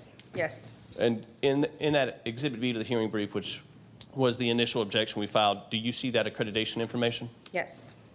And that does list that the Primrose School is an accredited school? From right from the start, yes. So if you were to make your determination of whether the distance requirement is satisfied today, would you make the same determination? Based on this document, yes. Okay. Are you familiar with state law measurements? Yes. And is the state law measurement between schools the same as the counties? No. How do they differ? Our ordinance requires that the measurements be from the entrance of the establishment to the property line of the nearest church, park, school, or library, to the property line, And how does that, do you know how that differs from not state? to the building. Okay. But as with respect to the Primrose School, it wouldn't be met under either standard, would it? Based on the survey you provided, no. And what about based on the applicant's survey that they submitted with the application? If you need a copy of it, I have No, one. I have in front of me. Again, it was denied based on the Montessori school, not on Primrose. Okay. And are you familiar with decisions of Georgia's appellate courts regarding state law, regarding these minimum distances? No, sir. So you're not aware that the Georgia Supreme Court held in 1982 that a kindergarten is a school for the purposes of OCGA 3-3-21? I'm aware of that, but not necessarily in that manner. Okay. So your conclusion remains the same, that this location cannot meet the distance requirement to a school under the county's ordinance or the state law distance? I'd object to that. He's bringing in state law. State law, OCGA 20-2-690 has a definition that is in the state law, and that is not proper before this board. And also, she's not been qualified to testify to that. You're totally mischaracterizing 20-2-690, which says that a private school qualifies as a school under state law. It has to also be 20-2-690. And that is a primary use is a school. I need your help to Yeah, intervene. certainly. Mr. Parks has raised an objection that was Mr. Jones, and I had the time stopped at this point. What Mr. Jones is offering is improper, and he'd have an opportunity to correct that during his opportunity at that point in time if he wants to. Thank you, Mr. Brown.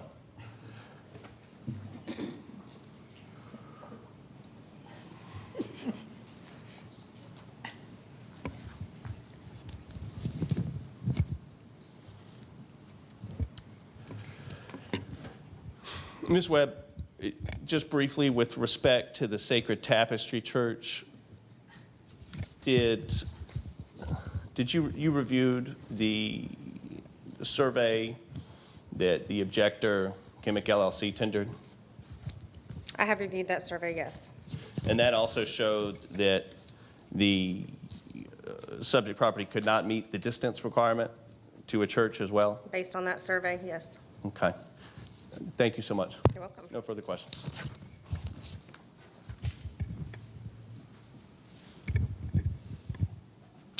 The hearing,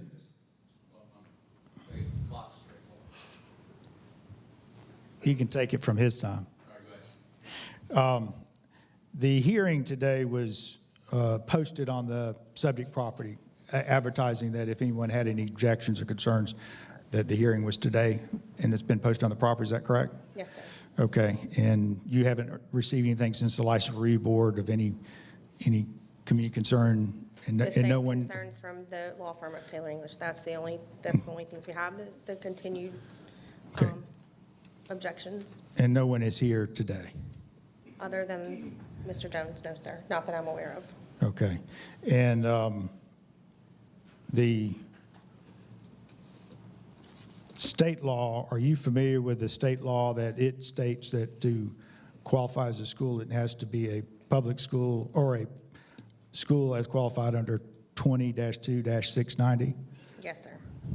And that, in fact, says that their primary use has to be as a school, and they have to provide education for 4.5 to 5 hours a day for 180 days.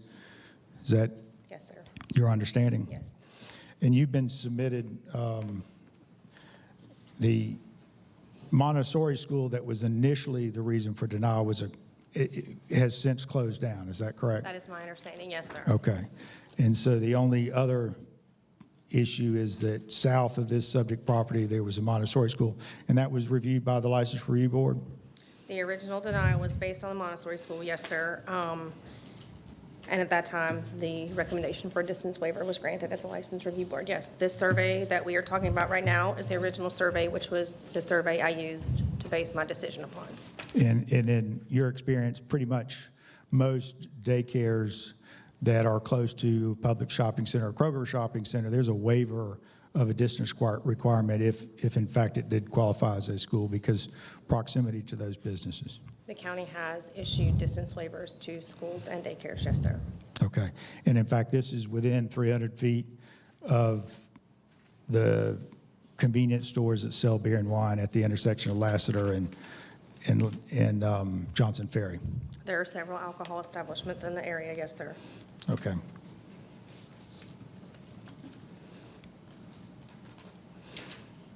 That's all the questions I have. Thank you.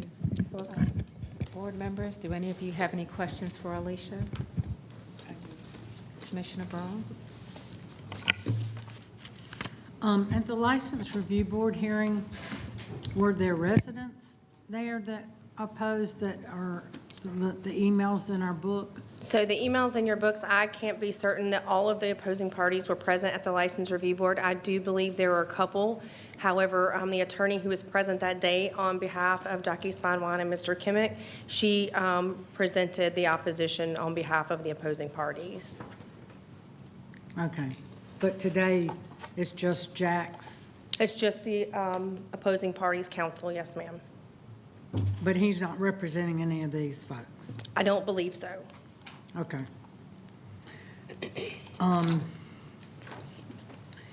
So I know that our distance requirements, and I know y'all are discussing the school that's not there now, but it was at the time when this was applied for, or no? The Montessori school, I'm not sure if it was there at the time the original survey was done and closed in the meantime, but my understanding is it is no longer there. Okay. By the time of the License Review Board, it was no longer there either. But isn't there also a church in question that's less than 600 feet? That original survey presented to me does not have a church within 600 feet. And now again, go ahead and answer this question. I'm not sure if that church moved into that space before or after the original survey was conducted. I don't know the answer to that question. But there is a church there now that's less than 600 feet, or no? There is a church there now. It's my understanding it's more than 600 feet. Okay. And it is in a commercial space. It's not a standalone worship center. It's in a commercial space. Okay. I'm just trying to get all this clarified.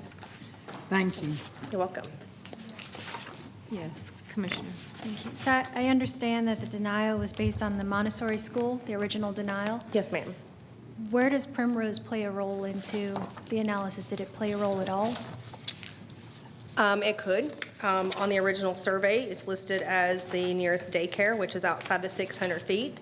And the nearest public school, again, we're looking for the nearest church, park, school, or library, and the nearest was the Montessori school. Okay. And then, so the waiver that was then applied, deferred, it was deferred to the License Review Board. The waiver was granted. What was the waiver granted on the basis of? Was it a waiver for the Montessori school, a waiver for the Primrose? The Montessori school. The Primrose was not part of the denial. However, this is the survey that was presented to the License Review Board for their consideration. Okay. Thank you. Yes, go ahead.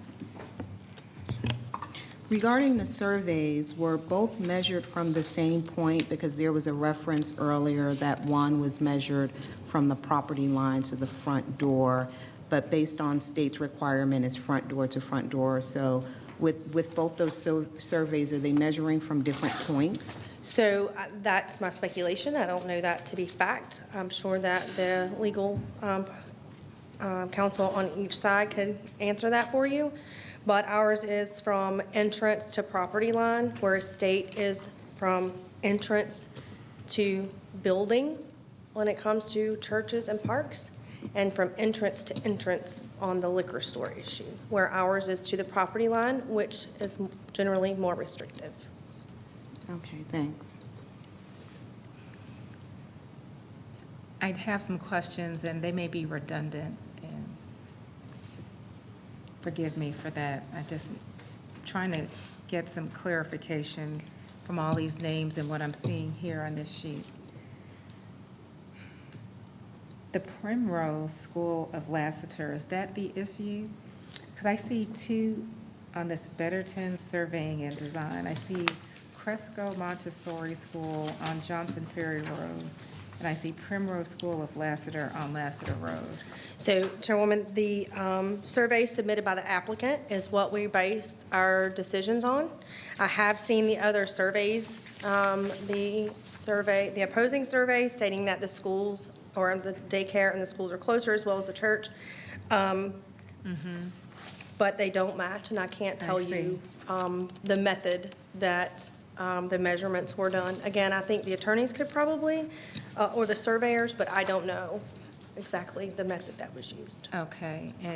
It's true that the LRB did approve this? Yes, ma'am. There was a recommendation for a distance waiver based on the Montessori school, and again, that day come. Your distance is to active business license locations, or is it just based on? So when the surveyors look at schools, yes. They're looking at what is technically owned, the churches, parks, schools, and libraries, yes. Generally, we would know if it was closed or not, but I wasn't aware when we got to the License Review Board that it was not operating. Okay. And you provided that our distance requirements tend to be more restrictive than the state? Yes, ma'am. Okay. Because I'm not aware of a prior time where we've had to take into consideration state law when it comes to distance requirements. This is the first time in my 17 years we've had surveys that differed from each other. And then this is only a requirement on liquor stores, so this would be a first for surveys that there's this much discrepancy. Okay, thank you. Are there any other questions? Thank you, Alicia. You're welcome. So I'll turn things back over to you.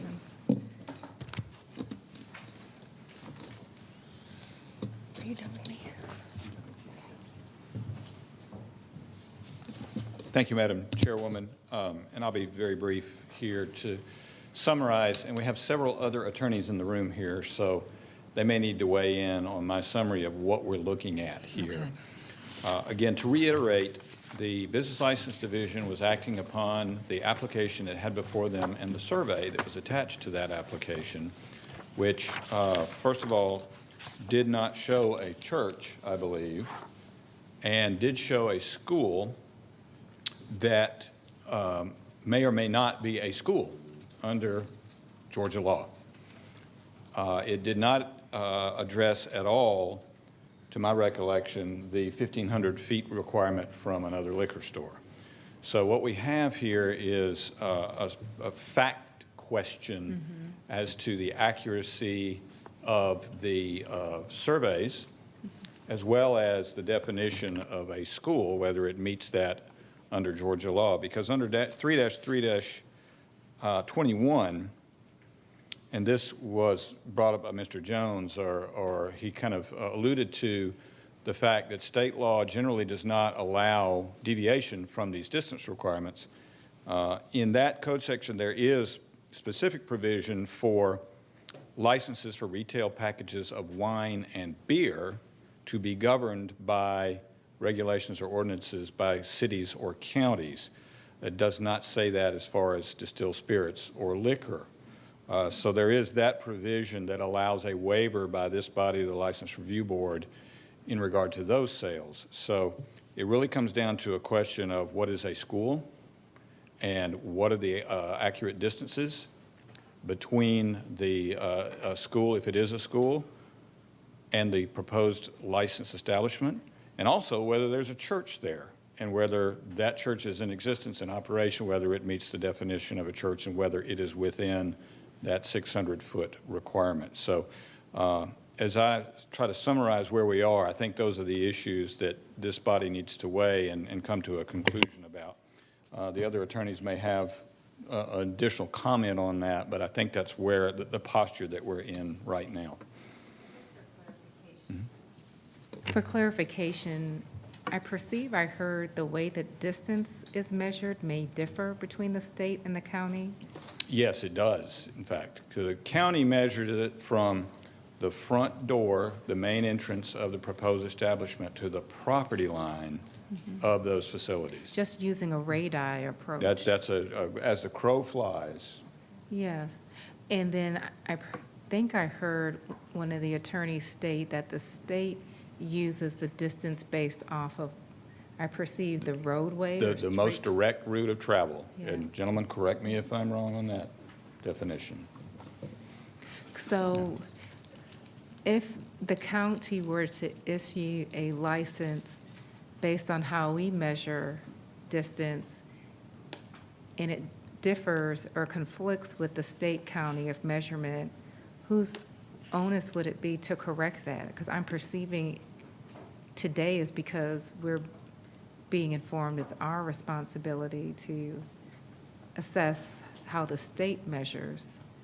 Well, I think it's our responsibility to determine whether it's less restrictive or more restrictive than state law based on how we calculate that.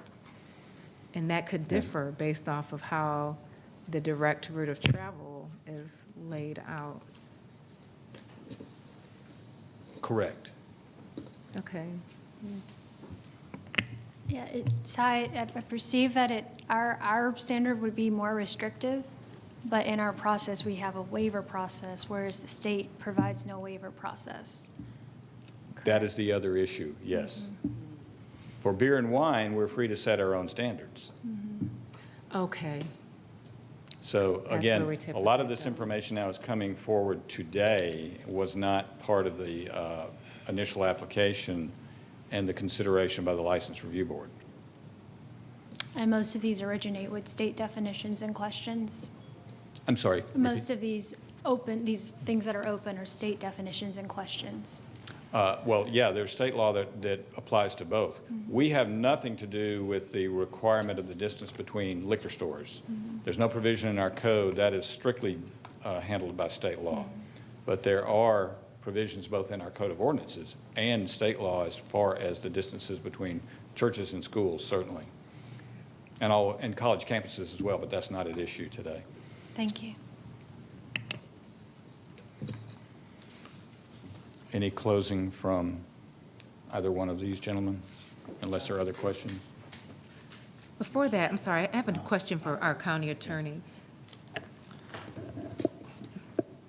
The county can be more restrictive than the state. The county, certainly, the county can be more restrictive. We just can't be more liberal than the state. Correct, and you can waive that restriction if you elect to do that. Okay. Okay, That's all I have, Madam Chairwoman. certainly.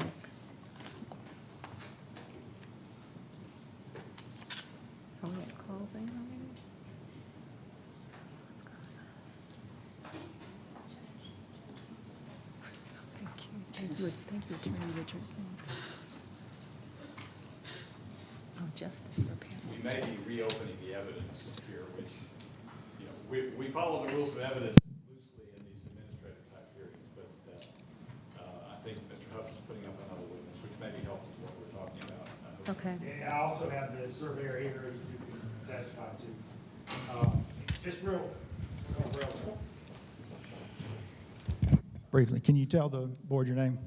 Good afternoon, Madam Chair, Commissioners. I'm Salim Rajan, the licensee applicant.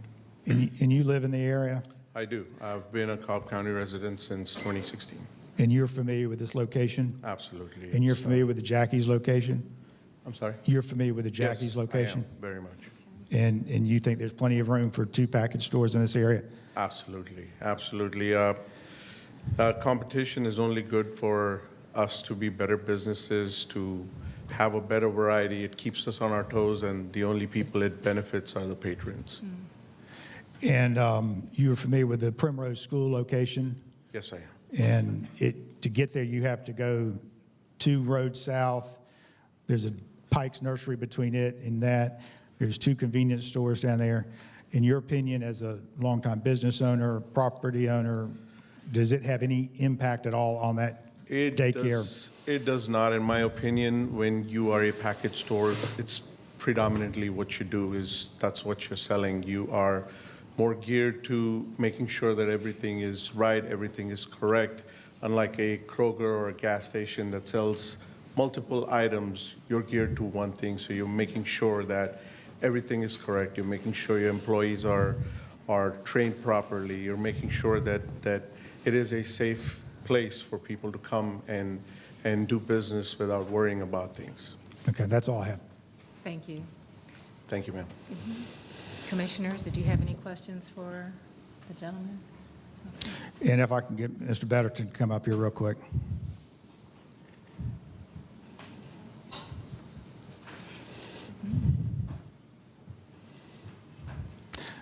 Mr. Betterton, you are, tell them what you are. I'm Bobby Betterton with Betterton Surveying and Design. And you are licensed as a surveyor in the state of Georgia? Yes. Ballpark, how many alcohol distance surveys do you do for Cobb County applications every year? Every year, probably about 50 to 100. Okay. And this 2 surveys that were handed out today, you in fact signed, and those are accurate? Yes. And you measure the distance between the door of this establishment and the door of Jackie's? On the liquor stores, yes, using GPS equipment, which they would know is satellite. Okay. But And, yes. and when you did the original survey, there was a Montessori school that was across the road, but it's no longer there, is that correct? Right. And you also went back and measured there's a Methodist church that's not real obvious, but it's in a retail space, and it's more than 600 feet away? Yes. Okay. And so that's on the survey, and you confirmed it's more than 600 feet away? Right. And then there's a daycare, and it is 534, I think, is your survey, is that correct? Right. But in your experience of alcohol licensing and doing distance surveys, a pure daycare doesn't typically qualify as a school, and you classify it as a daycare, which is different than a school, is that correct? That's right. Most of them don't. Yeah, okay. That's all I have. Thank you. I've got a question. You have a cross-examination question for the Yes, gentleman? sir. Yes, thank you.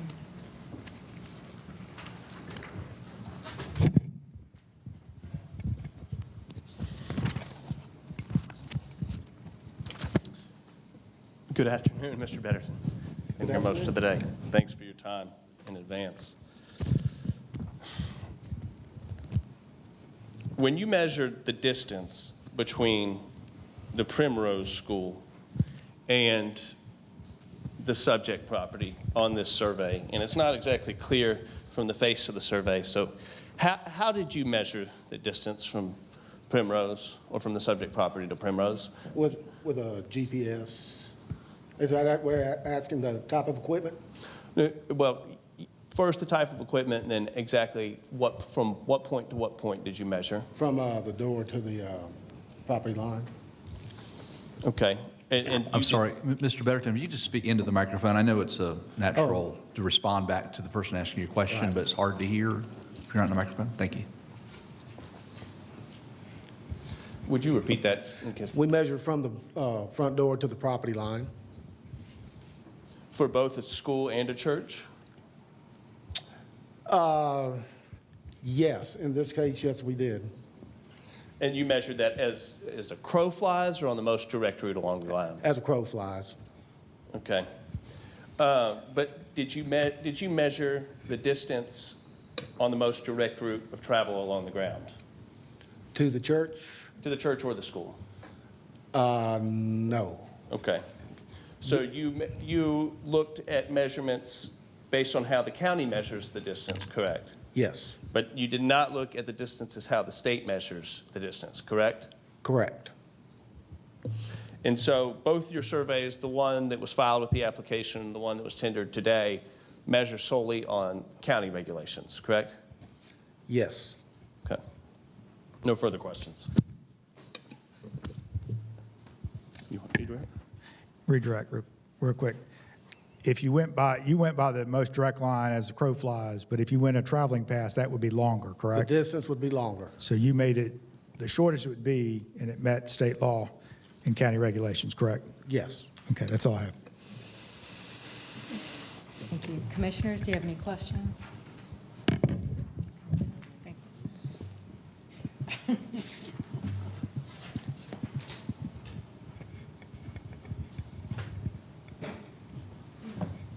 That's all I have, Madam Chairwoman. Okay, are there closing remarks from the council? Do you want to reserve closing till the end, Mr. Jones? And before you do that, let me just make sure there are no additional questions, no last questions from the board? Okay.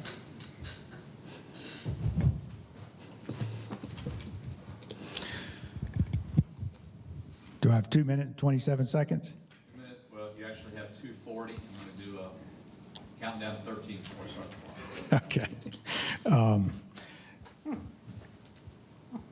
This is, as the attorney for the License Review Board said, this is a little different than what y'all normally hear. The License Review Board heard the evidence, knows the distance requirements, and also knows the criteria for waiving distance requirements. It's our contention that the Primrose School is not, in fact, a school. It is a daycare, and we all know from our own experience, you've got Kroger shopping centers, almost every one of them has some sort of daycare, and that 3-3-21 specifically says to qualify as a school, it has to meet the definitions of 20-2-690, which I've shown up here. And in that section, it says that it is the primary use as a school, not a daycare, that it provides instructions 180 days a year of at least 4.5 hours a day, and that it provides it in reading, language, arts, math, social sciences, and science. That's the definition of a school. Pursuant to OCGA 3-3-21 and OCGA 20-2-690. But even if you did, this License Review Board did in fact state in their decision that this is a distance waiver they normally and commonly grant. It is the location of the Primrose School. It was built in 1996 when there was a package store in this location. Within this area, there are 2 other convenience stores. There's a restaurants, there's bars with alcohol sales. And so it does not have, I mean, you have to go out on Johnson Ferry Road, go south, get to signalized intersection, take a left, to get to that establishment. There is absolutely no relationship whatsoever. The sign was posted on the property. This opposition, the only opposition to this, is drummed up by a competitor who doesn't want competition. That is clear what it is. And this is a delay tactic to see how long he can maintain his monopoly. And he didn't even have the respect to show up and tell you that's what he's here for. He sent his lawyer. He didn't even show up. I wish I had a little more time. Tino's sitting there. He's opened La Strada as his first business in 1989. And then he bought the shopping center next to him. He owns the shopping center, built the shopping center at Mars Hill in 41, Mac Dobbs in 41. He is, what we admire in this county.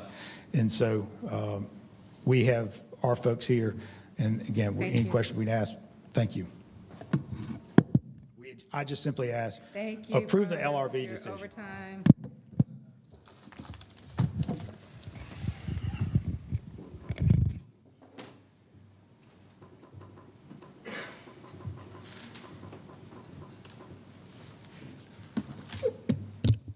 Madam Chair, Commissioners, thank you for your time. Mr. Jones, I'm sorry. You have 2:27. I'm not able to get the clock down to actual seconds, so I'm going to turn it down to 2, then give you 30 seconds off clock, then start it at 2, okay? Thank you, Mr. Rowland. Madam Chair, Commissioners, I don't think it's, at issue is not the intent of the objector. I think it's improper to raise that and also to take ad hominem attacks at Kimmick. What is at issue here is the distance requirements and whether or not they are met. And if they aren't met, whether or not this board has the authority, and if it does, whether it should grant a variance from those distance requirements. You've heard from the License Review Board's counsel. You've heard from the manager who initially denied the application, and you've heard from the objector at Kimmick LLC. We will stand on the information that we've submitted as well as the information that you've heard today. And we'd say that weighing that, the things that are at issue here, and not the other things that were raised, that the evidence points that this application should be denied. Thank you for your time and the opportunity to appear before you. I know it's been a long day, and it's a pleasure, as always, to appear before you. Thank you so much. Thank you. Okay, so we've heard from the attorneys in their closing. I know this application is in District 2, so Commissioner Richardson, I'll turn it over to you. And just with help from the county attorney, I think the direction is to either affirm or to Either uphold the appeal or affirm the decision of the LRB, yes. Yeah, okay. Thank you. So just hearing what's been presented today, it seems like most of these are matters of the state as the process of the county has been followed consistently, even though this is a unique, presents some unique circumstances, which I do hope get sorted out. As I understand, this is not the end of the process. There are some other steps as well. But given what's been presented today, it seems as though we cannot make a determination on some of those open questions. And so it is my motion to affirm the License Review Board's decision. Okay. I believe is that a motion? Is the affirmation? Yeah. Okay. Okay, I'll second that. Is there any additional discussion? I'll call the question. The motion carries 4-1 with Commissioner Burrow in opposition. Thank you. Our Board of Commissioners meeting is now adjourned. Good. We can only do what we can do.